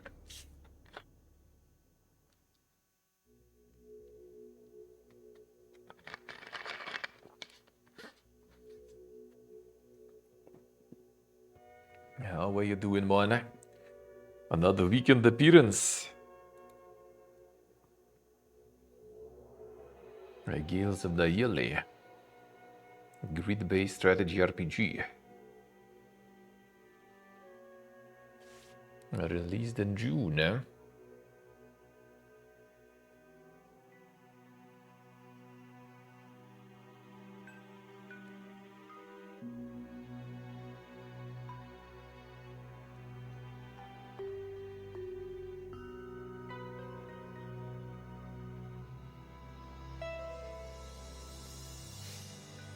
Similar to Songs of Conquest and Age of Wonders, I mean, distantly. It is actually Castlevania? Ah, I see. See, then you actually recognize it right. Nice, Sacred, nice. The workout time. Castlevania with them streaks. Thank you, sir. Thank you. Yeah, the Kickstarter one even. I see. Nice. Nice. That actually released even. Then it is actually fully released even. At the end of August, and not pumping crazy reviews though, I guess. Now has a new look at the end of September, so they're still updating and everything. And there it is.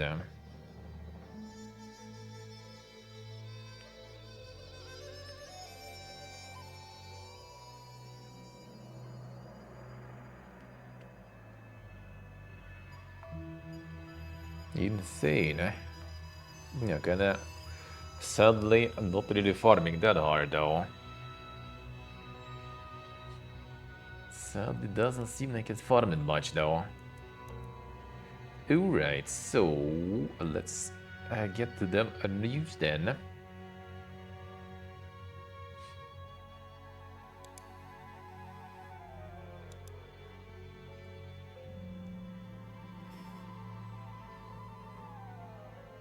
I give the code, code.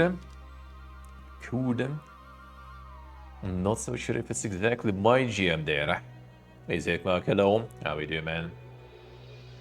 Next week especially we're gonna be all very busy with all the next fest stuff, so the demo fiesta coming in. And the man is getting the update for the demo, I see. I mean the full release is already not too far. I think it's like right after next fest is gonna be Menace releasing already. I think so. 97% of Call of Duty Black Ops 7 betters, early cheaters, were caught within 30 minutes of sign-in, Activision say. Damn son. Fewer than 1% of cheating attempts reached the match, according to publishers Wallhack Police. Really?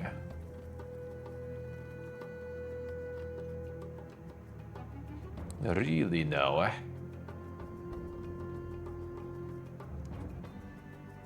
And the safety zone? Wait, which safety zone? They know 3% made it through, yeah. Wait, oh wait, they moved Venice already? Didn't they just announce the time, like, a few days ago, pretty much? Did they already, like, switcheroo again?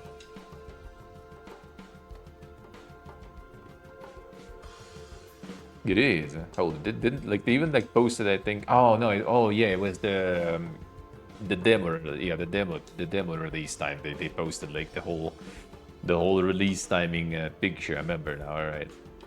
I remember now. I remember now. I thought it was like already release times picture. They made like all this like mega hype with the demo then, not with the game release. All right. I remember now. How did they calculate it? We'll see if they will say. Team Ricochet posted update addressing cheating situation, claiming that their efforts thus far have seen a lot of success. Go as far as openly declaring the cheat sellers are feeling the heat, which is a massive missed opportunity, to use the phrase quaking in their unsecured boots. But we can't have everything. I've seen clips of cheaters and Black Ops 7 beta Activision posts read them. We had already actioned on most of those accounts before they hit social media. We're watching closely, acting in real time, and learning from every attempt. And there it is.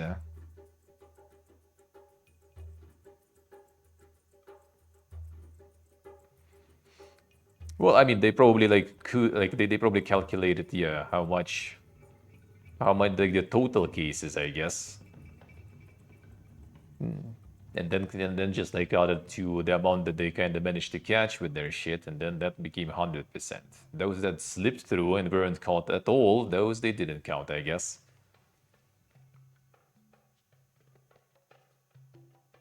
Due to whipping out of some stats which developers say apply to the beta's opening 2 days, and 97% of cheaters were stopped within 30 minutes of their first sign-in. Fewer than 1% of cheating attempts reached a match, and those who did were removed within minutes. And this is just the beginning, Activision wrote. When launch arrives, every layer of protection will be in full force, and Ricochet anti-cheat's defenses will only grow stronger. Guess we'll see. The impressive stats right there. Yeah, it doesn't even like seem that they did this kind of analysis. It seems like like the 30 minutes of the first sign-in, like fewer than 1% attempts reached a match. So they didn't even like catch them, in game. They catch them before.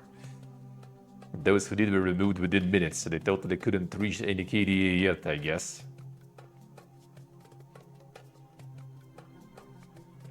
Do leave some question marks. Down full numbers in terms of cheating instances detected and dealt with, it's tough to say how much success this symbolizes. Also, the matter of any numbers only taking account instances of cheating Team Ricochet managed to detect, leaving potential for attempts that may have gone totally undetected to have slipped through the cracks. Yeah, they got like 100%, things that they caught, not whatever slipped through, they didn't even count probably.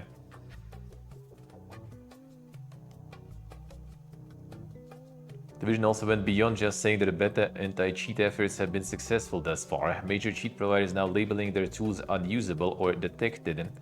They wrote further on in the post. Resellers are acknowledging they have no reliable products to offer for Black Ops 7, and not only disabling their cheats, but also their illegal businesses as well. They have now directly contributed to the closure of over 40 cheat developers and resellers since Black Ops 6 launched. Vendors sharing clips during beta were already on our radar, and we will pursue them beyond in-game enforcement. Well, I think that is actually kind of probably the way better avenue to pursue. Like scaring every PPG with a ban is one thing. Like scaring some people with like fucking jail or some lawsuit, for example, over making some cheats. Now that sounds like more effective, Fight against cheating is an industry-wide challenge. We're committed to leading the charge, they concluded, and continue to bring new systems online during beta, fine-tuning our protections, responding faster and gaining deeper insights. Fighting talk, and we'll have to see whether Black Ops 7 full release brings more hoops for regular players to jump through, as happened with mandatory secure boot. Black Ops 7 beta runs until October 8th, so odds Activision will be back to share more stats. Let's see if they were. Because like Battlefield also had cheaters with secure boot and stuff, and they did have, so could be just, also allow the up-in, but what in fact is happening, and that's a different story. Desperate people to be any good at FPS, dude. People paying a shitload of money for these cheats and stuff. Like, that's the ridiculous part. I can understand if you just, like, you know, get like some, like, I don't know, like some free software somewhere just to kind of, like, you know, to flex with something you don't have. I don't know why even, but okay, I can see that. But like, you paid for that shit also to flex something you don't have, and then you also risking to, you know, to lose it all in the same time. Like, what for? What's the point, man? Seems dumb to me.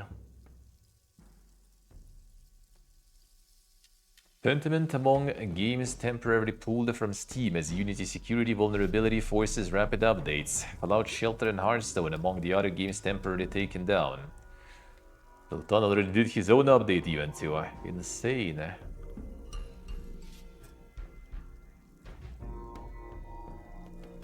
Security vulnerability identified that affects games and applications built on Unity versions 2017.1 and later for Android, Windows, Linux, and macOS operating systems. No evidence of any exploitation of the vulnerability, nor has there been any impact on users or customers who have proactively provided fixes that address the vulnerability, and they are already available to all developers. Vulnerability was responsibly reported by security researcher Ryotak, and we thank him for working with us. Unity added all versions of games made with Unity since an update in September 2017 may contain this vulnerability. Security advisory page about the issue says such apps risk being susceptible to an unsafe file loading and local file inclusion attack depending on the operating system, which could enable a local code execution for information in disclosure at the privilege level of the vulnerable application. Hamilton, the speed. Insane. Advisory also claims that the Unity engine itself has been provided with the fixes that developers will need.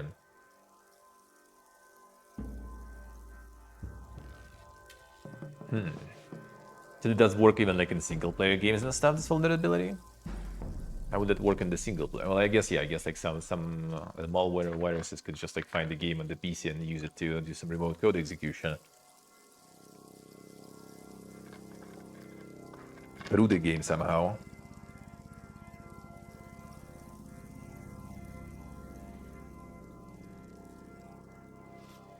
Yeah, Obsidian even removed stuff from the store. Temporarily pull affected games from sale.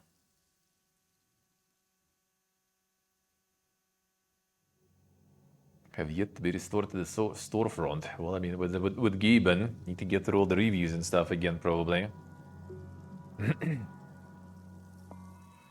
How about this premium edition been pulled, eh?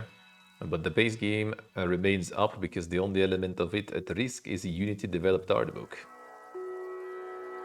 Yeah, fucking art books on Unity already. What a time to be alive, man.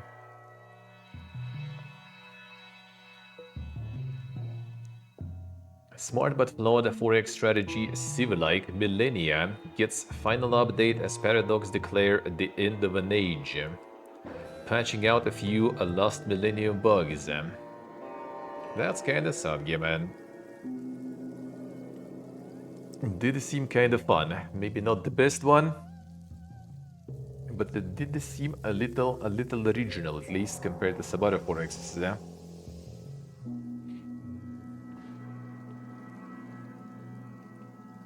This patch is sadly coming to the end of an age. So it'll be the final patch for Millennia, thanks to C-Prompt for their work and support for this game. Paradox will no longer be active on community platforms for Millennia, but you can continue counting on us for support needs. And the game will remain available to play indefinitely. Damn, not even pulling the servers or something?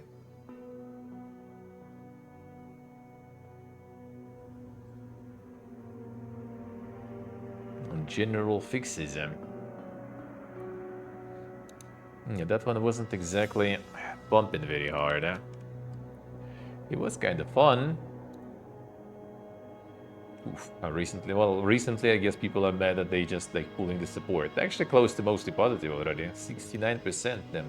The Ultan's curse right there. Two should have been good, but sadly it's unfinished and seemingly abandoned. Feel ripped off. Well, now officially abandoned.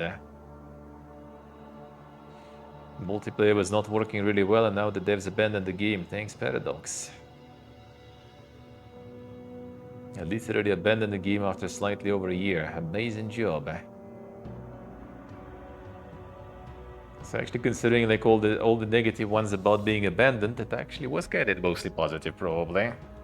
I guess just didn't sell that well for a Paradox to care about. Yeah, they already even pumped some DLCs for it. Atomic Ambitions. In November 2024. Oh, so they can like tried the quick farm. It didn't go that well. And this year they decided to completely kill it. Alright. They're very lucky.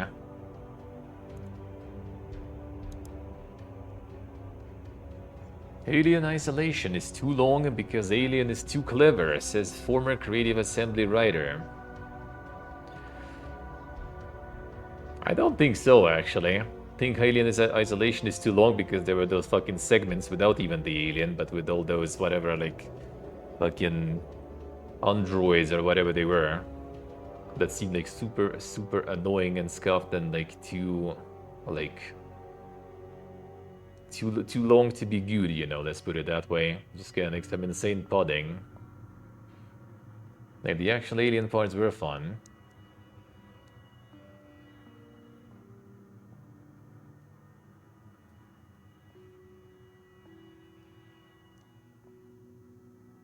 "35-40 hours, the main campaign.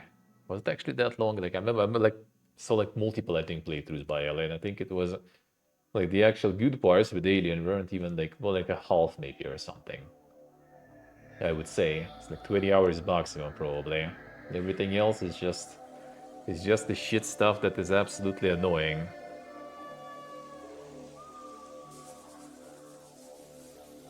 Increasing capability during development made certain areas more time intensive than they were originally supposed to be.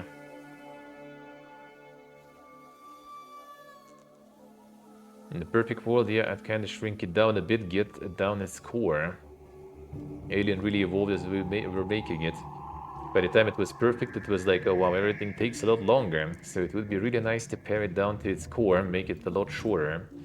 At the time, it didn't seem that long, and then you suddenly go, oh my god. So yeah, I definitely shortened it, you know. And yeah, at the time, there was some stuff where we were like, yeah, we can't take that out now. That would kind of upend everything. Yeah, I think if they would remove all non-alien things or lower the amount of those, that would be way better than changing the AI. I think the smart alien was actually the good part about the game. But everything else, though... But everything else wasn't that fun. I mean, those parts with those humanoid or whatever androids, I remember them. They were like not fun. Even from like watching perspective, I bet playing that was even more annoying. Engine full, a massive PvP across a player-driven rail world. The Earth is in ruins with the train network as humanity's last refuge. Craft, fight, and scheme your way through trains' classes. Take control of the engine and build a home that can survive a life on the rails. And the train, like, got the playtest going there. Online PvP-ness, MMO. Damn, son. Got the whole movie there and everything. The gameplay. Give the gameplay.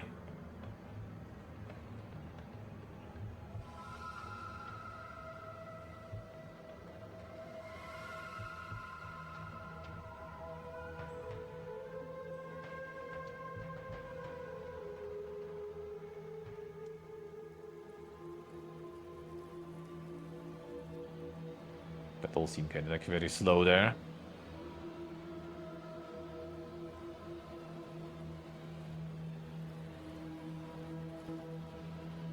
And all that in one train cart? That's a massive fucking train car, dude.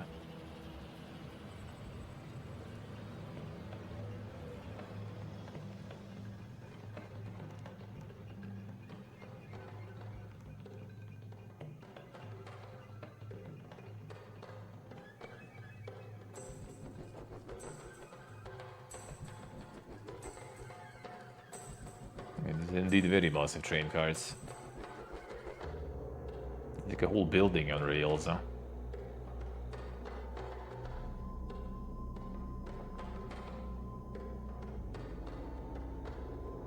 It's like sick way to think, dude. Animations and everything. It looks a little scuffed right there.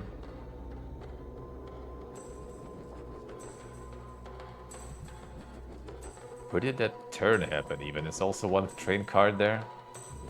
It's like some magic train cards, dude. Huh? They just like contain way more than it looks from the outside. Huh? And the magic compression right there.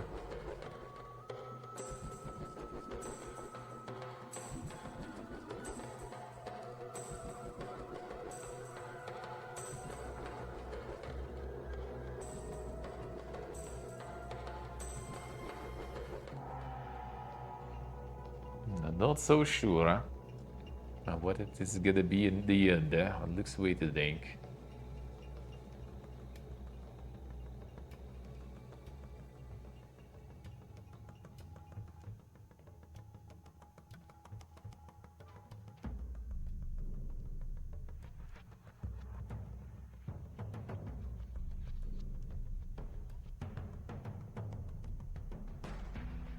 With a free game in PC, and they're already going some dang stuff there. 48-hour playtest.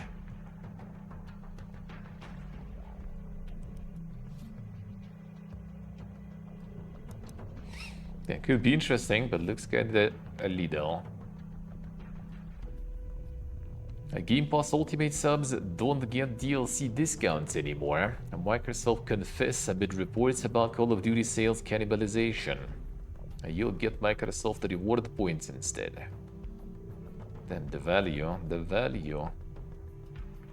10% discount on DLC for Game Pass games gone. It reflects all games and DLC purchases. Instead of discount on the purchases, Ultimate and Premium subscribers will earn 10 and 5% respectively in points when purchasing select games and add-ons, actually, from Game Pass library. Ultimate members continue to have 20% discount on select games against select from Game Pass library. On top of that, all rewards members will earn points when shopping games and add-ons on the store, while Premium and Ultimate subscribers will earn even more, 2x and 4x respectively. I'm getting some insane additional value for that Game Pass there, I say. Now, the funny part is that the PC version actually got way less of an increase. It also got increased by way less, and that wasn't even mentioned anywhere. Like, everyone forgot the PC version separately existed, because it's kind of like hidden there on the page. And that one is still a little more affordable and still does have the day one big releases. So maybe it's not like that bad yet for the PC only enjoyers, but still annoying though. Clarobscure Expedition 33's lead writer had apparently never played a video game before writing it, though she can trophy hunt like the best of them now.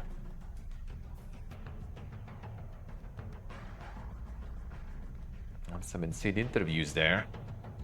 Being asked about if she liked genres like RPGs prior to joining the writing team, Svedbergian said, "Well, laughing, so I have to admit, before this I did not play any video games because I grew up in a very strict Chinese household and I'm the oldest. At the time video games were very expensive, so I didn't have any exposure to them.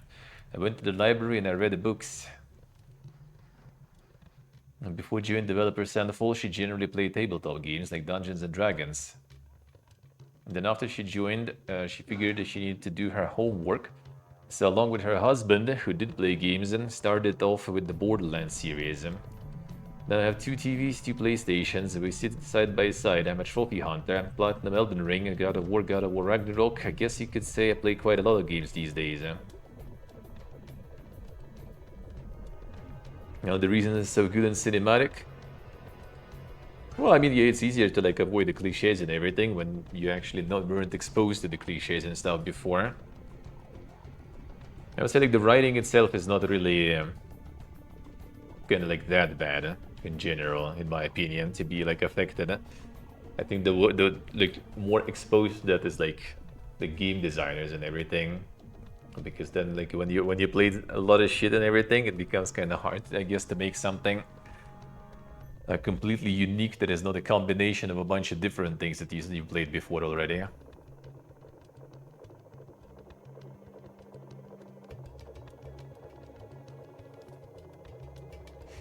Hey, Johnny.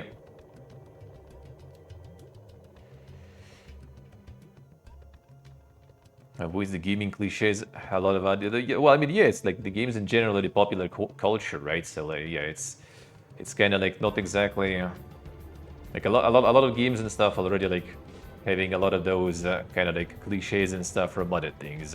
I do think so. I do think so.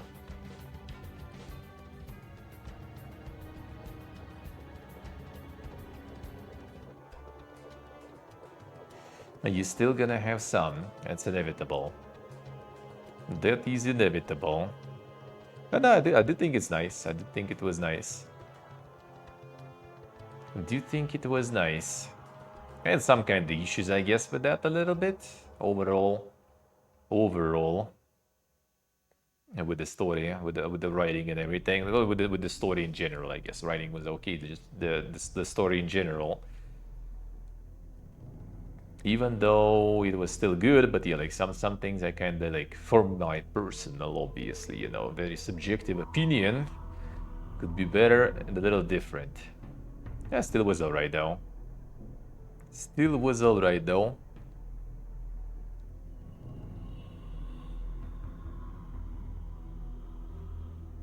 But I mean, in general, you kind of like you're not exposed to the gaming as a medium and stuff. Like, yeah, for writing, I think it's not like that big of a deal, honestly. Not to mention that a lot of like games and well, games. So we're talking games, right? Kind of like basically just adaptation of some like books, movies, you know, and stuff like that. So it's already. I wouldn't say it's like that super unique if you haven't played. I don't think it actually gives you some sort of superpowers. For a game designer, for example, to come from completely different sphere. But I actually kind of not sure how good that will be. Like, you would need to have some sort of like, you know, real like dank ideas and dank talent, I guess, to make something absolutely out of the blue without playing games, without, you know, like knowing the theory behind it and stuff, just coming in and just like making some real dank, you know, like gameplay. That would be interesting.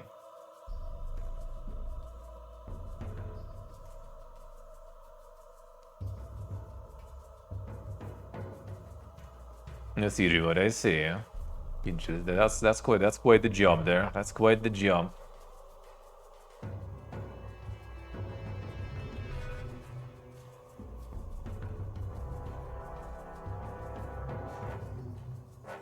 Else with writing when you're a genius? I think so. Think she is.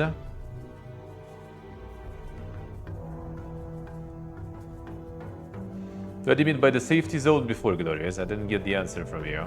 I was kind of confused. What was that about? What was that about there?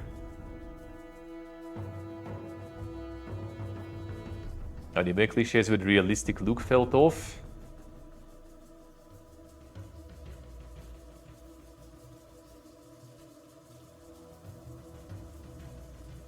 Ah, I see, Rev. I see. All right.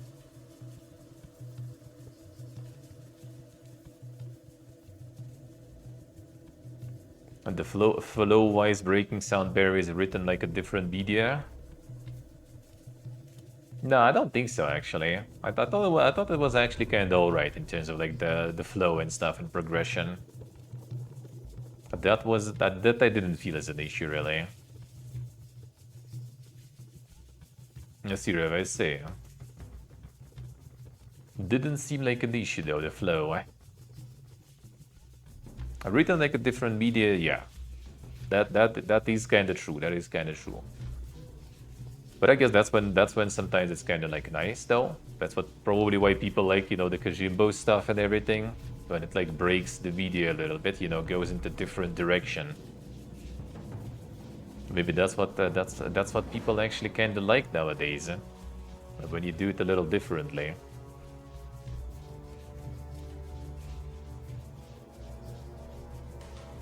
For anime cliches, I'm not sure. Yeah, I'm not that familiar with anime, I guess, to say about the dink cliches there.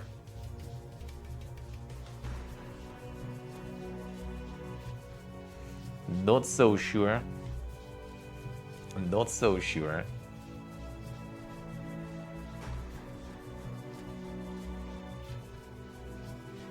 But yeah, like it does seem like a lot of people actually do kind of like nowadays to get some projects that are inspired by different medias, you know, and work in the ways of different medias. I think that's part of the reason why Kojimbo is also so praised, I guess.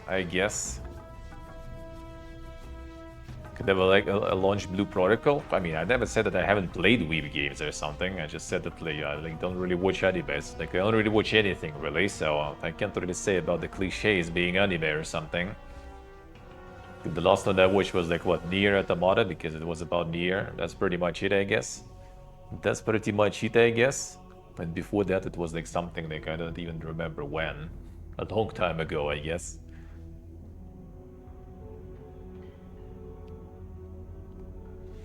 They just never change? What do you mean, like it's some sort of like isekai there or whatever going? I mean, kinda, like that is not exactly like a unique trope to anime either though, but like the way it's made then, I think it was kinda cool though. And the way it is made there was, I think, kinda alright. But that part wasn't bad. That part wasn't bad.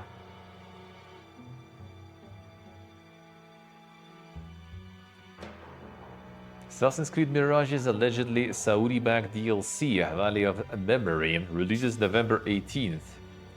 Ubisoft workers reportedly raised concerns about the publisher's Saudi partnership earlier this year. Damn, the free DLC, paid by Saudi Arabia for everyone to install. Insane.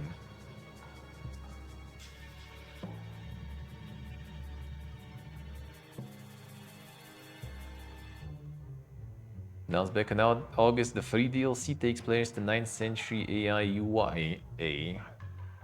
Not exactly. Exactly is that? Ancient oasis city and governorate in Saudi Arabia. Soft announcement post didn't mention the country by name. Really, Sok? Really? DLC will arrive November 18th. But people did like this one in general. Takes place just before the final story beats of the base game, the Basim looking for answers about his father. Both base game and the DLC see a bit of parkour revamp, ability to replay base game missions with fresh rewards, and 3 new difficulties, medium plus, very hard and custom. Developing a game, we explore countless ideas and iterations for the setting in which the story takes place, DLC's creative director Oliver Leonardi said. For Mirage, we ultimately chose 9th century Baghdad as the backdrop. But from the start, we had other locations in mind for Basim's journey. So Ubisoft saying this DLC is about celebrating the game's second birthday by bringing one of those old ideas to life.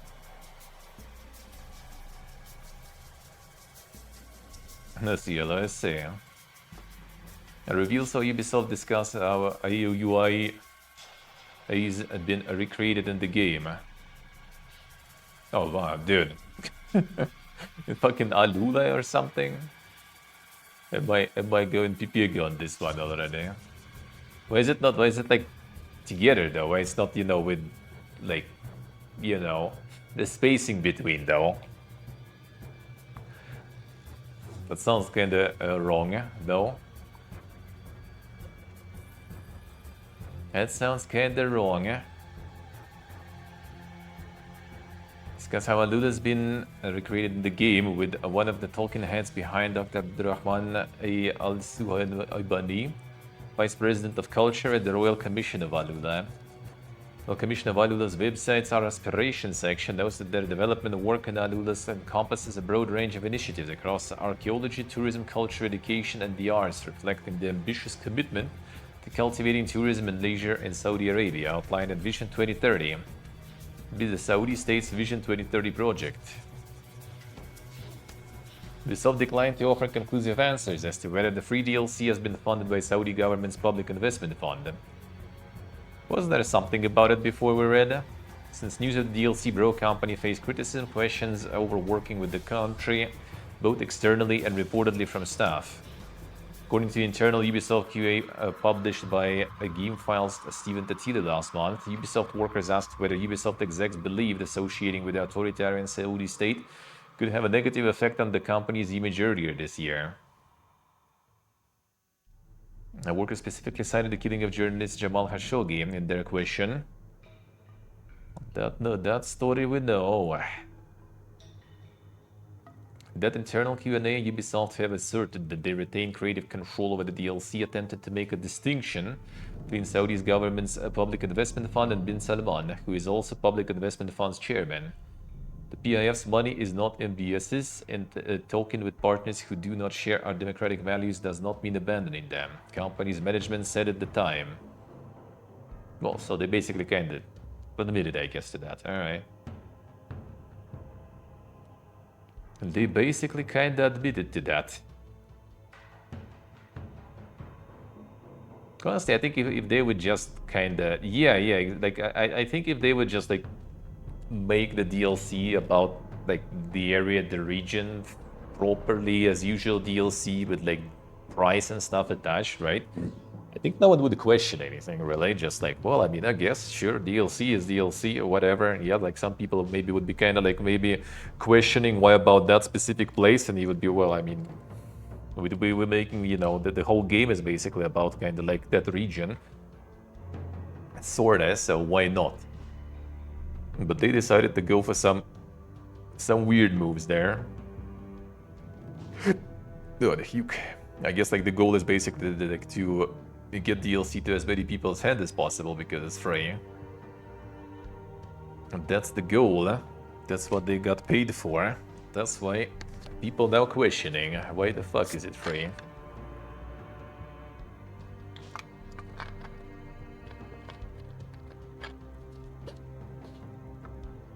Kind of way to think, dude.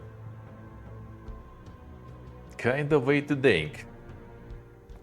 In general, kind of don't really like mind, I guess, when like the governments and stuff are working with the gaming companies or like any companies per se, like movies and other stuff. If they assist, you know, the development and stuff, that is good.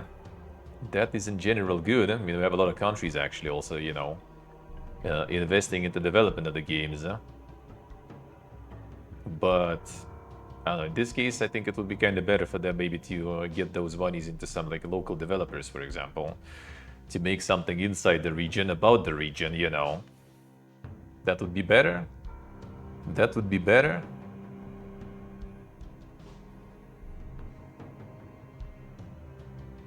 In the state to release something for free? I mean, they can, but like, they wouldn't normally. Normally, they wouldn't, you know.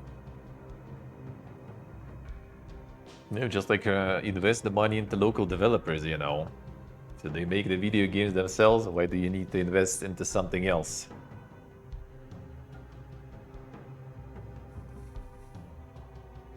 Well, I mean, the buying of the companies is understandable, right? That I can see. All right, that's fine. That makes all the sense. Like if you're like, you know, like the public investment fund or something, right? You have like a bunch of monies to spare. Yeah, investing into other companies and buying the companies, that makes sense. Like with that, I have no questions. But like investing into some free DLC, that's weird. Like you have no stakes into that whatsoever. Like you just literally just like paid for them to make the DLC that otherwise would be sold for free. Like you literally just wasted the money. There is absolutely zero gain from that, except for like reputational gain, sorta, I guess, right? That's probably what's expected at least. So I think that's weird. Yeah, that like if that money would go into like buying Ubisoft or something, right? Or if it would be like, as I said, just like investing into some local studios making the games about the region, like some, you know, kind of like the local homegrown, you know, like games about your region and stuff. That would be probably better investment and more kind of like like rational because, you know, money still sort of stays in your economy somewhat. Makes more sense. You just like literally go into some like other countries, you know, like located in other countries' company, give them like a fat stacks of cash, that just so they make a DLC that you're not gonna get anything from except for kind of like some attention to your country, which is also kind of questionable in my opinion because like, you know, DLC on that will work only for those who already bought the game and the game was like 2 years ago already, right? So like you need to like people to remember about the game. You need people to care about the game enough to return and play it again with the DLC, especially now that there's already another mainline, you know, Assassin's Creed game out, right? That you probably already on sale also can buy like somewhat cheap-ish. And then you need those people who actually do care and want to return to also not care about, you know, who paid for it and stuff like this, and just they can install and play the game. And would it actually do the effect that they wanted to do? I don't know, man.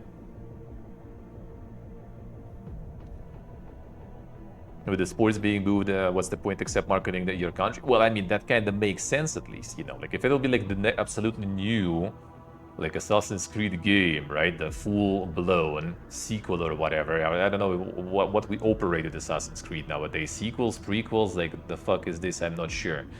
Like, absolutely new mainline, you know, Assassin's Creed that they pay to distribute for free to everyone who wants about their country. Now, that would be kind of like at least comparable, I think, to getting all the sports events, in my opinion. Because then it would be like, damn, like new Assassin's Creed for free. What the fuck? And or like super cheap or something, right? And it's about that. Well, maybe that a lot of people would go for it. But DLC for the 2 years old game, and there is already like the next game in the series, the main game in the series out, that just kind of feels like the waste of money to me, honestly.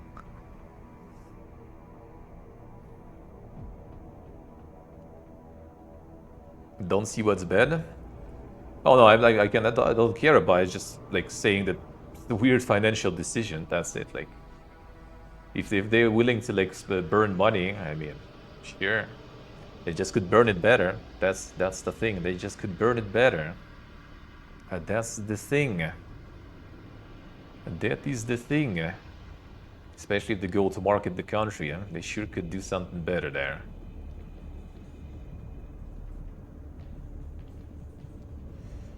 No, I mean, not the DLC, but like the whole game, you know, like just a whole new game about the region or something. Which in general could be kind of interesting because like obviously that the whole region, like, you know, is pretty rich with history and everything. So doable, but that would be probably a different ask in terms of money already. Probably. There's kind of like other news also about Assassin's Creed and Ubisoft later that kind of seem like funny in contrast with these news also, I guess. Kind of funny. I'll get that one soon. Metal Hellsinger studio The Outsiders been shut down as part of Funcom's recent layoffs. Layoffs at the Dune Awakening studio started last week. Never lucky. Not had much time to process the news, but all of us at The Outsiders and Funcom Stockholm have been affected by the layoffs at Funcom, and our 10-year-old studio will be closing. Many of us had survived the near-death studio experience years back when a Darkborn was cancelled, and because of the team's loyalty and refusal to quit, Metal Hellsinger was born. It will always be a high point for me personally, and I will be forever grateful we got to make it, and for the wonderful team and partnerships that made it happen. Yeah, the written one, yeah. Try to offer a bit of hope amongst the gloom, as he did say the team is going to try and continue in some new form. Also noted that if anyone reading the statement could offer help from business leads to helping employees find new work, anything would be appreciated. Fingers crossed that the team is able to find their footing. Yeah, I mean, I wonder what they were making though, like the second game or something.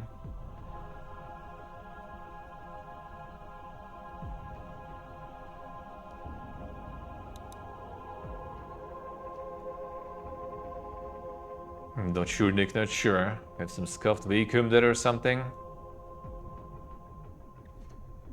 The written one seemed very so-so. I think it was in general kind of received all right. I just wasn't a huge fan because I don't really like the written ones in general. But it was alright. Music is really good, obviously. They got like really good bands on board and stuff. And then they got also, you know, like decent gameplay and stuff. I think it was kind of alright. It did good, like financially, I think too, supposedly at least. I just wondered what they were making there. Marathon shows signs of life with the closed network test scheduled for later this month, alongside a few gameplay changes. The Marathon is alive.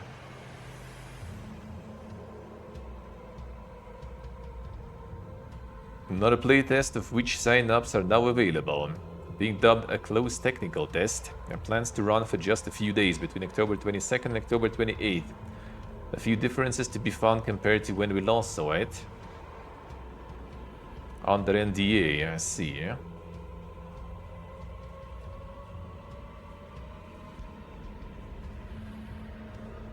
So the playtest with NDA. I guess they're reworking a whole bunch of stuff then. I guess they're reworking a lot of stuff. True, true.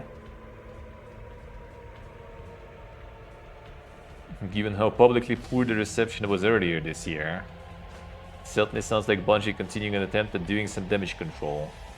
Yeah, they probably just want to kind of NDA it, see what clicks with people there, and probably going for some big changes, I guess. And in the same time, low-key delaying the game. So like the Arc Raiders and everything will be, you know, out. Noise gonna calm down a little, and then they can release their stuff. To have less competition going, I guess.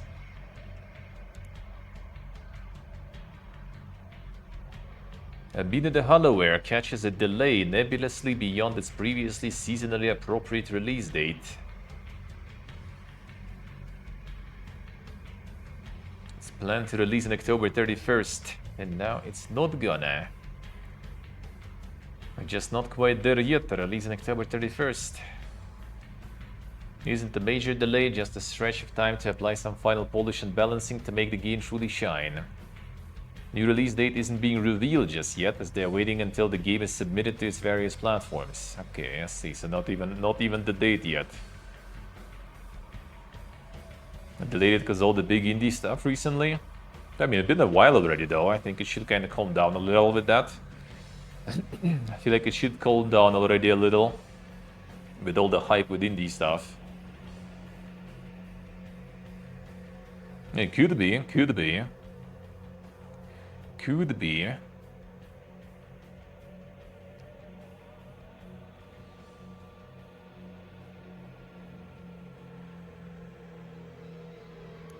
Could be because of that. Original System Shock 2 will be delisted from Steam soon, then lumped in with the more expensive remaster. Well, already was delisted. But I assume it still should stay on GOG and stuff. Yeah, option to pay just $10 to play the original, with the $30 remaster now being the sole port of call as far as Steam goes. Still for sale on GOG. Well, there it is. No indication on the page that is also set to be taken down imminently. And it's part of GOG's preservation program. Feels good. Feels good. A great decision, yeah. Amazing, amazing.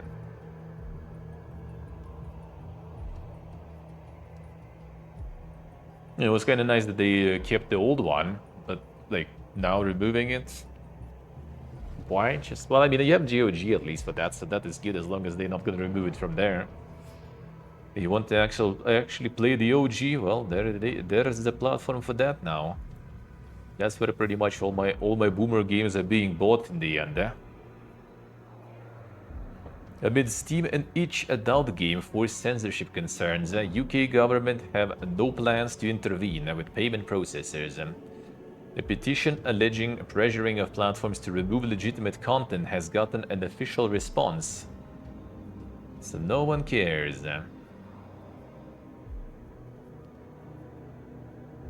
Decisions regarding which businesses a payment processes contract with are a commercial matter, taking into account the relevant requirements of the firm. These decisions will be influenced by a variety of factors, and the government has no plans to intervene in those commercial decisions.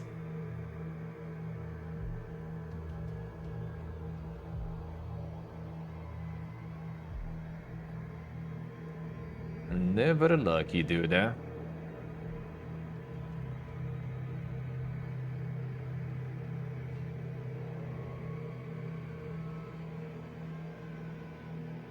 Now, a potential solution is game storefronts seeking out alternative payment processes for adult content, something itch.io have previously indicated they're looking into, but that one isn't a guaranteed win either.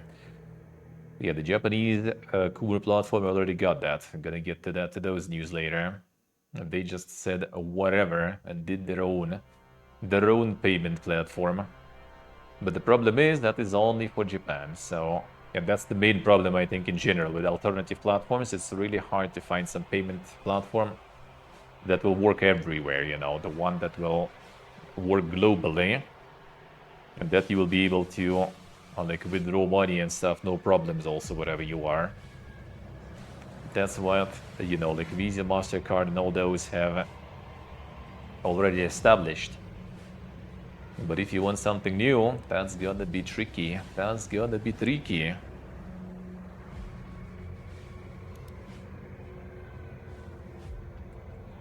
Klebskur Expedition 33 is getting a whole free update with the new location, boss battles, and threads. The Sandful are classing it as a thank you gift.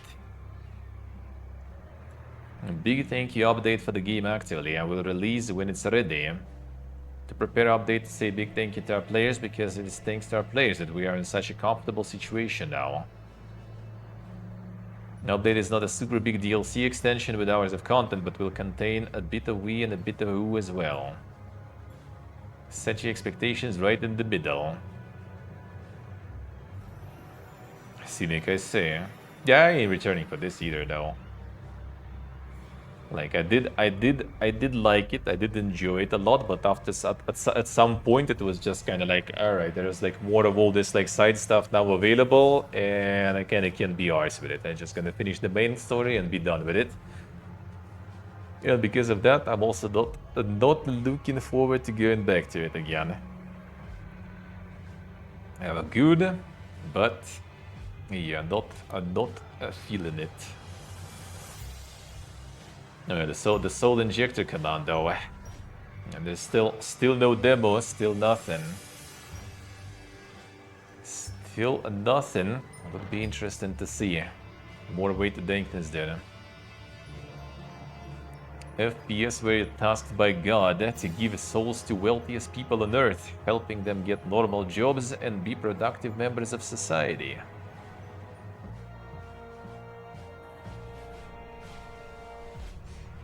This gonna be some dang shit.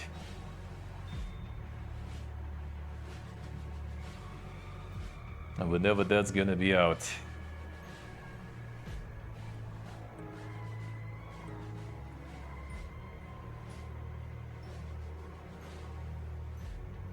Like so, like all the some insane clips from this one before already too. Not here no info yet.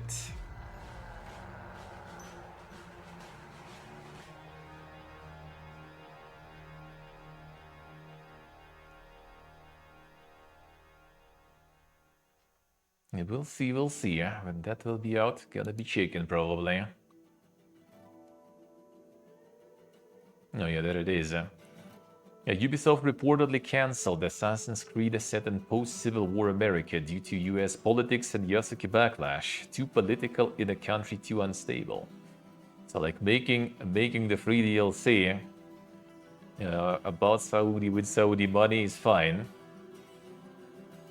But apparently getting some post-Civil War US is a little too far. Is a little too much, man.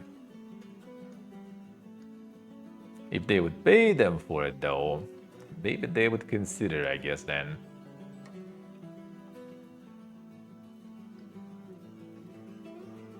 A game would star the black former slave who moves westwards from the south in search of a new life, subsequently be recruited by the series assassins and return to the south in a story that would involve confronting the rise of Ku Klux Klan during the Reconstruction era that spanned the 1860s and 70s.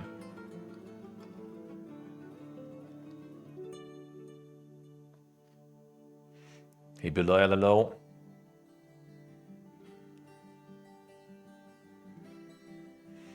The Ubisoft is a fed sitter. Well, I mean, I think pretty much like any big corp who wants to make Stonkas is trying to sit the fence, you know, because yeah, try to avoid getting people pissed to sell more, ending up most likely pissing off everyone by that and selling worse.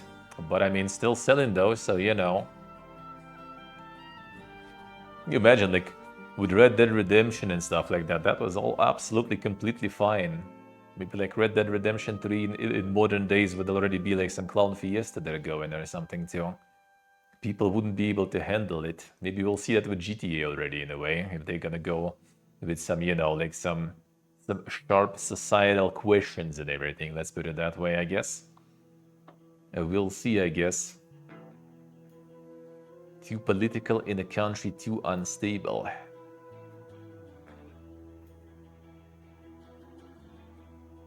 Terribly disappointed but not surprised by leadership. I'm making more and more decisions to maintain the political status quo and take no stand, no risk, even creative.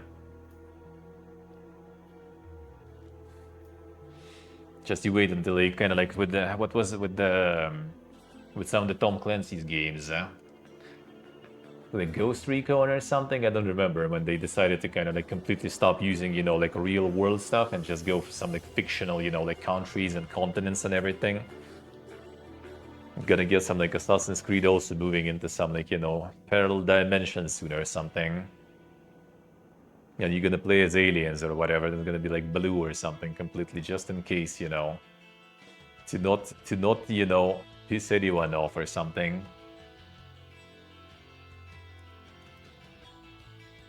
You might as well make it like super, you know, like PG-13 there with like blue blood and stuff like that. Easy life, easy life.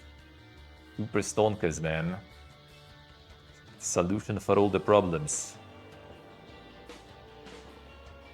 Elder Scrolls 6 memorial character, molded by Tamriel's finest internet lore keepers, is now set in stone. Son. A little while ago, Bethesda announced an auction which should see the winner given the chance to design a character in Elder Scrolls 6. Bids were donations to the charity Make-A-Wish, and narrowly missing out on top spot was one from the folks behind the unofficial Elder Scrolls pages. The series' long-running and very good independent wiki.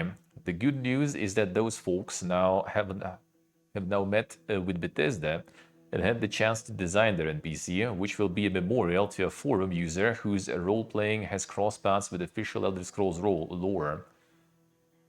We just finished up a meeting with Bethesda where we got to design a character for Elder Scrolls 6, reads a post from USP a lot earlier today, October 9th. Honestly, a lot of us went into the meeting pretty nervous and even reserved, but now we are all extremely excited for what's in store. I'll confess that despite being a big fan of Elder Scrolls, I couldn't immediately recall hearing about these lore keepers being offered the chance to design a character in the series' long-teased next entry.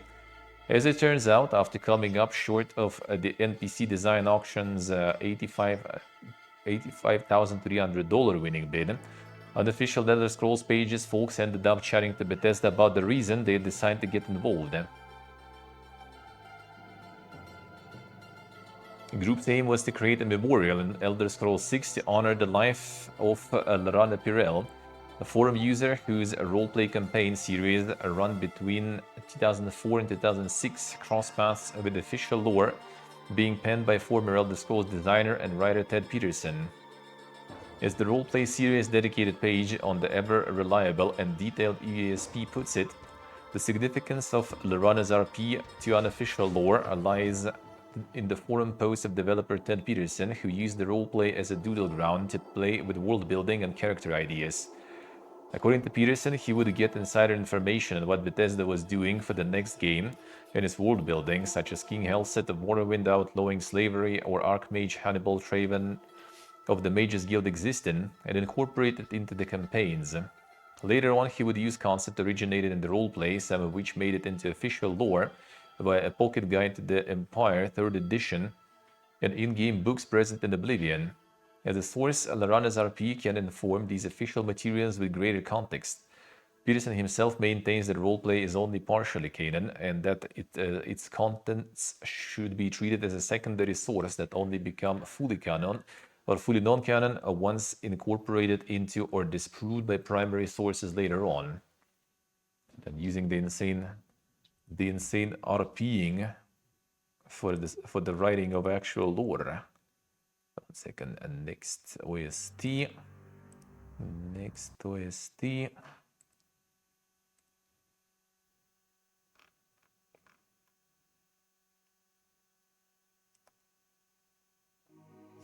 There it is.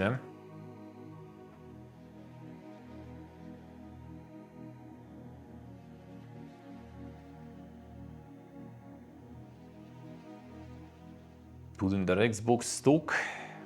Hard to believe given the Costco, I guess, yeah. I guess. Well, now with all the tariffs and everything on top of everything, yeah, it's gonna be a lot of interesting moves going on. A lot of interesting things going on in general. Despite the outcome of the action, Bethesda agreed to let the unofficial Elder Scrolls Pages folks design their character, provided they could match the auction amount with a group donation campaign to Make-A-Wish. Doing so took some teaming up with fellow Elder Scrolls lore site, the Imperial Library, and others, as well as a traffic bump spurred by the release of Oblivion Remastered. Kind of unbelievable that we got this far. This whole thing started as an offhand comment about possibly teaming up and then grew into this giant group effort. Looking forward to adding this character Elder Scrolls 6. We couldn't think of a more appropriate way to honor Larana's contributions to both the Elder Scrolls community and the lore than a community charity fundraising effort like this while simultaneously making an addition to the lore proper. Feels good, eh? Is box basically the dead stock at this point? Well, I mean, considering they also increased the prices again for that shit. Yeah, that probably is not the best purchase nowadays. Let's put it that way. Following Microsoft's mass layoffs, former Elder Scrolls Online and Blackbird devs form a worker-owned studio. We realized the best way to protect our craft and our team was to create a studio where creative independence isn't negotiable. The Blackbird Studios.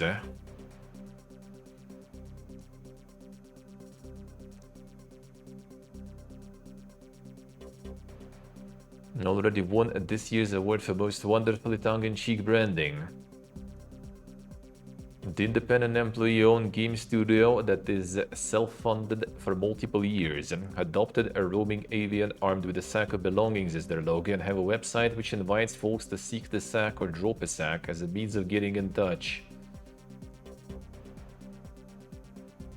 You know how badly beaten most folks in and around the games industry are with the layoff crunch, and at this point, it's lovely to see Blackbird having fun with what's happened. Also very upfront about using it to inform their new approach to game making. After years in AAA, we wanted the freedom to take smart risks without waiting for a green light or chasing quarterly targets. Blackbird CEO David Worley, an ex-ZeniMax principal tools engineer, said, "Well, still have the COO already though. We are a fully employee-owned and funded, which means we only answer to people who are passionate about games." Sibianello. Grateful for our time at ZeniMax Online Studios, shaped us as developers and as people. Blackbird's CEO Lee Redoute, a long-time director of e-commerce for Elder Scrolls Online. I learned that Blackbird was being cancelled and a lot of people were losing their jobs. It lit a fire. I realized the best way to protect our craft and our team was to create a studio where creative independence isn't negotiable. Blackbird currently made up of a tight senior team of fewer than 10 devs and have confirmed they are actively developing a currently unannounced original project for PC and consoles. I plan to share more info about this first game when they're ready. Well, I mean, depends what they're making. If they're gonna try to also again go on some to try to go on some MMO, that's gonna be a tough call. They're gonna make something like, you know, more realistic and small. Might be possible. But it's not all with them, though. It's not all with them yet. A Dark Moon. Survival strategy game where in order to survive you must avoid the sun's scorching rays. Seen that before. And embrace the darkness. Gather resources, upgrade your mobile base, and make tough moral decisions, but most importantly, don't go into the light.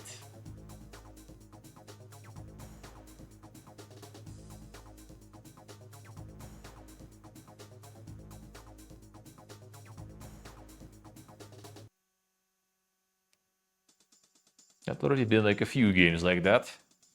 Not even The Alters, for example, right? Was also basically you just kind of like running from the sun, sorta.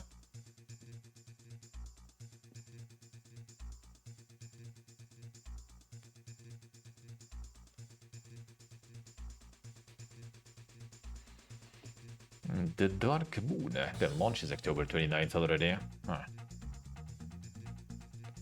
Interesting. No demos, nothing there.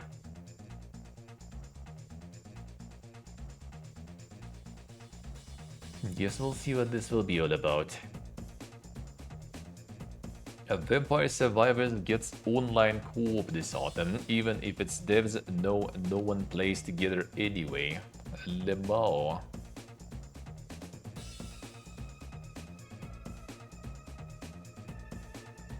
The online co-op coming Vampire Survivors on PC and consoles this autumn.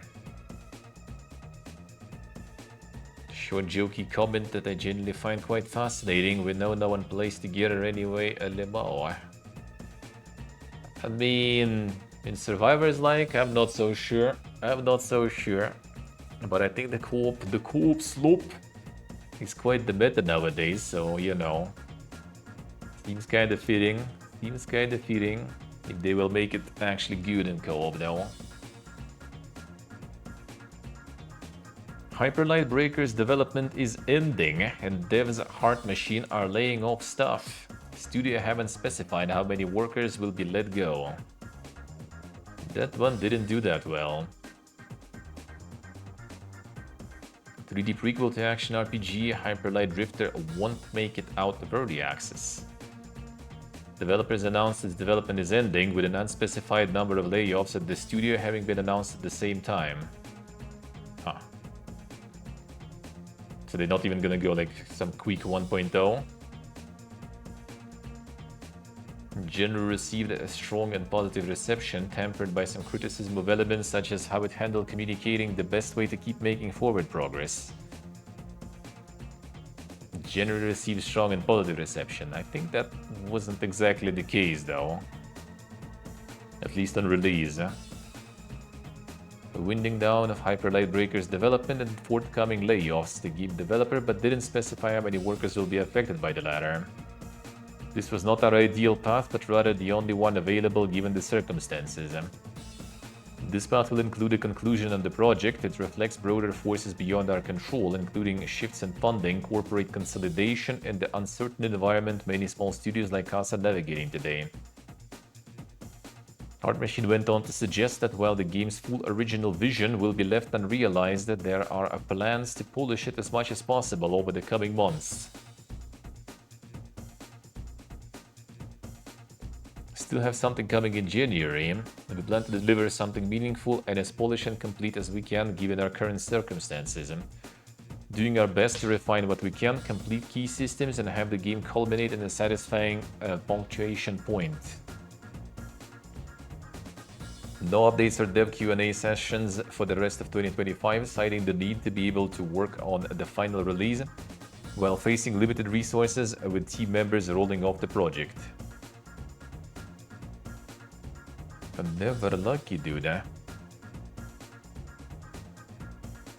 the mixed initial reception. Yeah, I wouldn't say it was kind of like strong. It was mixed. Oh, yeah, there it is.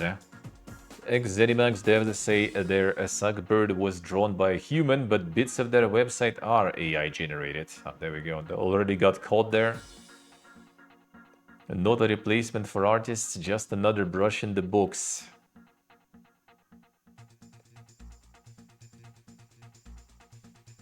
Following accusations that this bird looked like it could be AI generated, studio responded that it isn't, but some of the images on their websites were. The trademark logo was hand-drawn by a human artist working directly with the founding team. Some supporting visuals on our website, like the Baltimore skyline and social icons, were generated with AI image tools and then customized and polished by us. At the time, we didn't have an artist on staff and were racing to meet the launch deadline. Why? It's like announcing a new fucking studio, especially announcing it, in the vibe that, like no more corpus, no more like crunch deadlines and stuff. And then you're already like rushing to launch like a fucking website to meet the launch deadline. Like, come on, dude, what is this shit? Hey, Portable, hello, how we doing? Don't view the controversial tech as a replacement for artists, but rather just another brush in the books. The final look, humor, and heart are all Sagbird, a statement concluded. Certainly not a great look for the new studio, who will rightly face strong scrutiny about use of AI going forwards. The aspect of statement which has caught my attention is the idea Sagbird are racing to beat the launch deadline, given how strongly the group emphasized being fully employee-owned and funded, which means we only answer to people who are passionate about games and their launch press release. I'm struggling to see how that deadline can have been self-imposed to at least some degree if the staff have the level of control they're suggesting. Yeah, that is a bit of a question mark, as I said. Nice, Portable, nice. Doing good, man, doing good.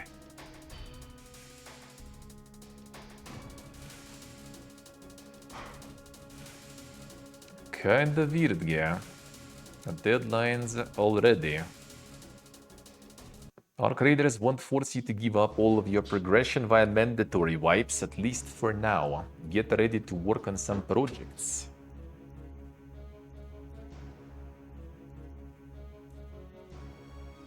Just to make it clear, we absolutely see the benefits of a global wipe provides. Veteran players can experience the game fresh, the economy is reset to the baseline, and all players have about the same level of capabilities. Arc Raiders design director Virgil Watkins wrote in the blog post about wipes of the non-moist tissue variety. However, one thing a mandatory wipe does not do is respect the investment of those players who do not have as much time to play overall. Rue says, we have done with several other mechanics before mimicking other established mechanics. We'd like to try our own method. That method revolves around projects, with the first one being dubbed the Expedition Project and unlocking upon hitting level 20. Once you complete it, you'll be given the option of a voluntary reset. The project will run on a rotation lasting roughly 8 weeks. And if you don't manage to complete it within that time, your progress towards doing so will roll over into the next 8-week window. Embark says there is a somewhat large time investment involved to complete the project, so this move aims to ensure folks who don't have time to play as often aren't facing constant resets. It's kind of like the rolling wipe, I guess. The likes of levels, skills, items, inventory, workshops, and crafting capabilities will be wiped when you reset, while you'll keep the likes of cosmetics, awards, achievements, and rankings. With Embark making clear anything paid for with real money lands in the latter category. As such, rewards for taking the rest bullet will be stuff like a permanent account unlocks, unique cosmetics to show off, and buffs to your account. But then... Well, actually, I guess like those like projects happen and they end for everyone at the same time. That makes sense then.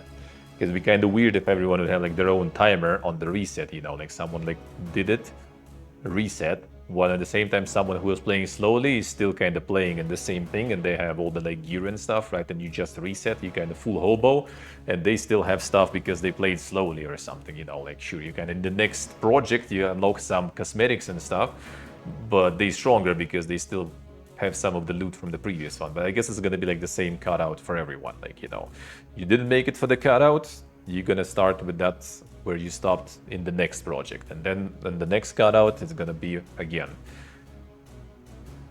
No. Then when the cutout happens and you move, like you got like Level 20 is finish the project, right? Cut out like after like 8 weeks, for example.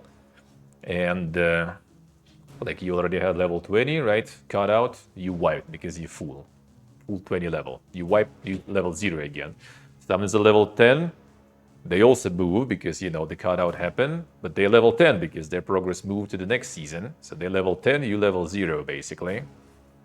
That kind of kills the whole point, I feel, of the wipe, though. Not sure.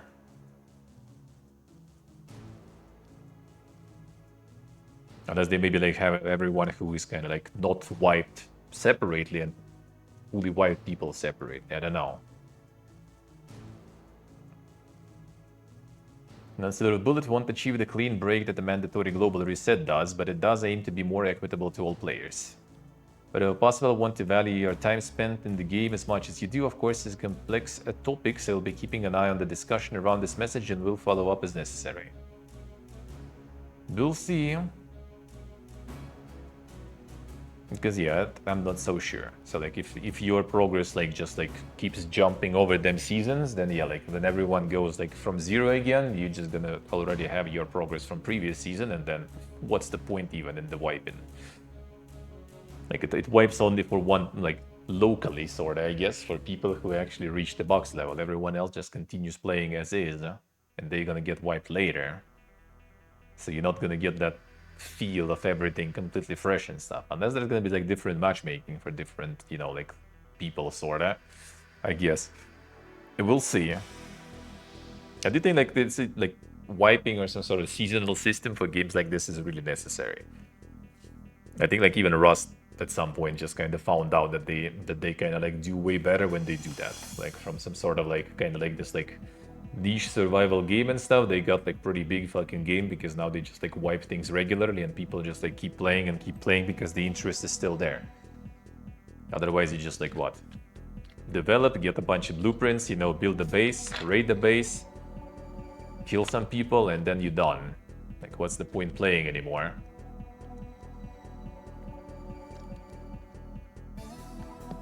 No, you basically get wiped like every like a few weeks. I think there's different like types of servers now, official ones, with different like a lane, how much the play session lives. And then you can always have this like, you know, the feel of an early server, you know, when everyone starts anew, complete hobo. It does have its own appeal in many games, honestly. Like I'm actually kind of was like always hoping that they're gonna get like Ragnarok Online with something like that too. Like some seasonal servers where you get to experience all this like, you know, early game rush and everything with everyone going in, kind of like Path of Exile, for example, right? Like all the ARPGs, when some like season happens, some changes, and everyone's like excited, everyone's like hoping in, everyone's playing at least for some time, and then after some time, you know, it kind of like dies out and waiting for the next one. I think in general that concept is pretty good for some games. But yeah, I guess I can see that some people might be not super happy about it. If they don't even manage to make any loot, any gear, and just constantly wiped and constantly playing this early game, I guess is not that fun. But I think it's better to have like different modes for that then, I guess. Not just like getting everyone in the same mode, but like with different rules, sorta. Mind's Eye devs accused studio execs of disastrously mishandling redundancies and enforcing unbearable crunch. Even with unbearable crunch, they got this. 93 current and former Build the Rocket Boy staff signed an open letter demanding change. Update: Build the Rocket Boy provided RPS with the following statement. Every one of our former team members poured passion, creativity, and hard work into our games in our studio. Parting ways with people is never easy, and we were deeply saddened to make that decision. Didn't anticipate having to make redundancies after launch. No, 1 moment. Musicus, why do you stop? Why do you stop? There we go.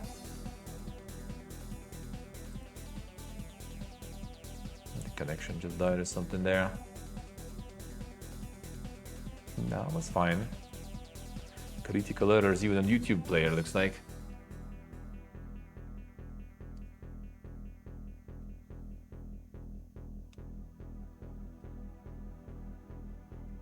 Let's face it, in his game, that's not the first game also that kind of flopped with him. So he's actually quite depressed there, you know, being kind of like the bad sign, I guess, for the game, you know, with his face there.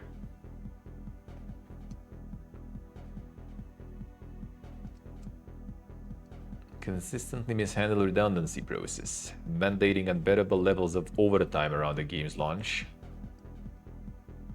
And with all that, they still fucked up. Estimated 250 to 300 workers had been let go as part of layoffs.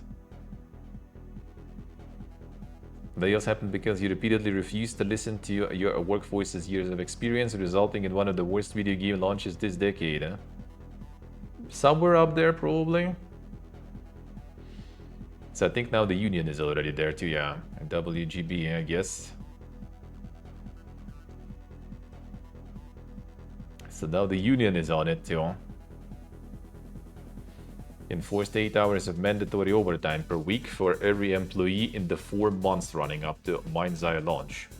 That's quite a lot. Like 1 bonus day basically to work. The fuck? With staff then allegedly struggling to take back time off in lieu, they were granted due to requests for them to keep grinding away at high priority work, which continued once the game had launched. Lack of transparency and communication on the part of studio leadership is also cited in the latter. The letter, I guess, here. Experience at the company has been one of burnout, job insecurity, health issues, and the failure of a game that many of us have put years of our lives into.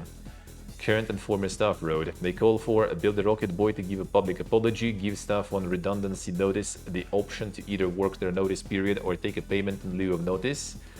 Commit to using official external partners for any future redundancies. Concerted, meaningful, and documented effort to improve conditions and processes within the company, including the acknowledgement of the IWGB as a trade union, rounds out that list. Yeah, like how like IO Interactive got like on publishing that stuff like quite late also even. I think they did get it. Oof. That was probably quite a miss in there on their side there. Getting that one to publish. Bethesda announces Fallout a day stream for later this month. It's the 23rd of October, 6 p.m. BST. BST is 1 hour behind European time, right? So 7 p.m. CEST. October 23rd is Thursday, week after next one. Sure, let's do it, why not? Longer stream, I will watch that. The Fallout 5, I mean, it's gonna be like the show. It's gonna be Fallout 76, new update with Ghoul and everything, because of the show also, right? What else can it be? Like some crossovers or something they're gonna do? Yeah, last year's inaugural stream was almost entirely devoted to Fallout 76 and coincided with sales for the Series Pass games. Twitch drops and a post-show led by Fallout for Hope, charity organization supported by Fallout community. So yeah, Series, Fallout 76, maybe some crossovers or something they'll get with somewhere. Maybe some, what's the name? Fallout Shelter content.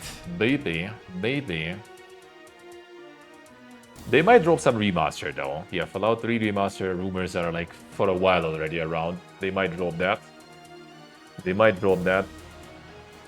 Microsoft like kind of recently like really not very poor with communications with like the key requests and stuff, man. Because Fallout remaster, like Fallout 3 is dog shit though, but like this Fallout, I wouldn't mind playing that though. I wouldn't mind playing that. They're probably never gonna like remaster the good ones anyway until they're done with their bad ones. So gonna eat what we served, you know. Literally in the leaked documents. Well, I mean that's obvious that it exists, but like rumors as in like it's kind of like it's like right there already, you know, not just in the making, but like should be already close. Fallout 5 until after Elder Scrolls 6, yep. Elder Scrolls 6 is gonna be the priority. Fallout not gonna happen anytime soon, especially with 76 running. They probably not, like, we might get like, you know, Elder Scrolls 6 type of tease, you know. They just gonna like show like, I don't know, some fucking vault door like with vault, you know, like I don't know, 420 or something, and that's it basically. Like, you know, Fallout 5, you know, in the making or something. See you in like 8 years or some shit, you know. That could happen. That could happen, I guess. But I feel like they would probably like keep such announcements for some like big shows again or something, not for like their own small stream. That's gonna be just like some 76 content pretty much. Already have Fallout London, yeah. But they could actually like show something from Fallout London too. Even they did kind of get like very cozy with, you know, like the Sky Oblivion team and everything. So maybe they will collaborate with some modders from Fallout London too. Even though Fallout London said that they're not going to be like even moving their mod to the HD patch of Fallout 4, so I guess with Fallout London they're not that cozy with those devs, I guess. 8 years might be optimistic. I mean, yeah, I guess true, could be. It depends on the Microsoft now, I feel, nowadays. Like, if Microsoft will put more pressure on them to kind of start pumping more content. I mean, you know, like, we might get some spin-off from some other studio. Like, I wouldn't be surprised, really. Because Microsoft said that they want more Fallout content. Like, after show, like, popped off with all the games popping out right after, they were kind of, yo, guys, how about more Fallout content?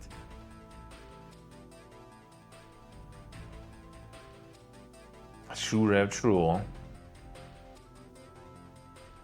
Well, I mean, on one hand, that's kind of good, right? That they're not going too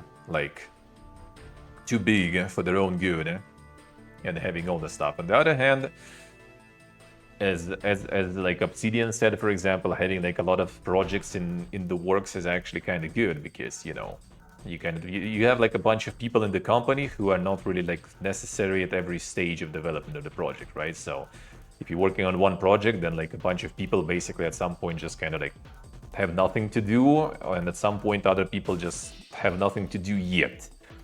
Already and yet, you know. So like having like multiple projects is kind of nice, because you just utilize your stuff, your like tools and everything better, because you can kind of have this conveyor going, you know, like this part of the company done making what they're doing, past next, get another project going.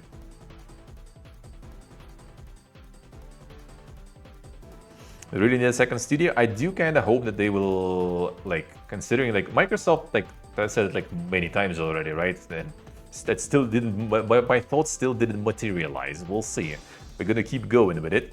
But they have so many like amazing RPG teams right now under like the Microsoft umbrella. They can like, dude, like they just like not using that shit properly, man. They could do such like, you know, like the cross-pollination with different franchises there. It's insane.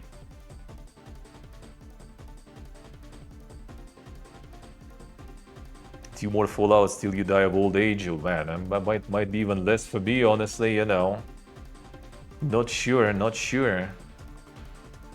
But they really need to just give it to some other studios, like not making, you know, Fallout 5, but like make like, I don't know, like Fallout something, kind of like Fallout London, but like, okay, you don't want to touch anything outside of America, do something inside. Contract franchise to other good studios. I mean, like, props to Ubisoft, actually, unironically, with that shit. They just like have them like franchises laying around, like Heroes of Might and Magic, right? And there's like an indie studio that like provided some prototype with that shit. All right, guys, here you go, do it. We're not gonna help you in any way. We're just gonna have our name there, you know, Ubisoft, and that's it. I guess they mentioned them in their like broadcast that is devoted to Heroes of Might and Magic 30 years anniversary, which basically was just like a bunch of advertisements for their projects in general. So not like they spend a lot on that broadcast, right? Not like in general spend a lot on broadcasts, just, you know, like announcing it on your Twitter and then just like launching, like not even OBS, it was pre-recorded anyway, like just like launching a fucking video. Well, I mean OBS still, I guess, but yeah, that's it. No marketing, no monies, nothing. They even got like a separate publisher for Heroes of Might and Magic called Anira. Like Who Did the Horse is a publisher technically that does like marketing and stuff, and like influencer outreach. That's how I got in, right? So like They just like literally probably like lended the name for some percentage cut from all the income or something, I would assume. And that's good. That I think is really good. Same with the Prince of Persia, right? They got the Prince of Persia Rogue. They got the studio that knows what they're doing, right? Got some prototype. All right, guys, there you go. Make it. Just give us our cut. So that is actually kind of good. Especially when you already have like developed like universe, like Fallout, for example, right? Like the universe that stretches already like many different games, many different mediums, right? There's a show and stuff. There's a bunch of like the book and everything that they did on the side. There's tabletop. There's like everything, you know. There's the mobile games, the shelter and shit like that. Like, bro, just get some indies to make some fucking like the Fallout roguelike deck builder. Let's go. I'll be all over it.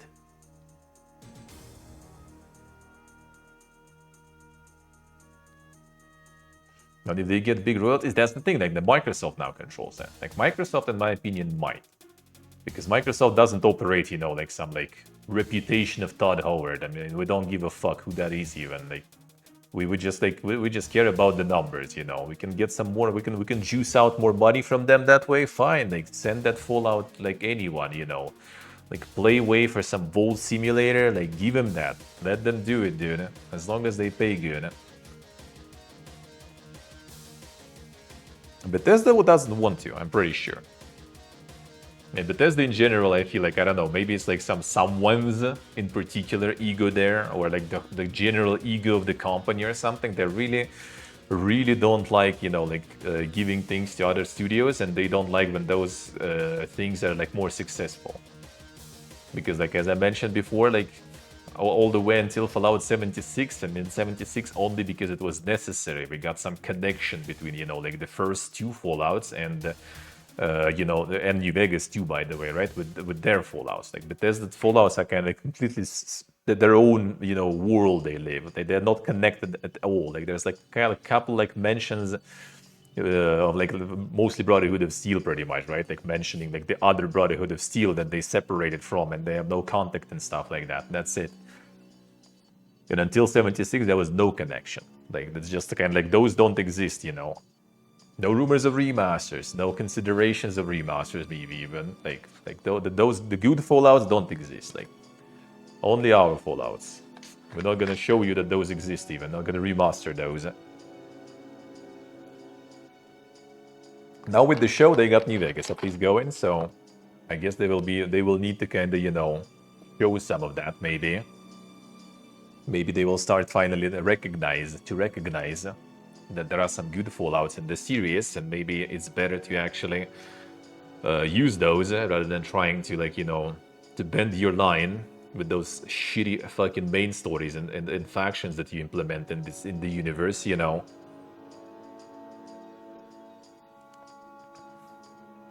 The remaster of Fallout 1 and original Fallout 3 engine, yeah. Dude, like we're talking about this shit, like the Bakersfield, whatever they called it in the end, the boomer shooter sort of in the Necropolis area in Fallout 1. Like, that shit looks amazing, man. Just like you see that shit, you just like contact them, like, yo guys, make it commercial. We're gonna, like, you know, give you the name, just like pay us some like percentage and stuff. Done. Like that looks amazing, man.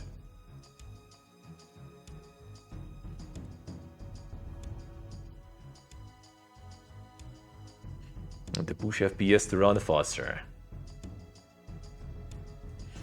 Give me new top-down Fallout. I mean, I would rather have that. True, I would rather have that. Absolutely. But in the end, like the Bakersfield Fallout, the fan project, right?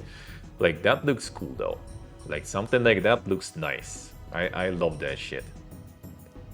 It still has mostly, I guess, because a lot of elements from. Who wouldn't agree on going official? I mean, maybe. I mean, they got help from the New Blood, right? So, you know, they do have some, I guess, limits what kind of help they can you know, accept. Where the Wasteland came in. Oh, in terms of like the kind of new top-down Fallouts, it doesn't scratch the same itch actually. Like the combat-wise, gameplay-wise, I guess it's actually kind of good. Like Wasteland 3, 2, kind of like, you know, somewhat. The 3 was really good gameplay-wise. I loved it. But like atmosphere is different though. Like Wasteland is like, it's actually kind of funny, but like Wasteland is more like clowny, I guess, or something. Feels like, at least, like kind of like less like serious, a little more over the top. Like I know like newer Fallouts from Bethesda are like all over the top too, but Wasteland I think is even more all over the top. Yeah, the original Fallouts are kind of like, even with some like the like pop culture references and some black humor, they still did feel like more. Well, first one is in general like pretty like grim, you know. The second one already got like some of those and like a little less serious, but it still feels like way like more atmospheric. Wasteland, like I did like, but yeah, not that much, I guess. Elements gameplay wise do like, that's the thing, like I'm talking more like I would enjoy kind of like a remake of original Fallouts in that format. I wouldn't mind, actually. I wouldn't mind.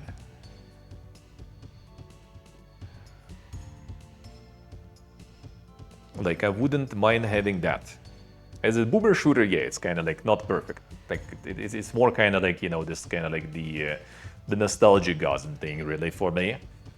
It might be not even the best, far from the best shooter, but it looks kind of cool. Like I would rather, and I mentioned that I think when we were watching the trailer, I would rather have like the full-blown like RPG that way. That would be cool. But top down, I would love. Top down, I would love. It's just too top down. I feel kind of like nowadays from Microsoft, from Bethesda, would be kind of hard to make because, you know, bro, like turn-based is like for some nerds, you know, it's not selling. We're not gonna do that. We need, you know, first-person, third-person shit only.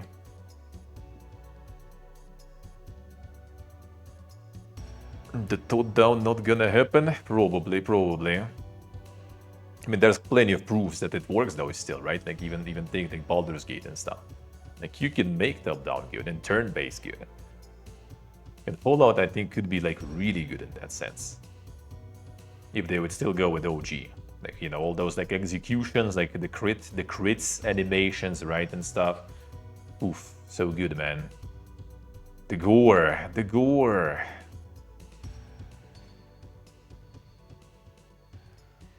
Pillars of Eternity tried and realized you print money by going Avowed, and they didn't print shit, I think, though. That's the thing. Like with Pillars, they did actually print. With the Avowed, they didn't print shit, in my opinion.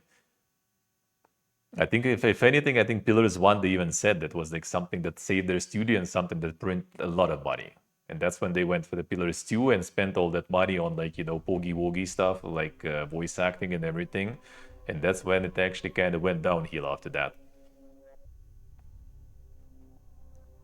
Think he printed a lot?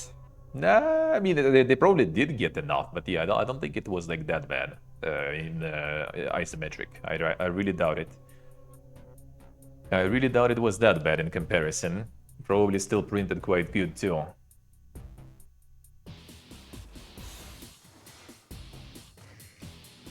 How much they made with Game Pass in True, that we don't know. But yeah, I do think that Pillars also did quite well.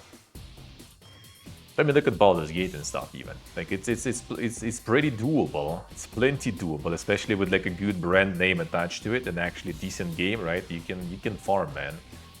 Like Fallout, out of everything, queue the farm. You also like release it on the day of the show, right, and stuff like that. Add some maybe connections, crossovers, whatever there, and there you go. You have a lot of people pogging out of wazoo there.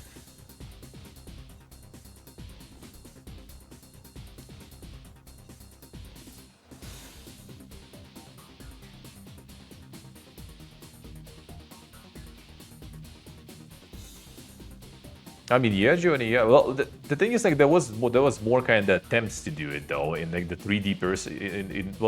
In third person, I don't like there were, I think, some. I just can't really name. First person, there was plenty, like actual like 3D first person ones. There were some. I even played a couple. The one with like I don't remember the names. Like the one with like a shitload of guns, right, and the one with when we were running on some sort of like graveyard with a bunch of like some sort of magics and guns and stuff too on top of that. Like those, I mean, those also did kind of good, huh?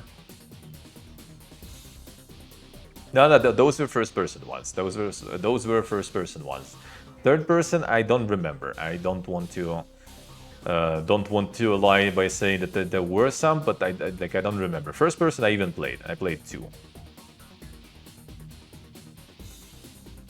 Tower of Guns. I mean, maybe that one too. I just remember it was. Man, I'll see and remember then. I'll see and remember.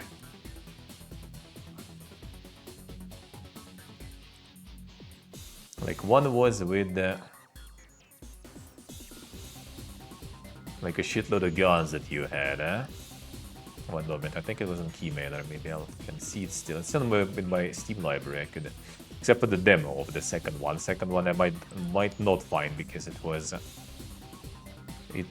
a while ago, and it was something I got the demo of, so might not be on my Steam.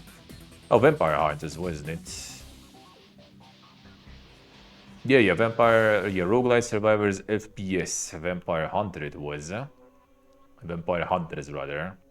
And there was another one, but that one I don't remember. That one I'm not sure if I can find. So yeah, there was some.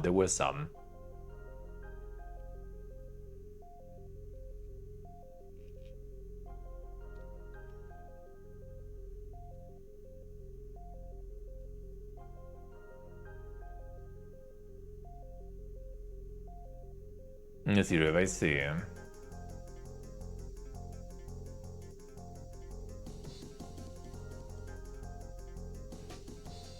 Mega Bong would have bombed as hard without him being behind it. They probably would. Yeah, they just got the good amount of beams and stuff on top of that.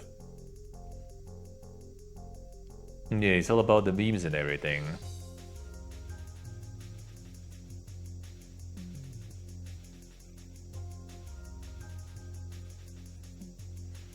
Hiring gaming finance experts to drive transformation initiatives with urgency. Not so sure. Not so sure what that would be. Make live service. Åge.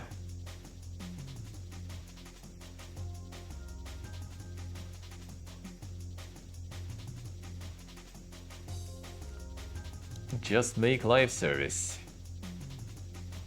Nintendo refutes claims it had any contact with the Japanese government to lobby against Gen AI, but the company insists it will continue to take action against infringement of our IP rights.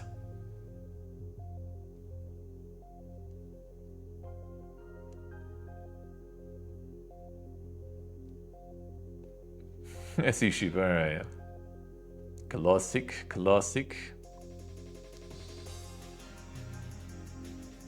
Japanese politician Satoshi Asano discussed OpenAI's Sora 2 and the concerns some companies have raised about how to protect their IP against significant copyright infringement, erroneously claiming that Nintendo America allocated a budget for lobbying activities.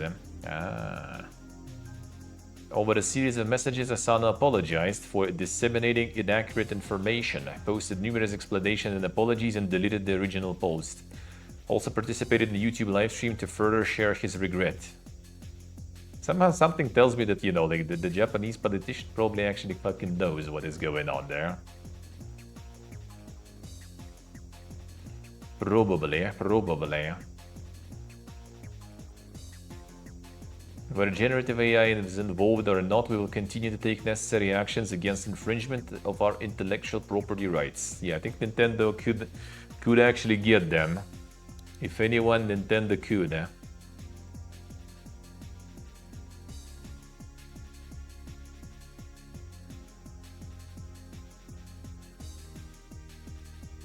ED slot machine roguelite Clover Pit tops 500,000 sales in just 8 days.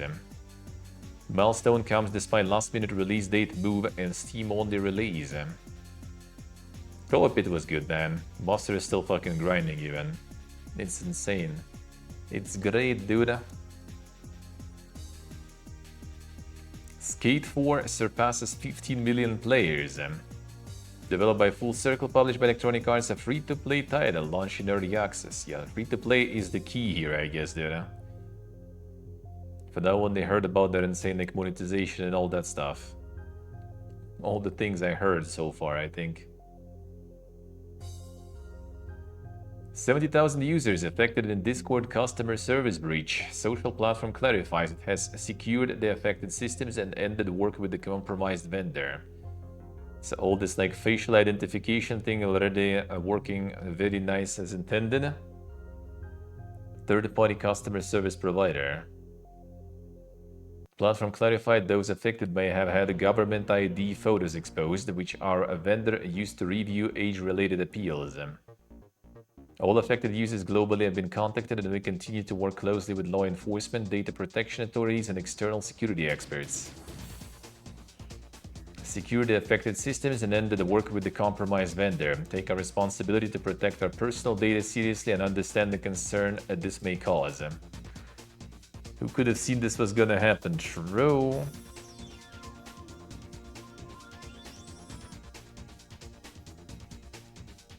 Yeah, man, I need to get like some other like VPN sponsor and stuff. With all this shit going down, it was soon like, you know, give it like 5 years or something.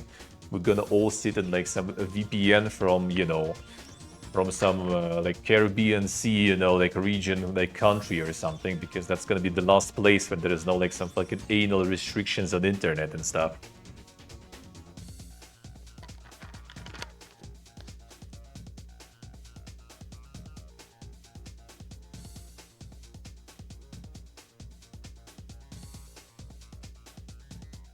I see, River, right? A big lol. So you're gonna secure a new one soon. I did have Surfshark for 3 months. They farmed me and moved on. I need some more, you know, consistent relationships with VPNs. Big lol streaking, but just thank you, sir. I see, River. They've got the toxic chatter AI right there. Redemption Road indefinitely delays Kingmakers. Incredibly ambitious, uncompromising game, and we don't want to cut any planned features. I feel like they kind of just did like some sort of like, you know, minimal prototype, just rolled the trailer that ended up going like full like viral poggy woggy, and then they like, oh shit, now we kind of actually need to make a game. So now they just like trying to actually make it, you know, in time, and realizing that, you know, it's not that simple actually to make it all kind of good. And so the poggy woggy actually goes into something better. Emo, I don't know, maybe not exactly, but kind of feels like it.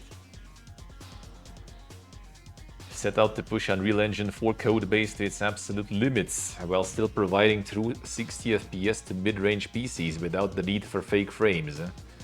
We're an 80% engineering team who got into this to push technological barriers. Well, I mean, that's actually kind of good though. The day before vibes, yeah, a little bit. I mean, hope I'm wrong.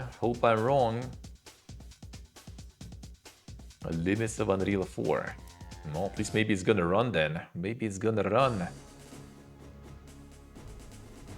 Sega and International Olympic Committee announced multi-year licensing deal. Damn, we're gonna continue farming those. Firms to launch co-branded merchandise program centered around the Sonic the Hedgehog franchise. Insane.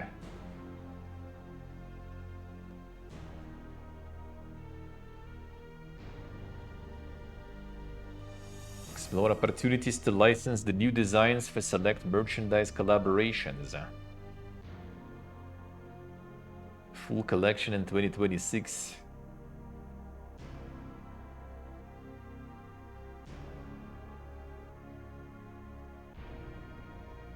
Brings together uniquely crafted designs that combine the iconic Olympic rings and Sonic. And we're thrilled to share this exciting initiative with fans worldwide. Yeah, portable, yeah. Insane. Yeah, before they were through Nintendo with the Olympics games, came to an end in 2020.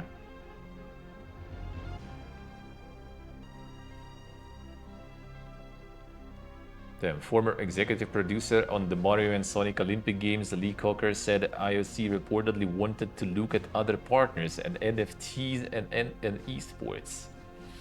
Damn. The Olympics NFT time.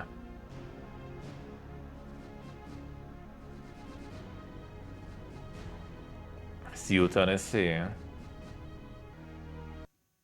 Collapscore Expedition 33 tops 5 million sales worldwide in 5 months. We cannot thank you enough. That's their new content that they're gonna be rolling as a thank you. This is sales, actually. So, like, even though it's on Game Pass and everything, like when they're talking about cannibalizing by Game Pass and stuff, if you make something good, reasonably priced, then people are gonna still fucking buy it, even if it's on Game Pass. If you make your like $80 slope or something and then complain that it got cannibalized by Game Pass, well, that's probably because like no one wants to buy that shit for that amount of money, dude.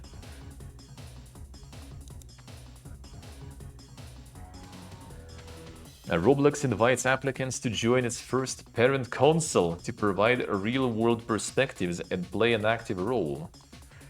The goal is for Roblox to be the safest and most civil place on the internet. Oof, that's gonna be quite the amount of work you need there. And the parents' council, dude. Insane.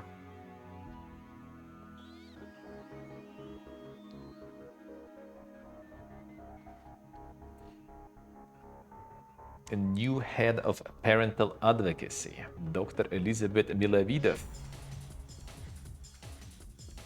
Initiative will bring together up to 40 parents and caregivers from across UK, US, Europe, Canada, and Mexico.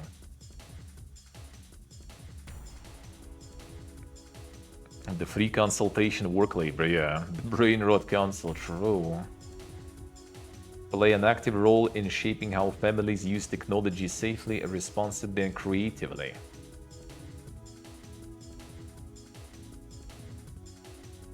A diverse range of viewpoints.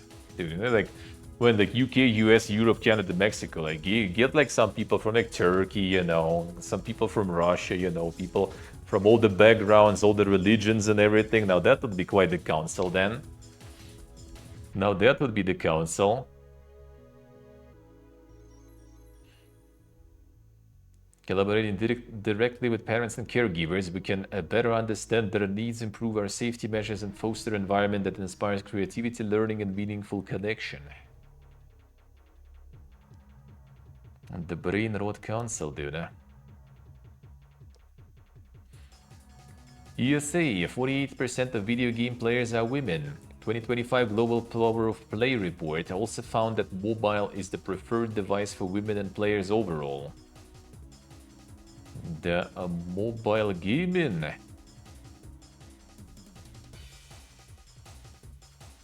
(24,216 active weekly players over the age of 16 in 21 countries. Let's see. More women players than men players in 10 of the 21 countries, and then 2 more countries have a 50-50 split. Few of these countries included Brazil, 57% women to 43% men, South Africa, 58% women and to 41% men. Mobile is the runaway preferred device for women, 64% play on mobile. That's actually not as much as I thought it would be. Nearly half of men play games on mobile devices, and it's their most used device as well, so the gap isn't as wide as people would suspect. Mobile is preferred device for players overall at 55%, while 21% of those surveyed prefer playing on PC or laptop, as well as console and handheld. Mobile isn't gaming. No, I think it is. I think it is. But like, it depends also what kind of games they like, you know, take there. Because they probably take everything. They probably take everything as a game. Candy Crush and Gunner's Gotchas. I mean, that is actually kind of like games, you know. Like, I'm more like, you know, like those, there was like some genre for that shit even. Like those like basically like AI made or whatever, like those like emulations of some sort of like chats, you know, on the phone or something. Like some sort of like interactive story thing that is basically just kind of like generated like chat on the phone or some stuff. Like that shit was popular apparently. Endless Farmville clones as well. Well, I mean, those are kind of games though, you know, like take like Stardew Valley, obviously like a little kind of more deeper, but like It's all games. We all probably played that shit at some point in our lives, huh? Infinite grind, pay to win, and literally zero skills to play. Well, I mean, still gaming, I would say. Still gaming, I would say. Nowhere near Stardew Valley. Well, I mean, it's more kind of into management and everything. Yeah, I mean, so it's like a lot of mobile stuff in general is like trying to, push some other aspects, like compared to like consoles, PC. Like it is different, but I mean, it's still mostly kind of like, I would say, gaming.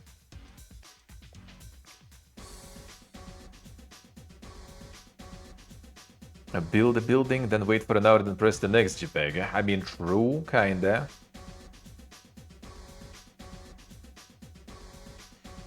Yeah, I mean, we kind of had that conversation before too, like what we in general count as gaming, but then like a lot of things you can say, like, like visual novels or something also might be not even considered gaming. Like all those interactive movies games also kind of might be not considered gaming. Or the games like kind of like puzzle ones where you just like need to kind of like fit some things, like the square in the square, circle in circle hole, this kind of stuff. Also not exactly, maybe.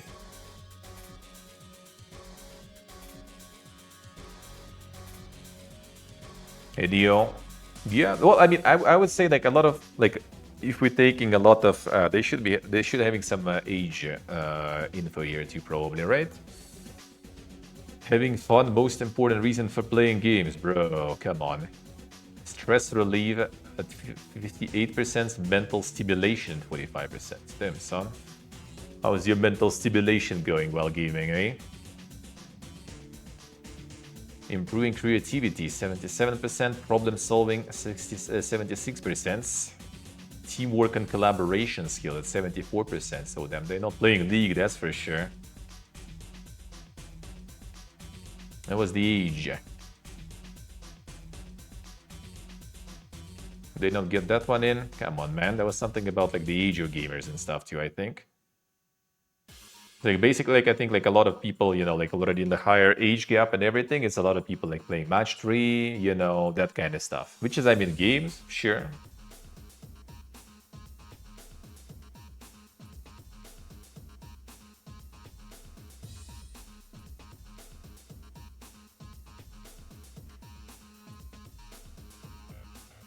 .3D action game on the phone, yep. Now, the only things I played on the phone, like ever, was basically Hearthstone back in the day when I was playing. And that was more kind of like, all right, I kind of like need to go somewhere and I can spend this time, instead of just like being bored, I can, do the dailies and stuff in Hearthstone. That's when I played Hearthstone on the phone. Oh, and when I was in the summer house also, like was away from PC, and I could at least, farm those dailies again on the phone. Now the recent ones, I think I only got like the Honkai Star Rail when I was still playing, and that was actually last bit when I was playing, because I just realized like, bro, I'm just like spending a weekend in the summer house, and I'm kind of like worried that my like dailies and stuff are kind of, like being wasted. So I downloaded that shit, and I gotta do those dailies and stuff here on the phone. And then after a few weeks, I just kind of fucking quit that shit.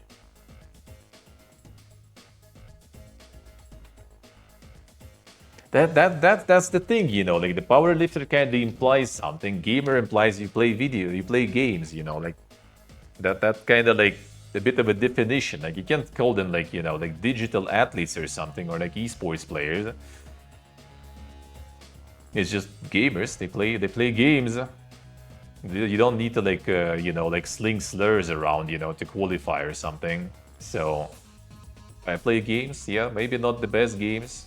Not the best example of games, I guess, let's put it that way. I also wouldn't say like, like the visual novels and interactive movies are that much of a game. We used to have like, this like meme around and one of our friends, but it's just movies and everything. And does ship? It does. Okay, the player on YouTube for me today is like completely dead. Yeah, all right. Keeps dying. Where does the point even the term even start nowadays? Yeah, it's all semantics always. Like all those things are just semantics, really. See some, yeah, I see them catches Pokemon and Go. That's like advanced gaming right there already, you know. I would say.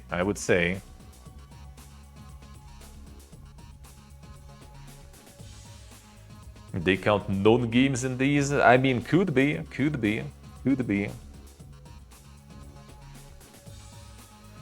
I still think it's a lot of people though. Catches them, never fights or anything is so funny. Well, I mean, still the loot hoarding already. That I would say that's like a, you know, a little like the side disease of being a gamer, I guess. Just hoarding shit, sorta.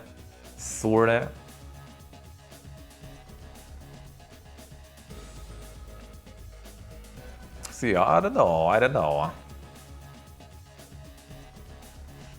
Consoles and PC. Well, I mean, let's put it that way. Like there is like, okay, like I can see that point, right? That like some games are just kind of like not that good, you know, as games. Like fine, like maybe not the best examples of gaming. Sure, I can agree with that. But I still think the mobile is massive, and I still think there's a lot of gamers coming from mobile because there's a whole countries that basically play only on mobile, like India and everything, like the fucking PUBG and stuff. Like it's massive there, and they play on the phone. That's just the platform they have, so doesn't like on the same fucking PUBG, you know, it's also on PC and everything. So like a lot of people, like one of my relatives who was visiting also when I was back home visiting, like she's like I don't know, like 14 or something, I guess. I just like checking, she's just like playing fucking League on mobile. I'm like, the fuck, all right, not bad. So yeah, there you go. So there is a lot of those games that, you know, we consider games, I guess, that are also on mobile and people do play them. A lot of people. The red barrel explodes. True. Easy, right?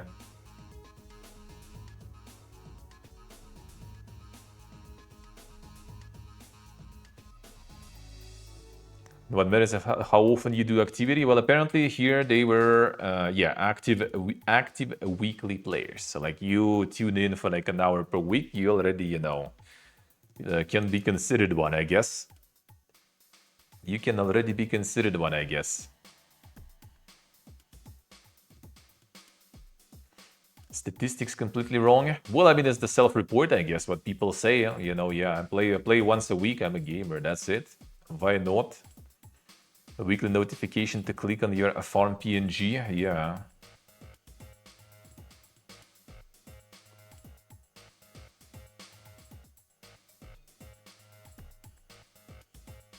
True is the money, but again, like carpenter, you know, like carpenter is like profession in a way, right? Like gamer is like just you play games. Like we could kind of put too much, you know, like emphasis on like the gamer, you know, like same as kind of like streamer, right? Like I'm a streamer, right? LA is a streamer. Someone who just, you know, like launches OBS to like 0 viewers like once a month. They also streamer technically, right? Because yeah, I do stream once a month, once a week for an hour to no viewers, but I'm a streamer too. It's all about the semantics basically. Like I think like using the wide term as a gamer, like I mean, yeah, sure, you play this shit once a week or something. I guess you are. Like, well how else will we call them? You know what they do if it's not like playing. You know what are they doing then? You know how do we call this process and how do we call those people then? Let's put it that way. The fake gamer, right? And that's the thing. Mobile multimedia consumer, I guess, yeah. People who play video games, well, I mean, player, gamer, I guess, you know. I would rather like say like, you know, they gamers and then someone else is more like, I don't know, like avid gamer, you know, like professional gamer, you know, the digital athlete or something, you know. Exquisite gamer or something. Yeah, I don't know. Like I think we need to kind of like, you know, specify towards us. Like we are more kind of like, you know, like no life in that shit. They just kind of like, you know, like tangentially connected with the video games. We kind of live here, so we already kind of, you know, like the next generation, the next tier of gamers, you know, with an upgrade there.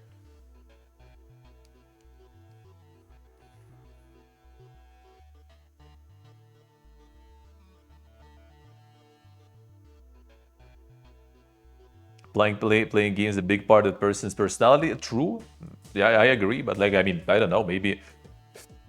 Maybe that is considered a lot. Maybe if you play it like once a week, that's already considered a lot by like the general standards. Because others like play like once a month or like a year or something. I don't know.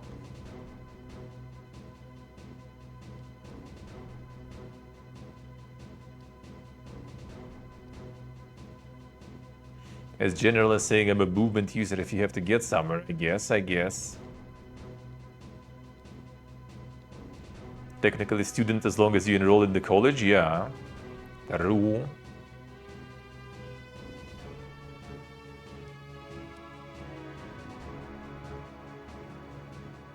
Saying as you're a metalhead, eh?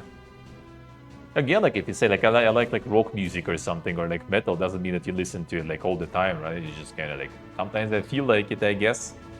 Like I don't mind it or something.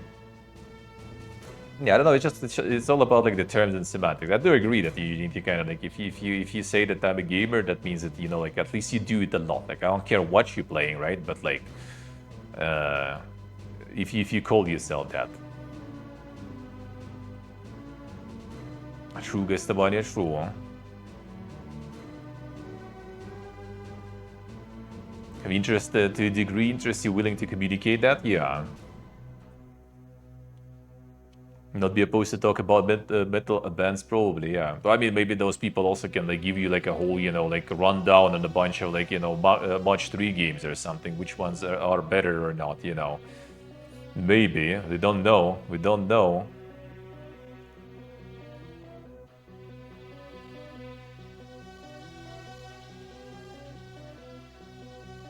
True, Silk, true, huh? And get it on the phone too, huh? Not the phone too, huh? It's the case for people that play once a week. I mean, could be. I have some friends who play like in the end. Like I have one who buys like all the new releases, for example, but he ends up playing like once a week when he's on the weekend, basically, maybe twice a week. Okay, that's the guy who got like achievement on like getting to the first bonfire in Dark Souls 2, but he never got to Bajula achievement. Like we were fucking laughing at that shit before. Well, I mean, yeah, he considers himself fucking gamer, dude. Obviously. So yeah.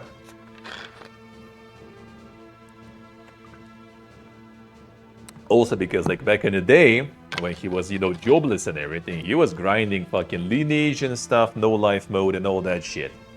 Now, he's working, he has no time, so he still buys shit but never plays shit almost. He got Space Marine 2, by the way, because I was like, oh man, we have like 2 people, we need a third one, and he's like, oh, it's on sale, I'm gonna buy it, we're gonna play it, bro. Guess what? It's been like a month already almost, still haven't heard anything from that. I need to message myself actually, see if we're actually gonna do that at some point.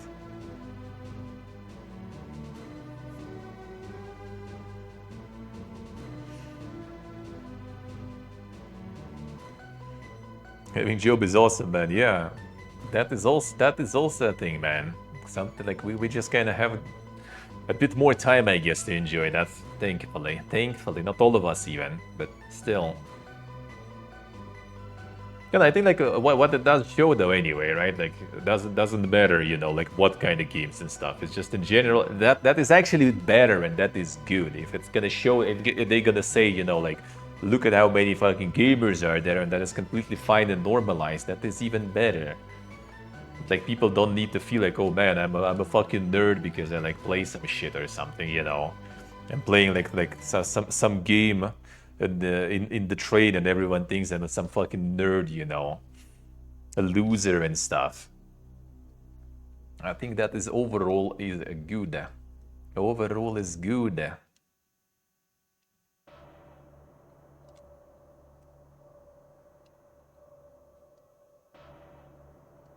I didn't post the age stuff. I think it was in this report also. The age of gamer.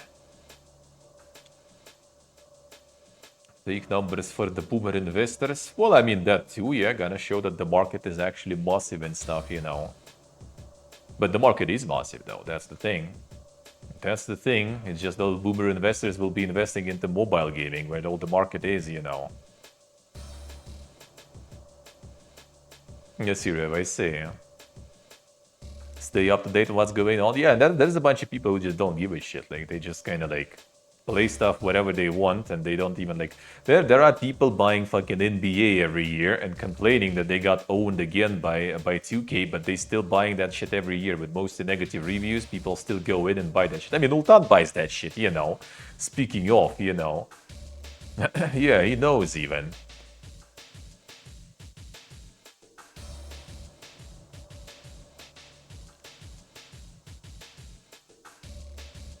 Amount of activity is not really the best indication for investment. I mean, true.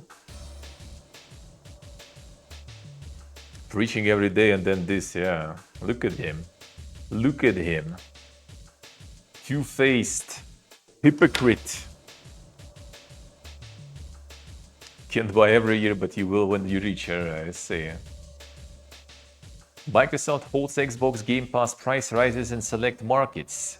Current subscribers will continue renewing at their existing price for now, in line with local requirements. So Microsoft got owned by Germany and some other governments. Germany, Ireland, South Korea, Poland, and India. Get fucked. So they have like 60 days in advance notification. So like for 60 days you keep the old prices, I guess. Alright. Microsoft addresses rumors surrounding Xbox console future. We're actively investing in our future first-party consoles and devices designed, engineered, and built by Xbox. For more details, community can revisit our agreement announcement with AMD. So yeah, it was like a lot of rumors recently that, you know, they're gonna be wrapping the Xbox production completely and stuff. Looks like they are not planning to yet. Not planning to yet.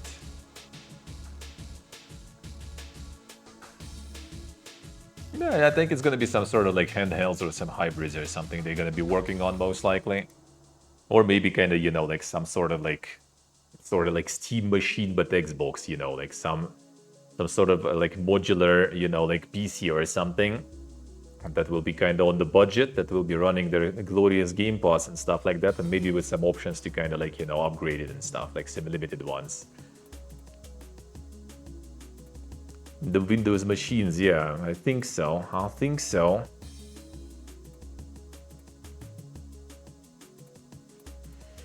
Yeah, probably. The Game Pass box. I mean, like they saw that like probably the most popular was the Series S, right? Just because people were buying that shit just because it's like $200 or whatever it was. Right now it's more. Even though it's older, but it's more now because, you know, glorious, you know, like 5D chess of the political leaders, and now it costs more than it on release even. But people were buying that shit for like $200 and slapping Game Pass on that and just playing fucking video games. That's it. See no market for it? Nah, I think the market is there. I think there's plenty of market for that. If it'll be reasonably priced, if it'll be decent form factor and everything, I mean, like handhelds are like exploding, dude. Have people buying them handhelds like crazy now. Fucking PlayStation Portal is complete dog shit and it all sold out. Like, dude, it's not even like separate independent handheld. It's just kind of like, you know, like the handheld window into what's happening in your big PlayStation, basically. It still got sold out.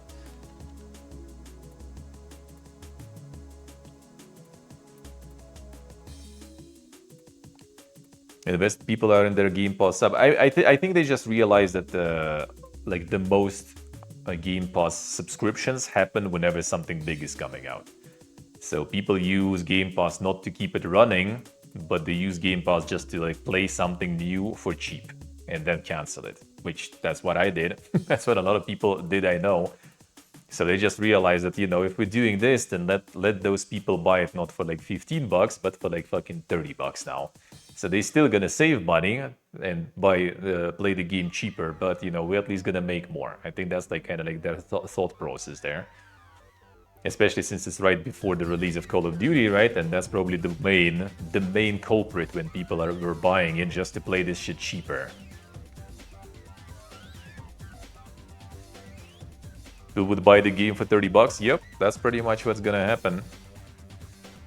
But I guess they kind of don't mind that somehow. I don't know. Maybe they hope some people will forget the resub and stuff like that. Maybe they'll get people to stay longer because of all the library of other things that is there. I don't know. We'll see. We'll see what they're gonna do. They try to like add some new extra benefits to the Game Pass, but so far it doesn't look enticing at all. Which, by the way, actually PC-only Game Pass got a way less of a price hike, which wasn't actually even reported on, and like I accidentally saw it because people on Discord were discussing that stuff. And there is actually like the PC-only Game Pass tier that is kind of like hidden on their page there that like did get an increase, but it's not that bad. So it's like actually like if you want all day one releases on PC, it's still not $30. So that is at least good. At least that is kind of good. If I'll decide to play something, but yeah, we'll see about that. Before I was only mostly getting it just because there was a bunch of ways to get like a free like month of Game Pass from all those codes and stuff. So I had like, you know, this like supply of those codes from all the conventions and stuff that I could like activate whenever it's some big release. Now I kinda ran out, I think, so I guess not. I guess not anymore. But we'll see. They used to distribute those codes every once in a while to like streamers and stuff. Maybe I'll get some.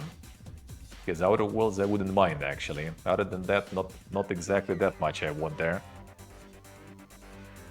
Xbox's dedicated handheld was cancelled because AMD required 10 billion units, it is claimed. Well, it is claimed though. Well, actually already according to Windows Central, Jess Gordon, Kepler's L2 claim isn't even slightly true. So the battles of the leakers and like rumors endures, man. This is what I like less and less with all this kind of like, you know, like attention economy shit on like social media and stuff. Like people claim like any wildest shit, absolutely. Everyone's fucking reposting that stuff. They farm their like Elon coins or whatever. And then like the company or someone else after goes like, yo bro, like the fuck was that? That like not even remotely true, dude. But everyone is keeping running with those rumors and stuff still for like, you know, like years maybe until like they're already proven by facts and not even necessarily, you know. Any game that will ever have any sort of DLC useless get on Game Pass? True, unless you don't give a shit about DLCs, honestly. And quite often, like I realized I don't, actually. Unironically. The guy saying isn't remotely true is actually true. We have absolutely no idea. Absolutely no idea. Even though like I haven't heard who the fuck is Kepler L2, but I did hear who is Jess Gordon from Windows Central. At least that is kind of like, you know, like the weight of those leaks, I guess. I don't know. But in the end, they all kind of you know, take everything with like a mountain of fucking salt, though.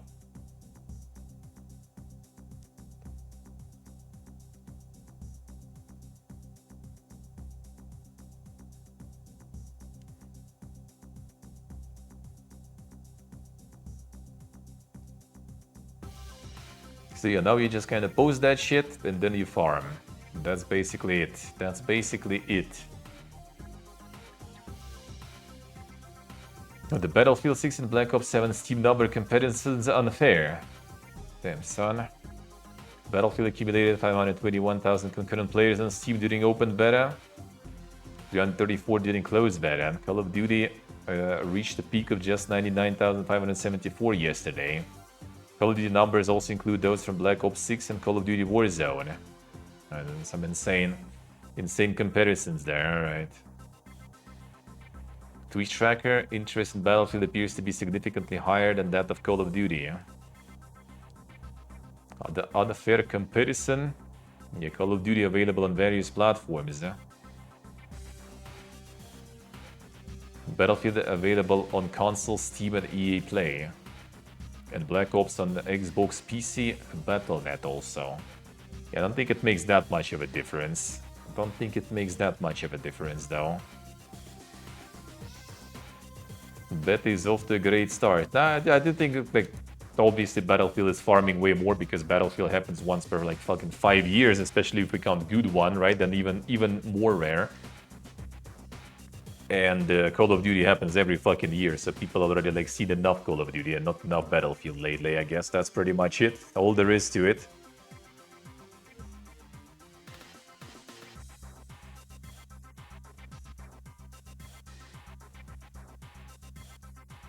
Dex sell 10 millions. Apparently, like that article said Dex sold like 5 million or something, which I kinda.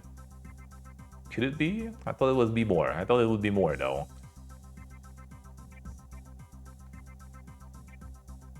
Deck is at 4 million. All right. Yeah, so Deck didn't even sell 10 million. So yeah, I mean, maybe they don't want to get the custom chip for like, you know, with not enough, you know, kind of like pre-orders for it, sort of. But Microsoft also probably could, you know, just fork it out and make money with the software sales. But then they would need also to lock people on the Microsoft Store environment, and that probably wouldn't be very good for sales and stuff.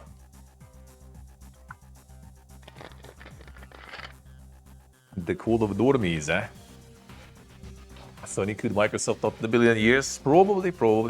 But I mean, they could also make not the custom chip, but like whatever chip that is already like made for those Asuses and everything, and just sell it anyway. So I think if they really want to, especially if they really want to get like the next gen Xbox, you know, as handheld, then they probably could get 10 mil. They probably could.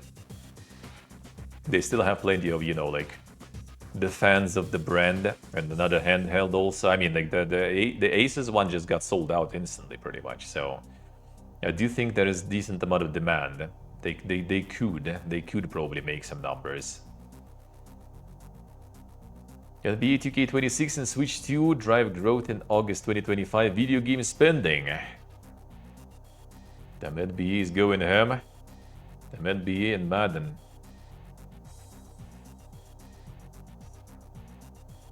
That was in August, alright. August 30th, August 30th. NBA, Madden, Mafia. The Metal Gear. Gears of War was pumping there too. College football. EA Sports MVP bundle. EA Sports Kickoff bundle. There's like out of top 10, you have like what, 1, 2, 3, 4, 5 sports games. That's like half of your top 10 is basically different forms of sports stuff. There you go.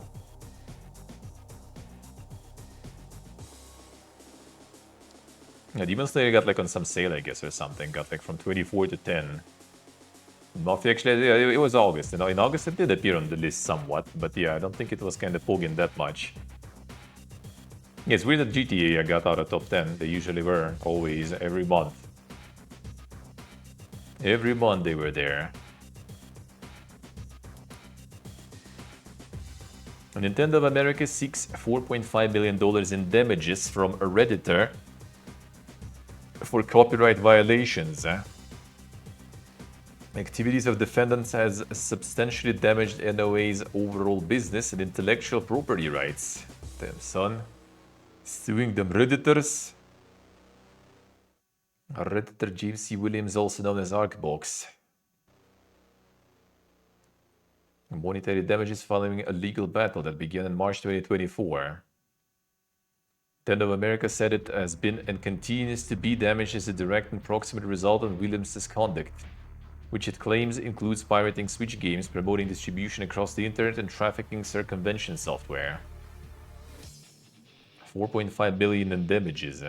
Amount of money sufficient to remedy its injury would be extremely difficult to quantify, but it is indisputable that such amount would be large. Therefore, the money at stake by this motion is nowhere near an amount that would compensate for the seriousness of defendant's conduct.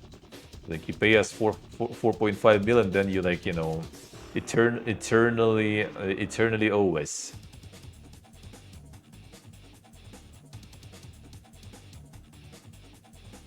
Cease and desist letter to Williams in March 2024. In response, the filing says Williams acknowledged his conduct violated NOA's rights and stated that he would work with NOA to satisfy its demands.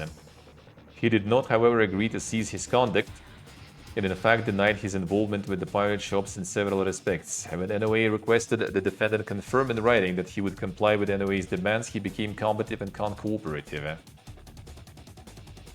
Filing notes that NOA gave Williams a final opportunity to comply with its demands prior to litigation. and alleged that they deleted or hid evidence relevant to NOA's claims, including his GitHub account and social media posts and communications. Monka is trading and selling circumvention devices. Nintendo going ham still, dude.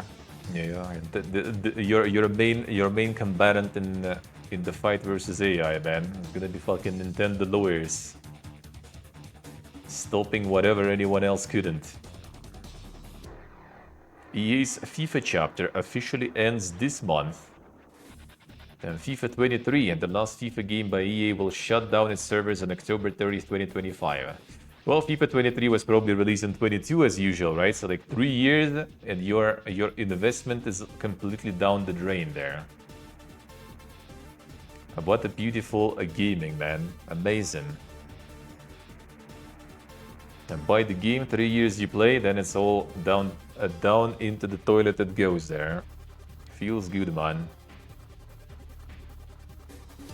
And the FIFA is gone. Skate is charging $40 for a cardboard Dead Space skin. Damn, son. The free-to-play gaming by Electronic Arts. I see how it is, huh? A Dead Space and Skate bundle is made of cardboard, literally.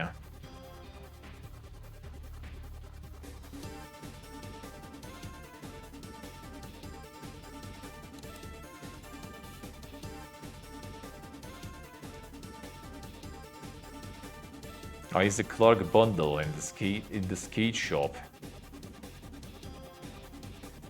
Buy the Sun 1 box separately, cheapest it costs £30, which equates to just over $40.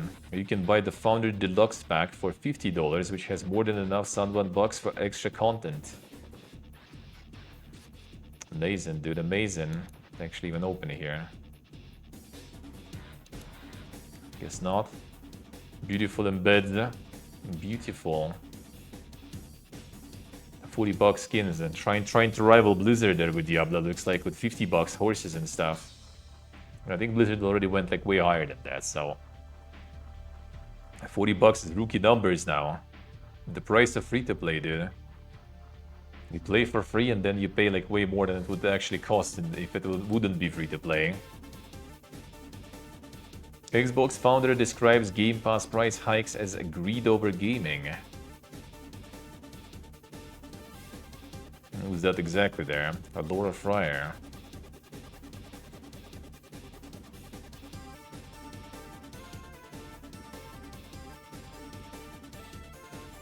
Feedback doesn't reach them anymore. Did they say they listen to feedback and that's why we're increasing the prices, dude?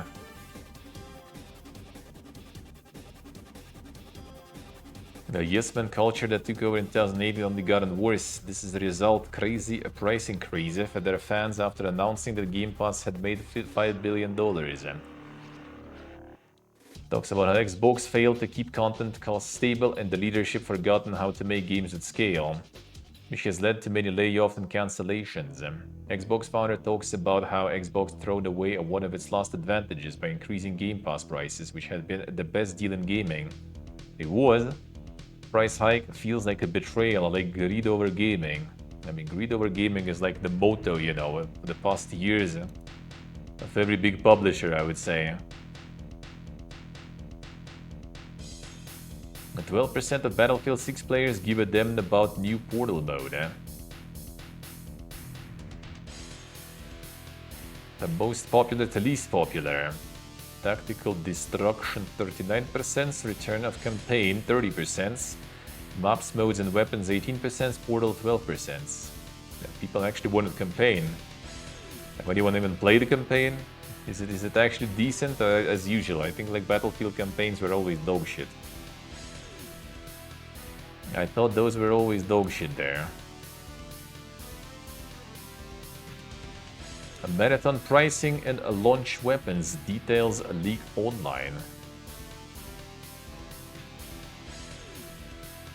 Buildings falling over, alright.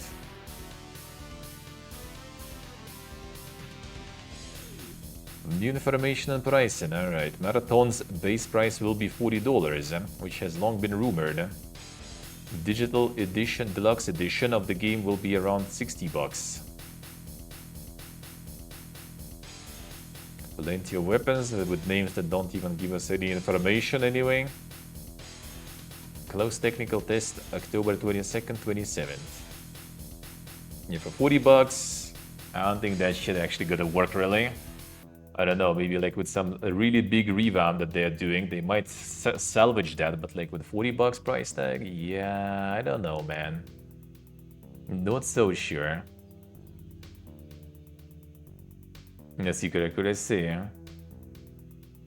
YouTube dropped to a low point for the first time in years as competition rises. YouTube Live is suffering. Well, dude, that shit is the same dog shit for years already without anything new. So like obviously it's fucking going down already. Yeah, Panda, hello.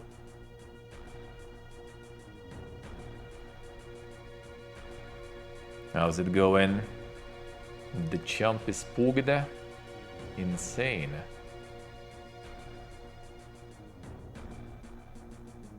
YouTube Live remains the top platform, but saw a 10.6% drop in hours watched and its share fell below 50% for the first time in years. Damn, son.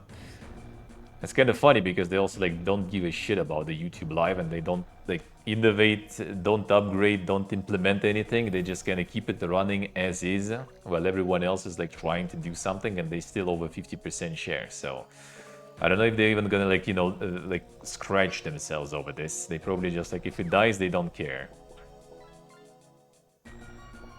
I mean, that at least means that, you know, something going somewhere. TikTok Live now makes up to 31.4% of the live streaming market, 4.4% of which is dedicated to gaming, thus becoming one of the cornerstones of the platform that was once made up of teenagers dancing to popular music. I heard already from multiple people, I think that like the TikTok Live is actually absolutely atrocious, man.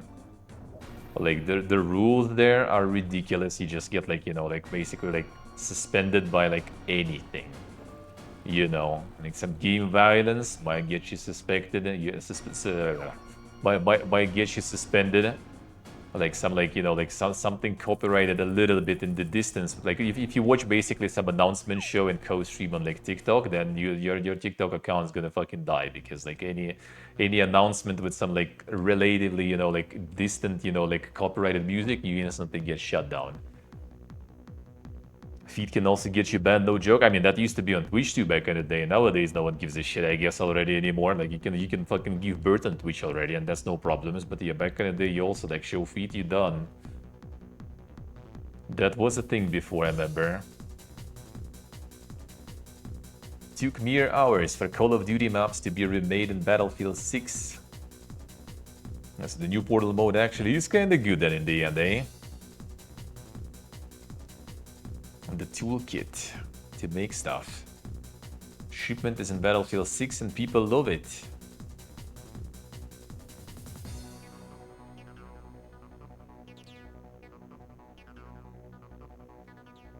Getting all the Call of Duty mobs in already. Well, the user-generated content is powerful that way, I guess. I wonder if they can like copy strike that stuff somehow. I wonder if they try. Battlefield 6 looks kinda poggish. When sale, oh man, probably will take some time. Former Assassin's Creed actor reacts to cancelled Civil War game once again, fuck off. Alright, I see. Very good reaction there, I guess. A very good reaction, I guess.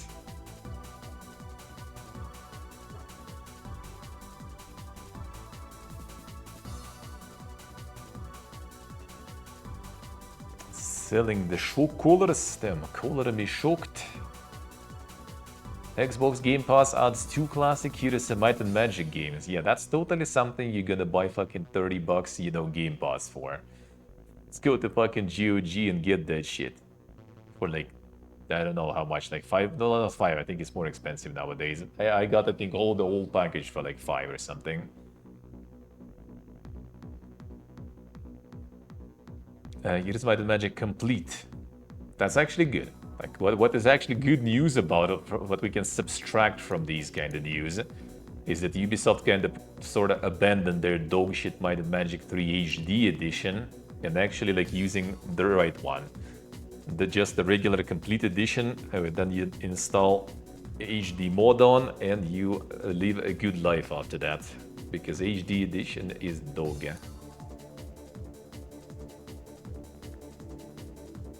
A Minecraft realm, Wernerth, opened by Slipknot member as a surrealist experience. Damn son, the Slipknot Minecraft.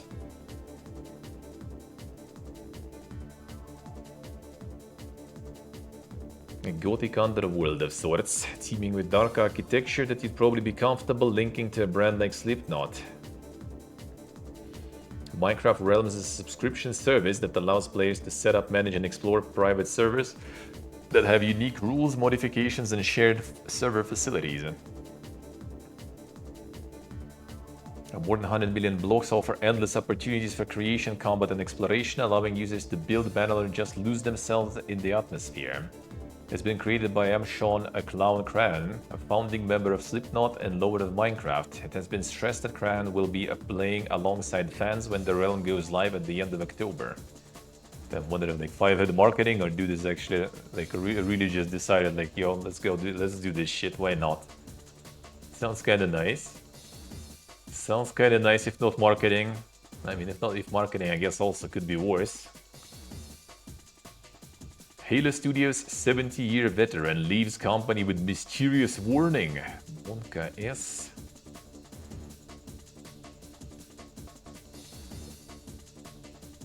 As of today, and after 17 long years, I'm officially no longer contributing to Halo universe. There is a little more I can say for the moment, though I intend to share this particular story in its entirety when it is absolutely safe to do so next year.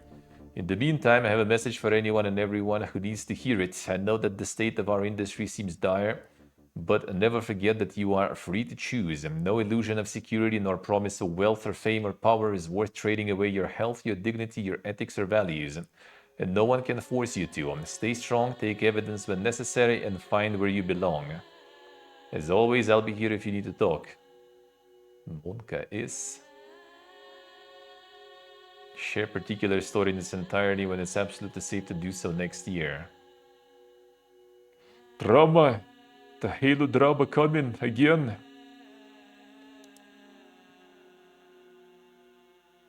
Valve's next SteamVR headset has reportedly entered a mass production. Where's Pony? Pony wanted some. Did you buy your VR yet, Sok? There you go. Maybe you need to wait.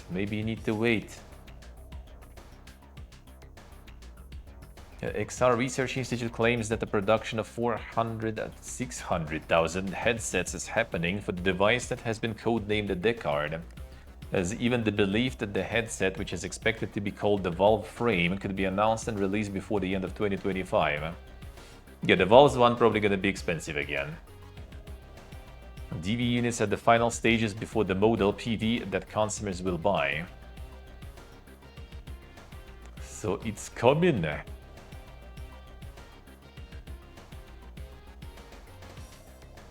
Appearance on the site suggests device featuring 6-core 12-thread processor running at 3.2 GHz with 8 GB of DDR5 memory and a custom AMD RX 7600 GPU. Those specs, however, can always change between now and when the device officially launches. This is gonna be like kind of like independent one sorta that you can just like run shit without any PC on, I guess. Did you need you did need index PC for index though, right? I think it wasn't. Or am I wrong? I thought it's basically only Quest that can like run something, somewhat. See, so I see, it was PC only, yeah.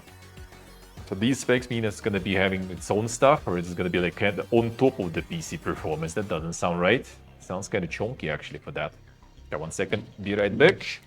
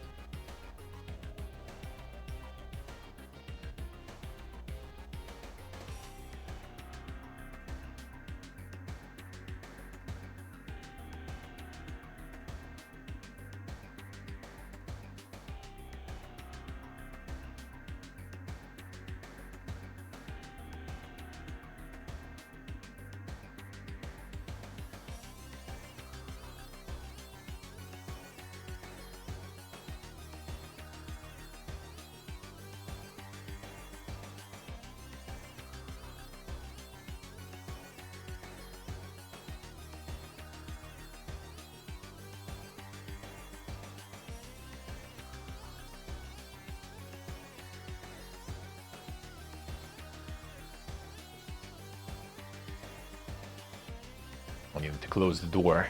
Already kind of cold. And someone is barbecuing. Looks like it smells like food.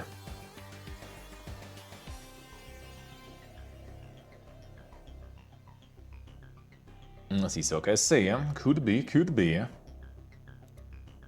A job posting suggests Age of Empires 5 uses Unreal Engine.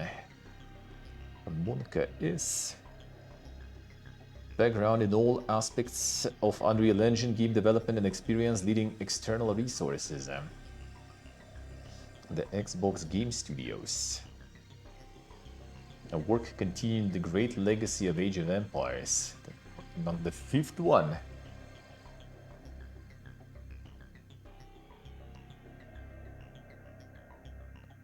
See what I see, yeah? And the Street Fighters Endure. Arc Raiders will have optional progression wipes. Yeah, that's what we saw before. That we saw.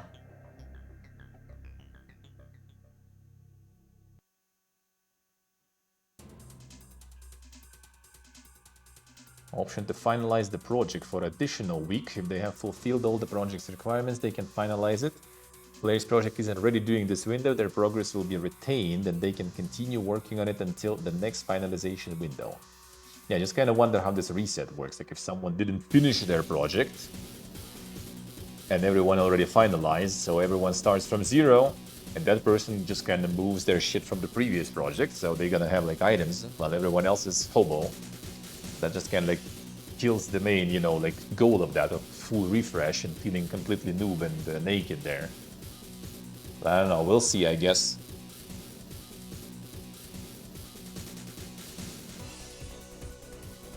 Machine Games hints at a new game in anniversary post. 15 incredible years and the question mark there. What is next? Well, I mean, just recently they were talking about, you know, more Wolfenstein, so that they didn't finish with it yet, so I assume, I guess.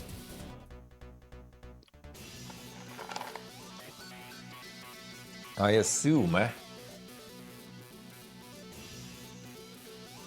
Respawn CEO Vince Zampella complains about EA up and suggests players go to Steam instead.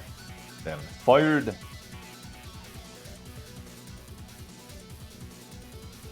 I have yelled about EA up people. Any suggestions on next levels of escalation?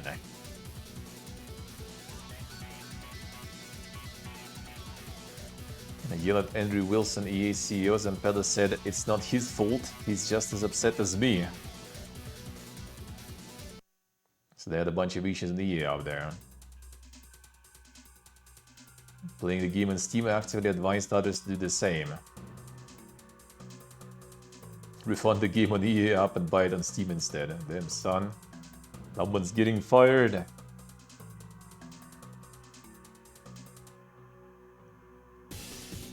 Actually blocking users from booting the game and presenting an error message. Damn son. Quality ups right there. Nintendo breached by notorious hacker group, it is claimed. Wonka is breached by Crimson Collective.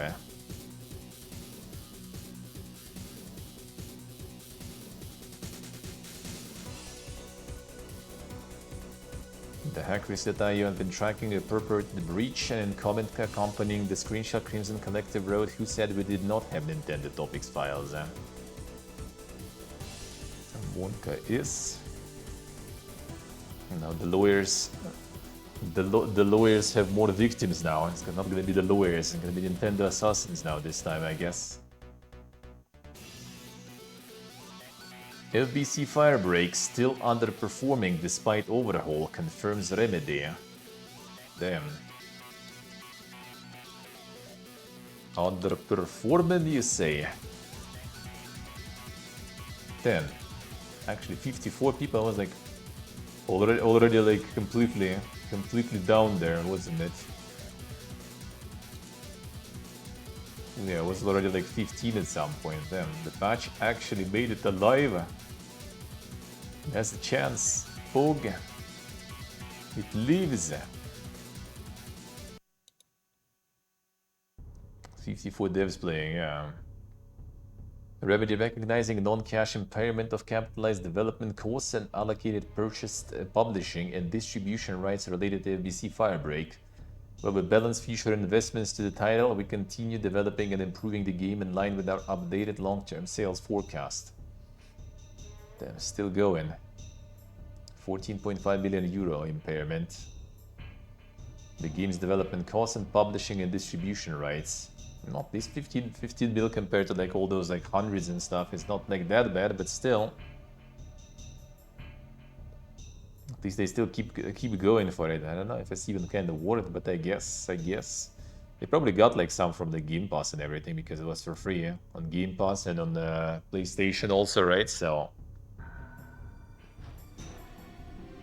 they do on launch. I mean, they were batching. They were working on it actually like since launch pretty much. It's just kind of like I feel in general, since they showed the trailer, I said like, why?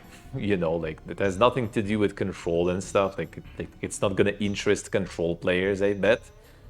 It has like as a live service sort of like whatever, like extraction. It's not exactly, but still, you know, like kind of like multiplayer, like live service game. It also doesn't really cut it, I feel.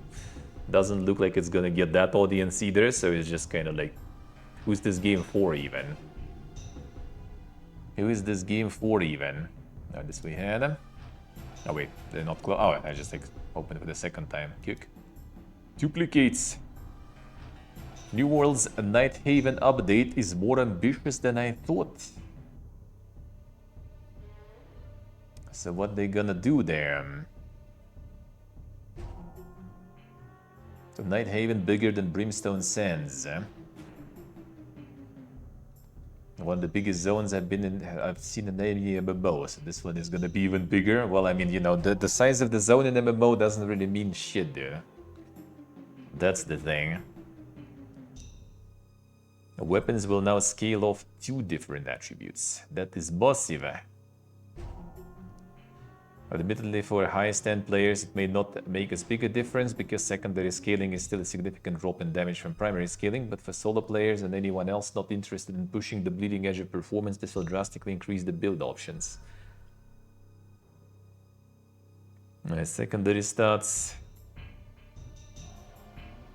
Perk charm system looks to add a lot of build diversity to the game. Think it's going to add a lot of complexity, probably some balance issues at first. Think those will be worthwhile trade-off, a greater customization potential and hopefully a longer and deeper gear chase.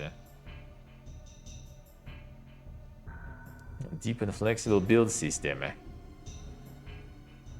New weapon scaling, perk charm set bonuses and removing attributes from items but letting you swap items with your gear sets. Night Haven is going to push New World closer to its original vision. No housing. Yeah, we still have no idea. New World returning to its horror roots. Huh? There was horror roots there? A darker, more hostile vibe. I mean, no way, I guess, but I wouldn't really say so. Wouldn't really say it was that much. That much. I mean, New World is kind of like there somewhere, still probably stable. Like, how much was it last time? Like 15k or something? Even better looks like. Yeah, actually going up. Not bad, not bad. Not bad. And the update is not even out yet, so with the update it's gonna be probably kind of solid return. I mean, even I would maybe, but the problem is like the fucking DLC that I don't want to buy. I refuse to buy that shit.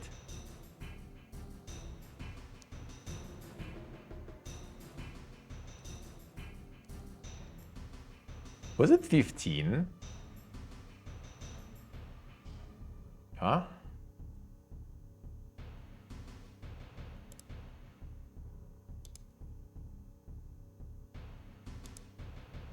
Was it always 30 in FPP again?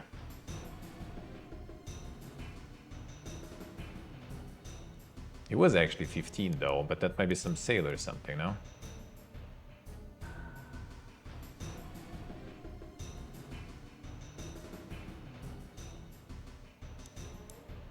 No, it was always 30 baseline, looks like, though, at least. Alright.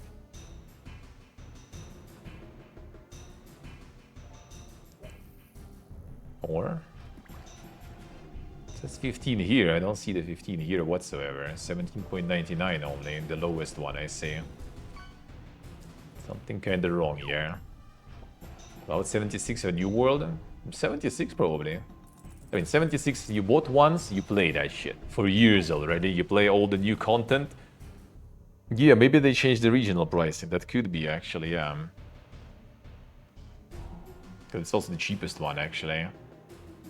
Actually, no, there was like $10 at some point in South Asia, apparently, actually. 15 yuan. Yeah, looks like they fucked around with some regional prices. Yeah, in Russia it was also cheaper. And now you can buy there too. So yeah, looks like they fucked around with some prices there.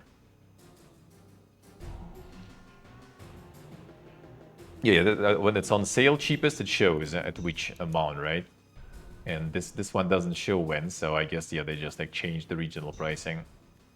Well, even less so, for $30, just like to be able to ride the mount in an MMO finally, and get the max level that everyone can have. You need to pay $30 on top of what you already like paid for it. Yep, that's a skip for me. If it's gonna be like 95% off or something, you know, if you can get it like for a couple of bucks and just return to our game, please, I would consider. But like $30, $15, like $10. Even $5, I'm not so sure. There's plenty of other shit to play, really. 76, you bought, you play. That's like, there is a sub, right, that provides you with some like benefits and everything. Yeah, there is no sub, no. There's like some microtransactions in. But basically you need to buy the game and you need to buy DLC. Because like if you don't buy DLC, I don't even know like what are you playing actually. Because like you can't reach max level. You can't get the best gear. You can't have a fucking mount. That's like the most ridiculous thing. And that's all you get in this DLC. It's basically like mount, one weapon, and one raid, I think. And increase in maximum level and maximum gear score. That's pretty much it. What DLC added. For $30, dude. Yeah, you don't have a sub, which is a good thing. Like in 76, you kind of want to play, you know, like comfortably. You do want the sub. So yeah, we'll see. Yeah, you do have like the DLC included for the new purchase, yeah. But like if you already had the game, nope, you don't get that shit. That is ridiculous, man. That is ridiculous. I think even like the version that they gave on PlayStation Plus or something even had DLC included, but I'm not so sure though on that. Battle Pass? Yeah, they did add Battle Pass. That's already was past our time, I think, when we played, but recently I think they did add Battle Pass, yeah. The Battle Pass is in, which is also in 76, for example. But yeah, in 76 you can go full completely free. When you buy the game, after that, all free. I just do subscription sometimes because of the quality of life. Otherwise, and even then, not super necessary, but it just like makes it more pleasant to play. Just with the endless boxes, right? They added another endless box for meds now. If they add finally endless boxes for all the loot, like that subscription is gonna be really nice. But then again, I just want to return, I can return any moment. Just install the game and play it. No subscription, nothing. You want to play like with more pleasure, get the subscription. This shit, I return now, I can't because I don't have DLC. And I don't know if I want to. Yeah, you don't need, like, even if you're like super MLG player, you don't need the subscription whatsoever. Like, if anything, you kind of could get the subscription once, like, a year. Just dump everything in the endless loot box, right? And like hoard for a month and just forget about it. Like, for like, I was hoarding when I was playing before subscription, right? I stored that shit, and since then, for like how many years? Like 7 years, game is out. Like for 5 years or something, I'm playing. I don't care about the loot. I'm still loaded. Like I don't need to put any more in. I just can take from there like endlessly almost, and have no problems with that. So subscription, really, I just gonna use it again just to dump like even more stuff in those boxes and forget about it. So like once in a while, just sub, do the thing, forget about it. Nice. If it's gonna be like part of Game Pass later, that will be amazing. Even just like sub to Game Pass, play some new game, get in 76, sort out all your loot, play it while you're at it, and then just like uninstall, quit, unsub. Seems good to me. Even though if you think about it, $15 subscription or like $30 DLC though. So not so sure. It does seem like the expanded update will be kind of poke, but yeah, $30, no. Like, especially when you saw it was 15 at some point and you just now like 30, no. If they will make it like 10, probably still no. 5, maybe for 5 I would consider actually.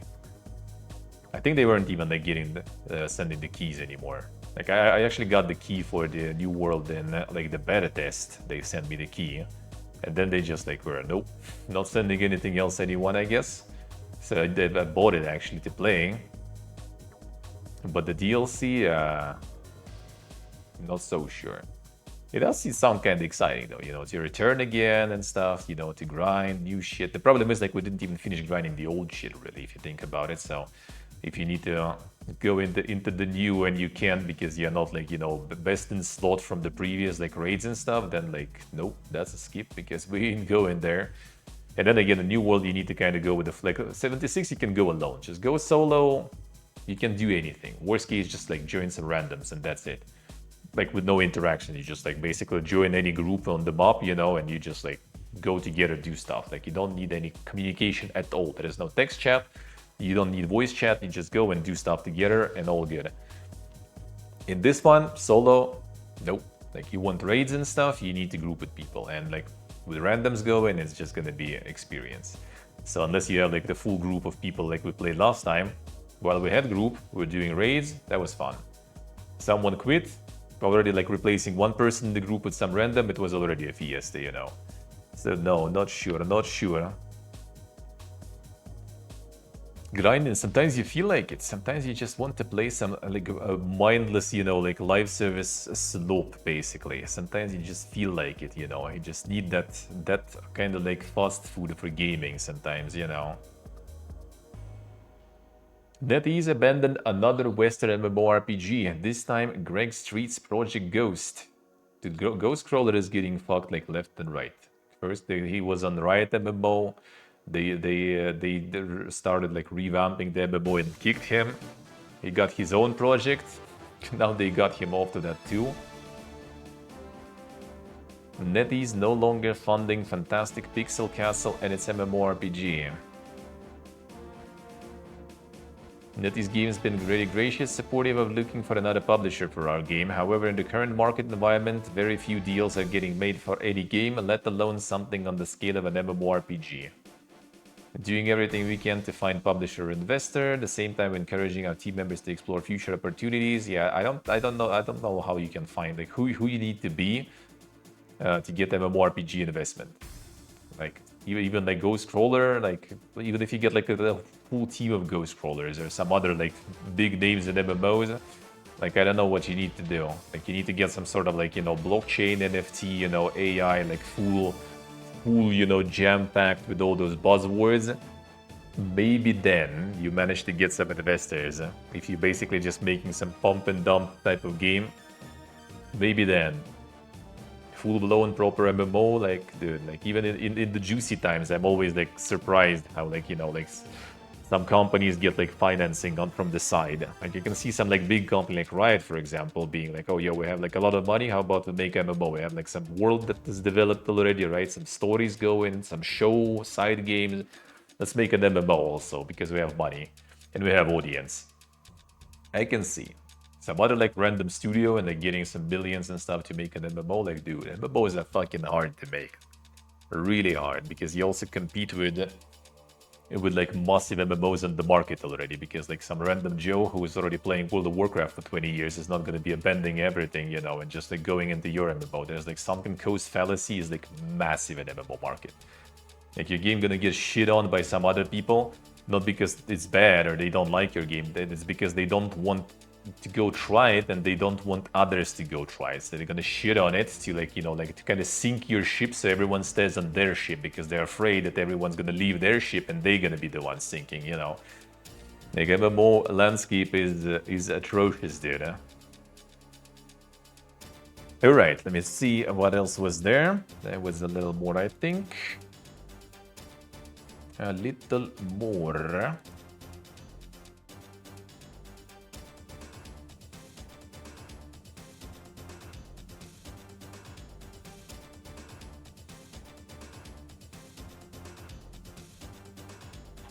Yeah, I think basically the one I already kind of mentioned before, real quick. Oh, oh no, there it is. I thought they like removed the article or something.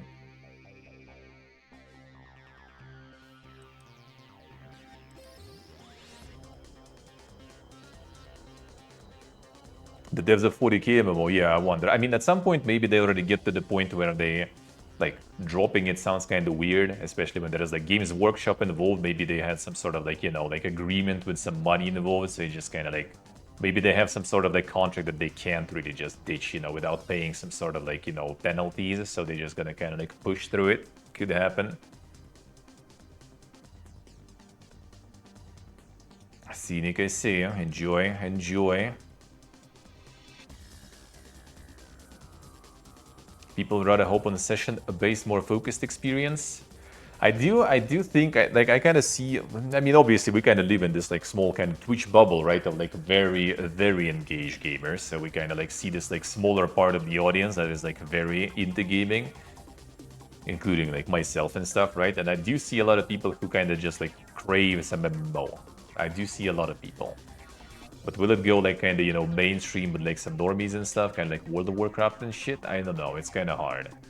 I think that's when the kind of like some companies with established audience get, like, you know, like it will be like some like big name MMO, like, you know, like Fallout MMO or something, or like, I don't know, like, well, like Riot, like League of Legends MMO, right, or something.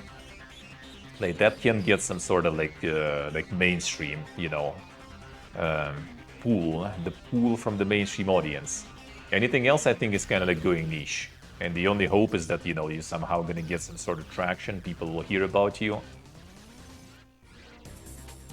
But again, like the what's the name? The what was the? I already forgot the name even. Like the recent test that we played at MMOs, for example, right? Like the like whatever Abyss or something. I already forgot the name even. Honestly, like Steve always like mentions it, and it completely just like flew out of my head right now. Like there was a lot of people playing on that test, and it was actually good. Like I think people do kind of want, you know, to play some MMOs, but like everyone is kind of scared to commit. Everyone's just like trying them, you know, and you need to kind of have have something that will be like mega pog for people to hop on it. Kind of like with New World, right? Like it was like starting big, it was like pogging, but as soon as there was started some issues going with like, you know, like some like GPUs burning back then, right? Like some like late game, end game, you know, lacking and stuff, and people instantly started like, you know, jumping on this like hate train and everything. Like, okay, it didn't jump that high, so we just need to dig it completely down in the ground, you know, and then go play back to our shit.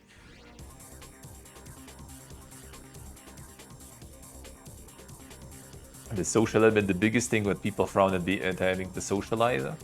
Yeah, that's something like balance you need to find in MMOs. That's hard, because like I kind of the same, right? Like I like Ragnarok Online, for example, like the old times in Ragnarok, right? And like the social part was kind of big back then, but that was because like, you know, we didn't have like all those like messengers, you know, Discord streams, you know, chats and stuff like that. So for us, that was kind of like cool, you know, we can like chat and video game and stuff. Nowadays, I have all that. I don't need any more outlets for my like socializing, really. So I kind of rather just like stick with people I already kind of know, like stick with people from my community, right? Instead of like some like random people, just like move my chat in-game chat, right? And we can play there together. That's good. And without it, solo MMO in kind of not that boga, I would say. But it's also just kind of like, I don't know, like something fun to do for a while. Kind of with New World. We went in, a bunch of us went in, it was fun for like 2 months. Then we ditched. And like, no regrets. Like, 2 months was good. 2 months, like, good value. Good value out of the game, I would say. Everyone had fun, everyone played together. You know, good. Maybe we'll return. Even more value. I mean, that 2 months was already returned after the initial release, which is also was like 1.5 months maybe or something of playing. And then we ditched and then returned for the return to Eternum thingy, new accounts, new accounts, new characters and stuff, new servers. Enjoyed that for 2 months. Now it's maybe gonna be another return at some point. Maybe this time, maybe some other update. Gonna return again, play it again. Feels good. Grindfest with which isn't really a good thing. I mean, depends. Ragnarok Online, right? Like the pure Grindfest. Like Agnieta just started playing that shit like, a month ago or something. Randomly. Because like Slavik, I think, was also playing. She just decided also to play. And, well, there you go. Grinding like crazy for a month already or more, Absolutely new player joining and playing it solo completely, basically on the server and just grinding all the time. There it is. Because of Dracantus it was it? Ah, I see, alright. Even though it's not like Dracantus really. But, yeah, still can like want to play something else. It's just like the point is that you can just like, some new player can join and enjoy the game, and enjoy the grind, right? That's it.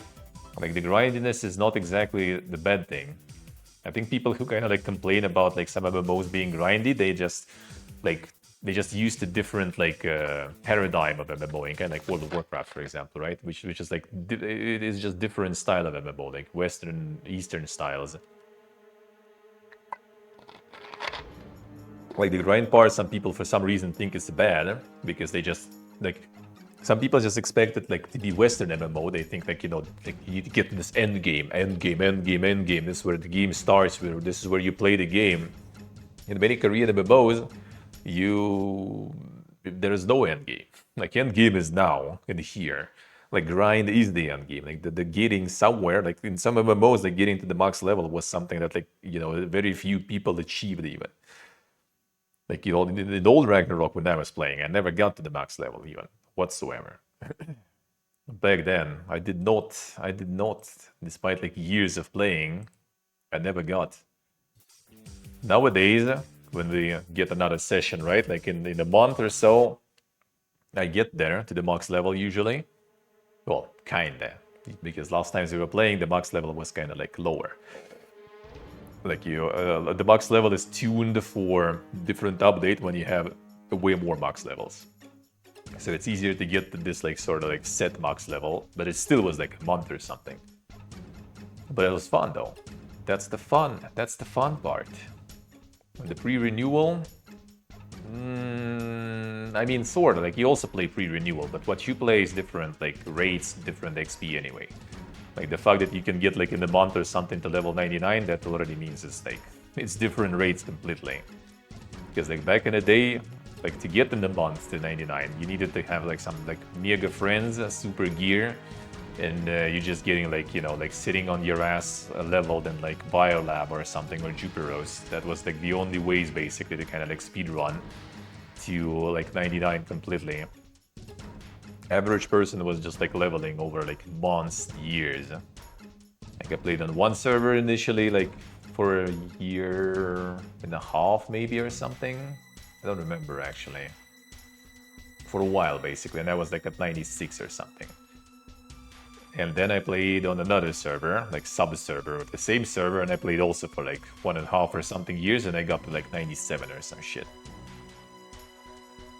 Then after that, you just kind of like pay for people to like level you up while you're sitting in the ass in the corner, and that's it basically. That's how it goes, because like some classes are just like way better at this shit. But yeah, basically the point is like people expect the end game while the grind is the end game. You enjoy the game process. No, it was already after. Well, actually, like I started playing before, but like it was implemented after when I was already playing. But I didn't even get to the Reborn. Never even got there. And in those servers, like later down the line, I did, but like back then, I never did it. And yeah, the people still can enjoy the grind. People still enjoying the grind fest.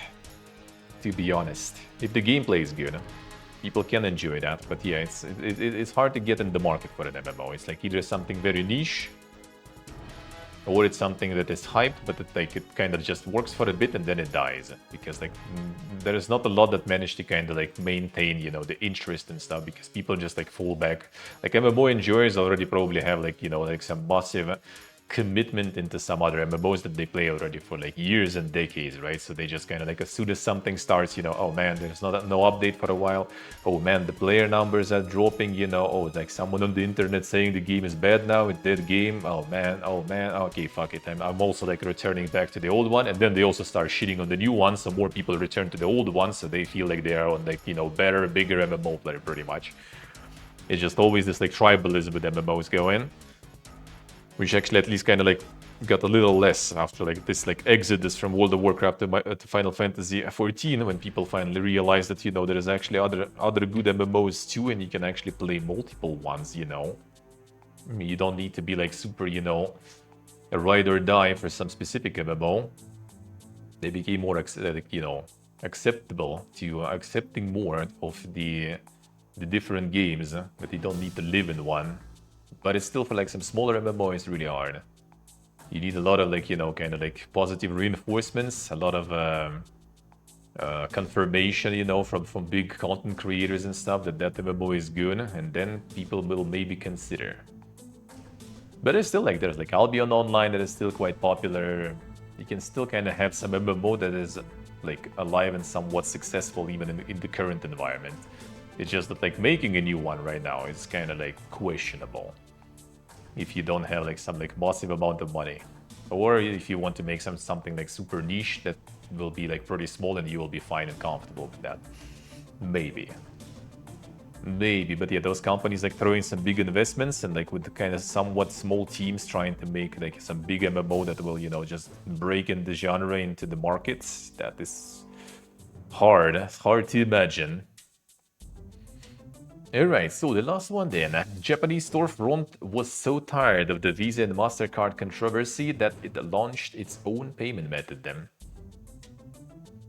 A DL site, a Japanese online storefront for comics and video games. That's what it's called. Which had a fair share of conflict with payment processors. Nice, enjoy. Fall back to preference, yeah. Sometimes I just want to grind in some good MMO. Like I kind of also prefer MMOs with like, you know, either you go play with people that you know, kind of like your friends, like community and stuff, right? Or it's just like something where the process is fun, kind of like Ragnarok, for example. Because like the process is basically kind of like Little Path of Exile, right? So like, if you enjoy that kind of games, you can easily enjoy Ragnarok too. Active conflict between Western storefronts such as Steam and itch.io and payment processors Visa and MasterCard regarding sexual content has been ongoing for longer in Japan. The DL site might have found a solution to its payment processor woes, as the website launched an in-house payment method called Mina no Ginko Payment, which utilizes the digital bank Mina no Ginko to process payments. Nice spot automaton. DL site temporarily disabled Visa and MasterCard as available payment methods in April 2024 following pressure from these companies regarding sexual content on DL site. There were some attempts made to appease payment processing companies, but they were deemed insufficient unless certain content was completely removed from the site. Adult games and doujinshi are very prominent on DL site, so one can understand why the site didn't bow to pressure from Visa and MasterCard. New system bypasses the need for payment processing intermediaries by linking a Mina no Ginko bank account with one's Vivion account, the parent company of DL site, allowing direct payments. Payment method will not be available for customers outside of Japan, but for those within Japan, DL site is offering discounts for those who use this new method. As for Steam, anti-censorship activists recently suffered a setback as the United Kingdom government confirmed it would not take action against payment processors objecting to adult material. Steam storefronts are at mercy of payment processors until they adopt a similar solution to DL site, facilitate a way for customers to pay for products directly through their bank account, rather than relying on debit credit cards. However, we don't know if there's any will at Valve to bring Steam down this route, because unlike DL site, adult games aren't core to Steam business. I mean, it's still kind of nice in my opinion to like, you know, kind of have control over the payments, because like they got control over the like adult content. They will take control over any content they don't like. You know, something's gonna be like not trendy anymore, they will start, you know, like lobbying versus that, and you're gonna get fucked again. So it's nice to have your own payment systems, but it's really hard because like again, like see, like this is only for the people in Japan. Linking admin and a Ginkgo bank account with the account of DL site. So like you actually like either need most likely to have like account in that specific bank in Japan, even for that potentially, right? That's already another layer of issues because like even inside one country, you're already tied to one bank basically. Like, so people even from your country already struggle. Now imagine people from other countries trying to make some payments. That is already impossible pretty much. So it's like, it's really hard. Like the only thing I can see working sort is like something crypto based, but crypto based is like not exactly, you know, something that you can go to the bank and be like, yo, I want to kind of like withdraw my like crypto or like pull my crypto back in. In some countries you can, but like in most of the countries you can't, and it's not something you can do that easily. So it's kind of also not exactly an option. And also gonna get like if some store gonna implement some payments.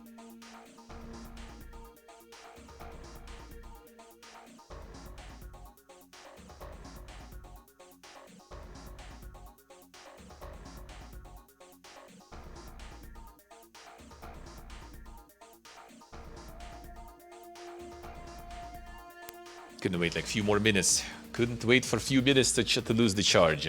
Come on. Couldn't wait a little longer. So yeah, like it's really hard like to get some payment processor that will be like, you know, accepted by like many countries. It's gonna be really hard. But technically, Steam does have like usually, right? In different countries, Steam has different payment methods. Like some countries have their own specific like internet wallets and stuff, right? That they work with. But then you will need to have some sort of like all the like all those payment methods in different countries, and then still someone needs to process that all, you know. Mastercard hacking the microphone, yeah. Equal name. Withdraw 16 crypto, here's your 45, thanks for the 30. Yep, you lose a lot. You lose a lot of on the fees and stuff. It's really like to put the money in and to withdraw the money, you're gonna be losing a shitload of it too. So that is also not the best option for sure. So yeah, we'll see. There is hope that we will find something.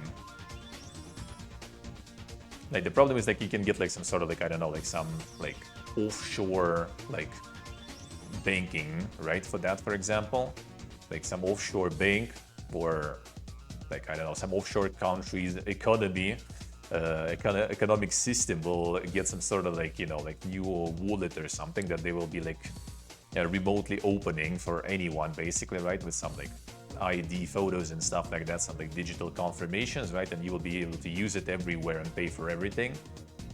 But the problem is also as soon as like, you know, some like local bank of some country will like figure out that that's happening and they don't like what they are doing, right? Like we don't want them people to buy with that shit like some like some porn games on Steam, right? They can just like stop working with that bank. That's it. And then again, it all goes down once again. Not to mention that if such payment methods will arrive, some like, you know, like lower regulated payment methods, as soon as they're arriving, instantly it also gonna start getting used in some like drug trafficking, you know, a bunch of other shit, which attracts attention of governments, which again attracts like some sanctions, blocks and all that stuff, and that payment method again is kind of useless.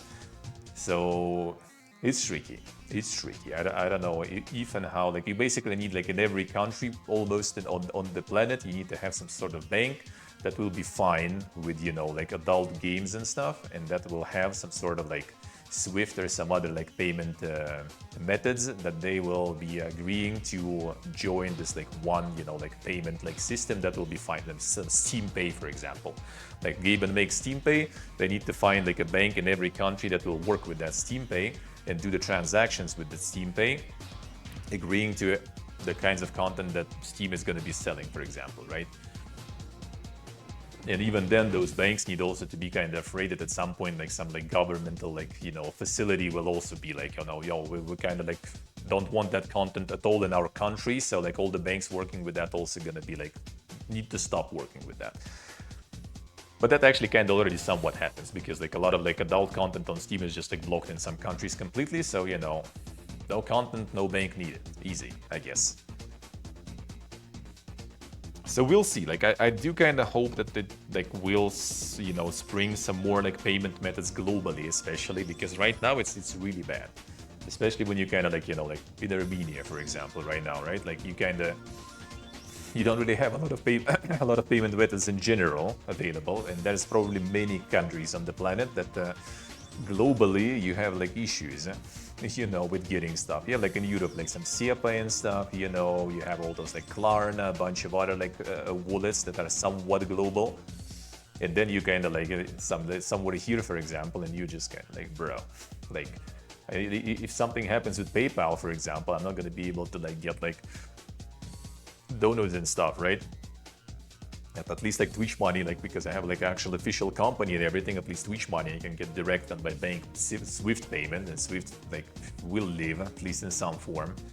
So that is doable. But like some like payment method like PayPal, like it gets blocked, you fucked.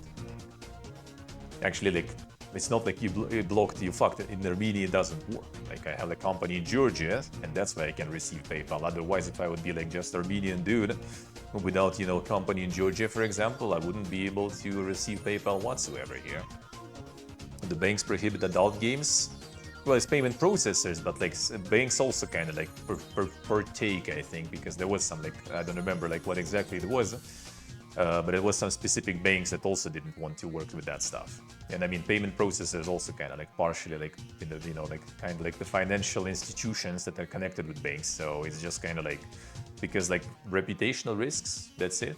Like some activists and stuff, like, going ham that, like porn is bad and stuff like that. And some like boomers in charge are like, why are we dealing with that? Like this, like porn is like, like some like percent or something, less than percent in our like income or some shit, where we need to take like reputational risks, deal with some like mad activists under our like windows when we can just like remove it, and that's it. And yeah, in some countries like there's like different, like laws and stuff, right? Like when it's global payment company, they have like kind of like lower denominator, I guess. Like in some countries, porn is banned. We're just gonna follow, the strictest rules just to make it kind of like good. Instead of adjusting with like every country like different laws, we just kind of like, cut it all. Like porn prohibited in like a couple of countries, got it, That's it. Can just banks handle that? They kind of could, but that would be way more tricky because like Swift transaction, for example, usually incurs a fee of like $20 or something, for example, usually.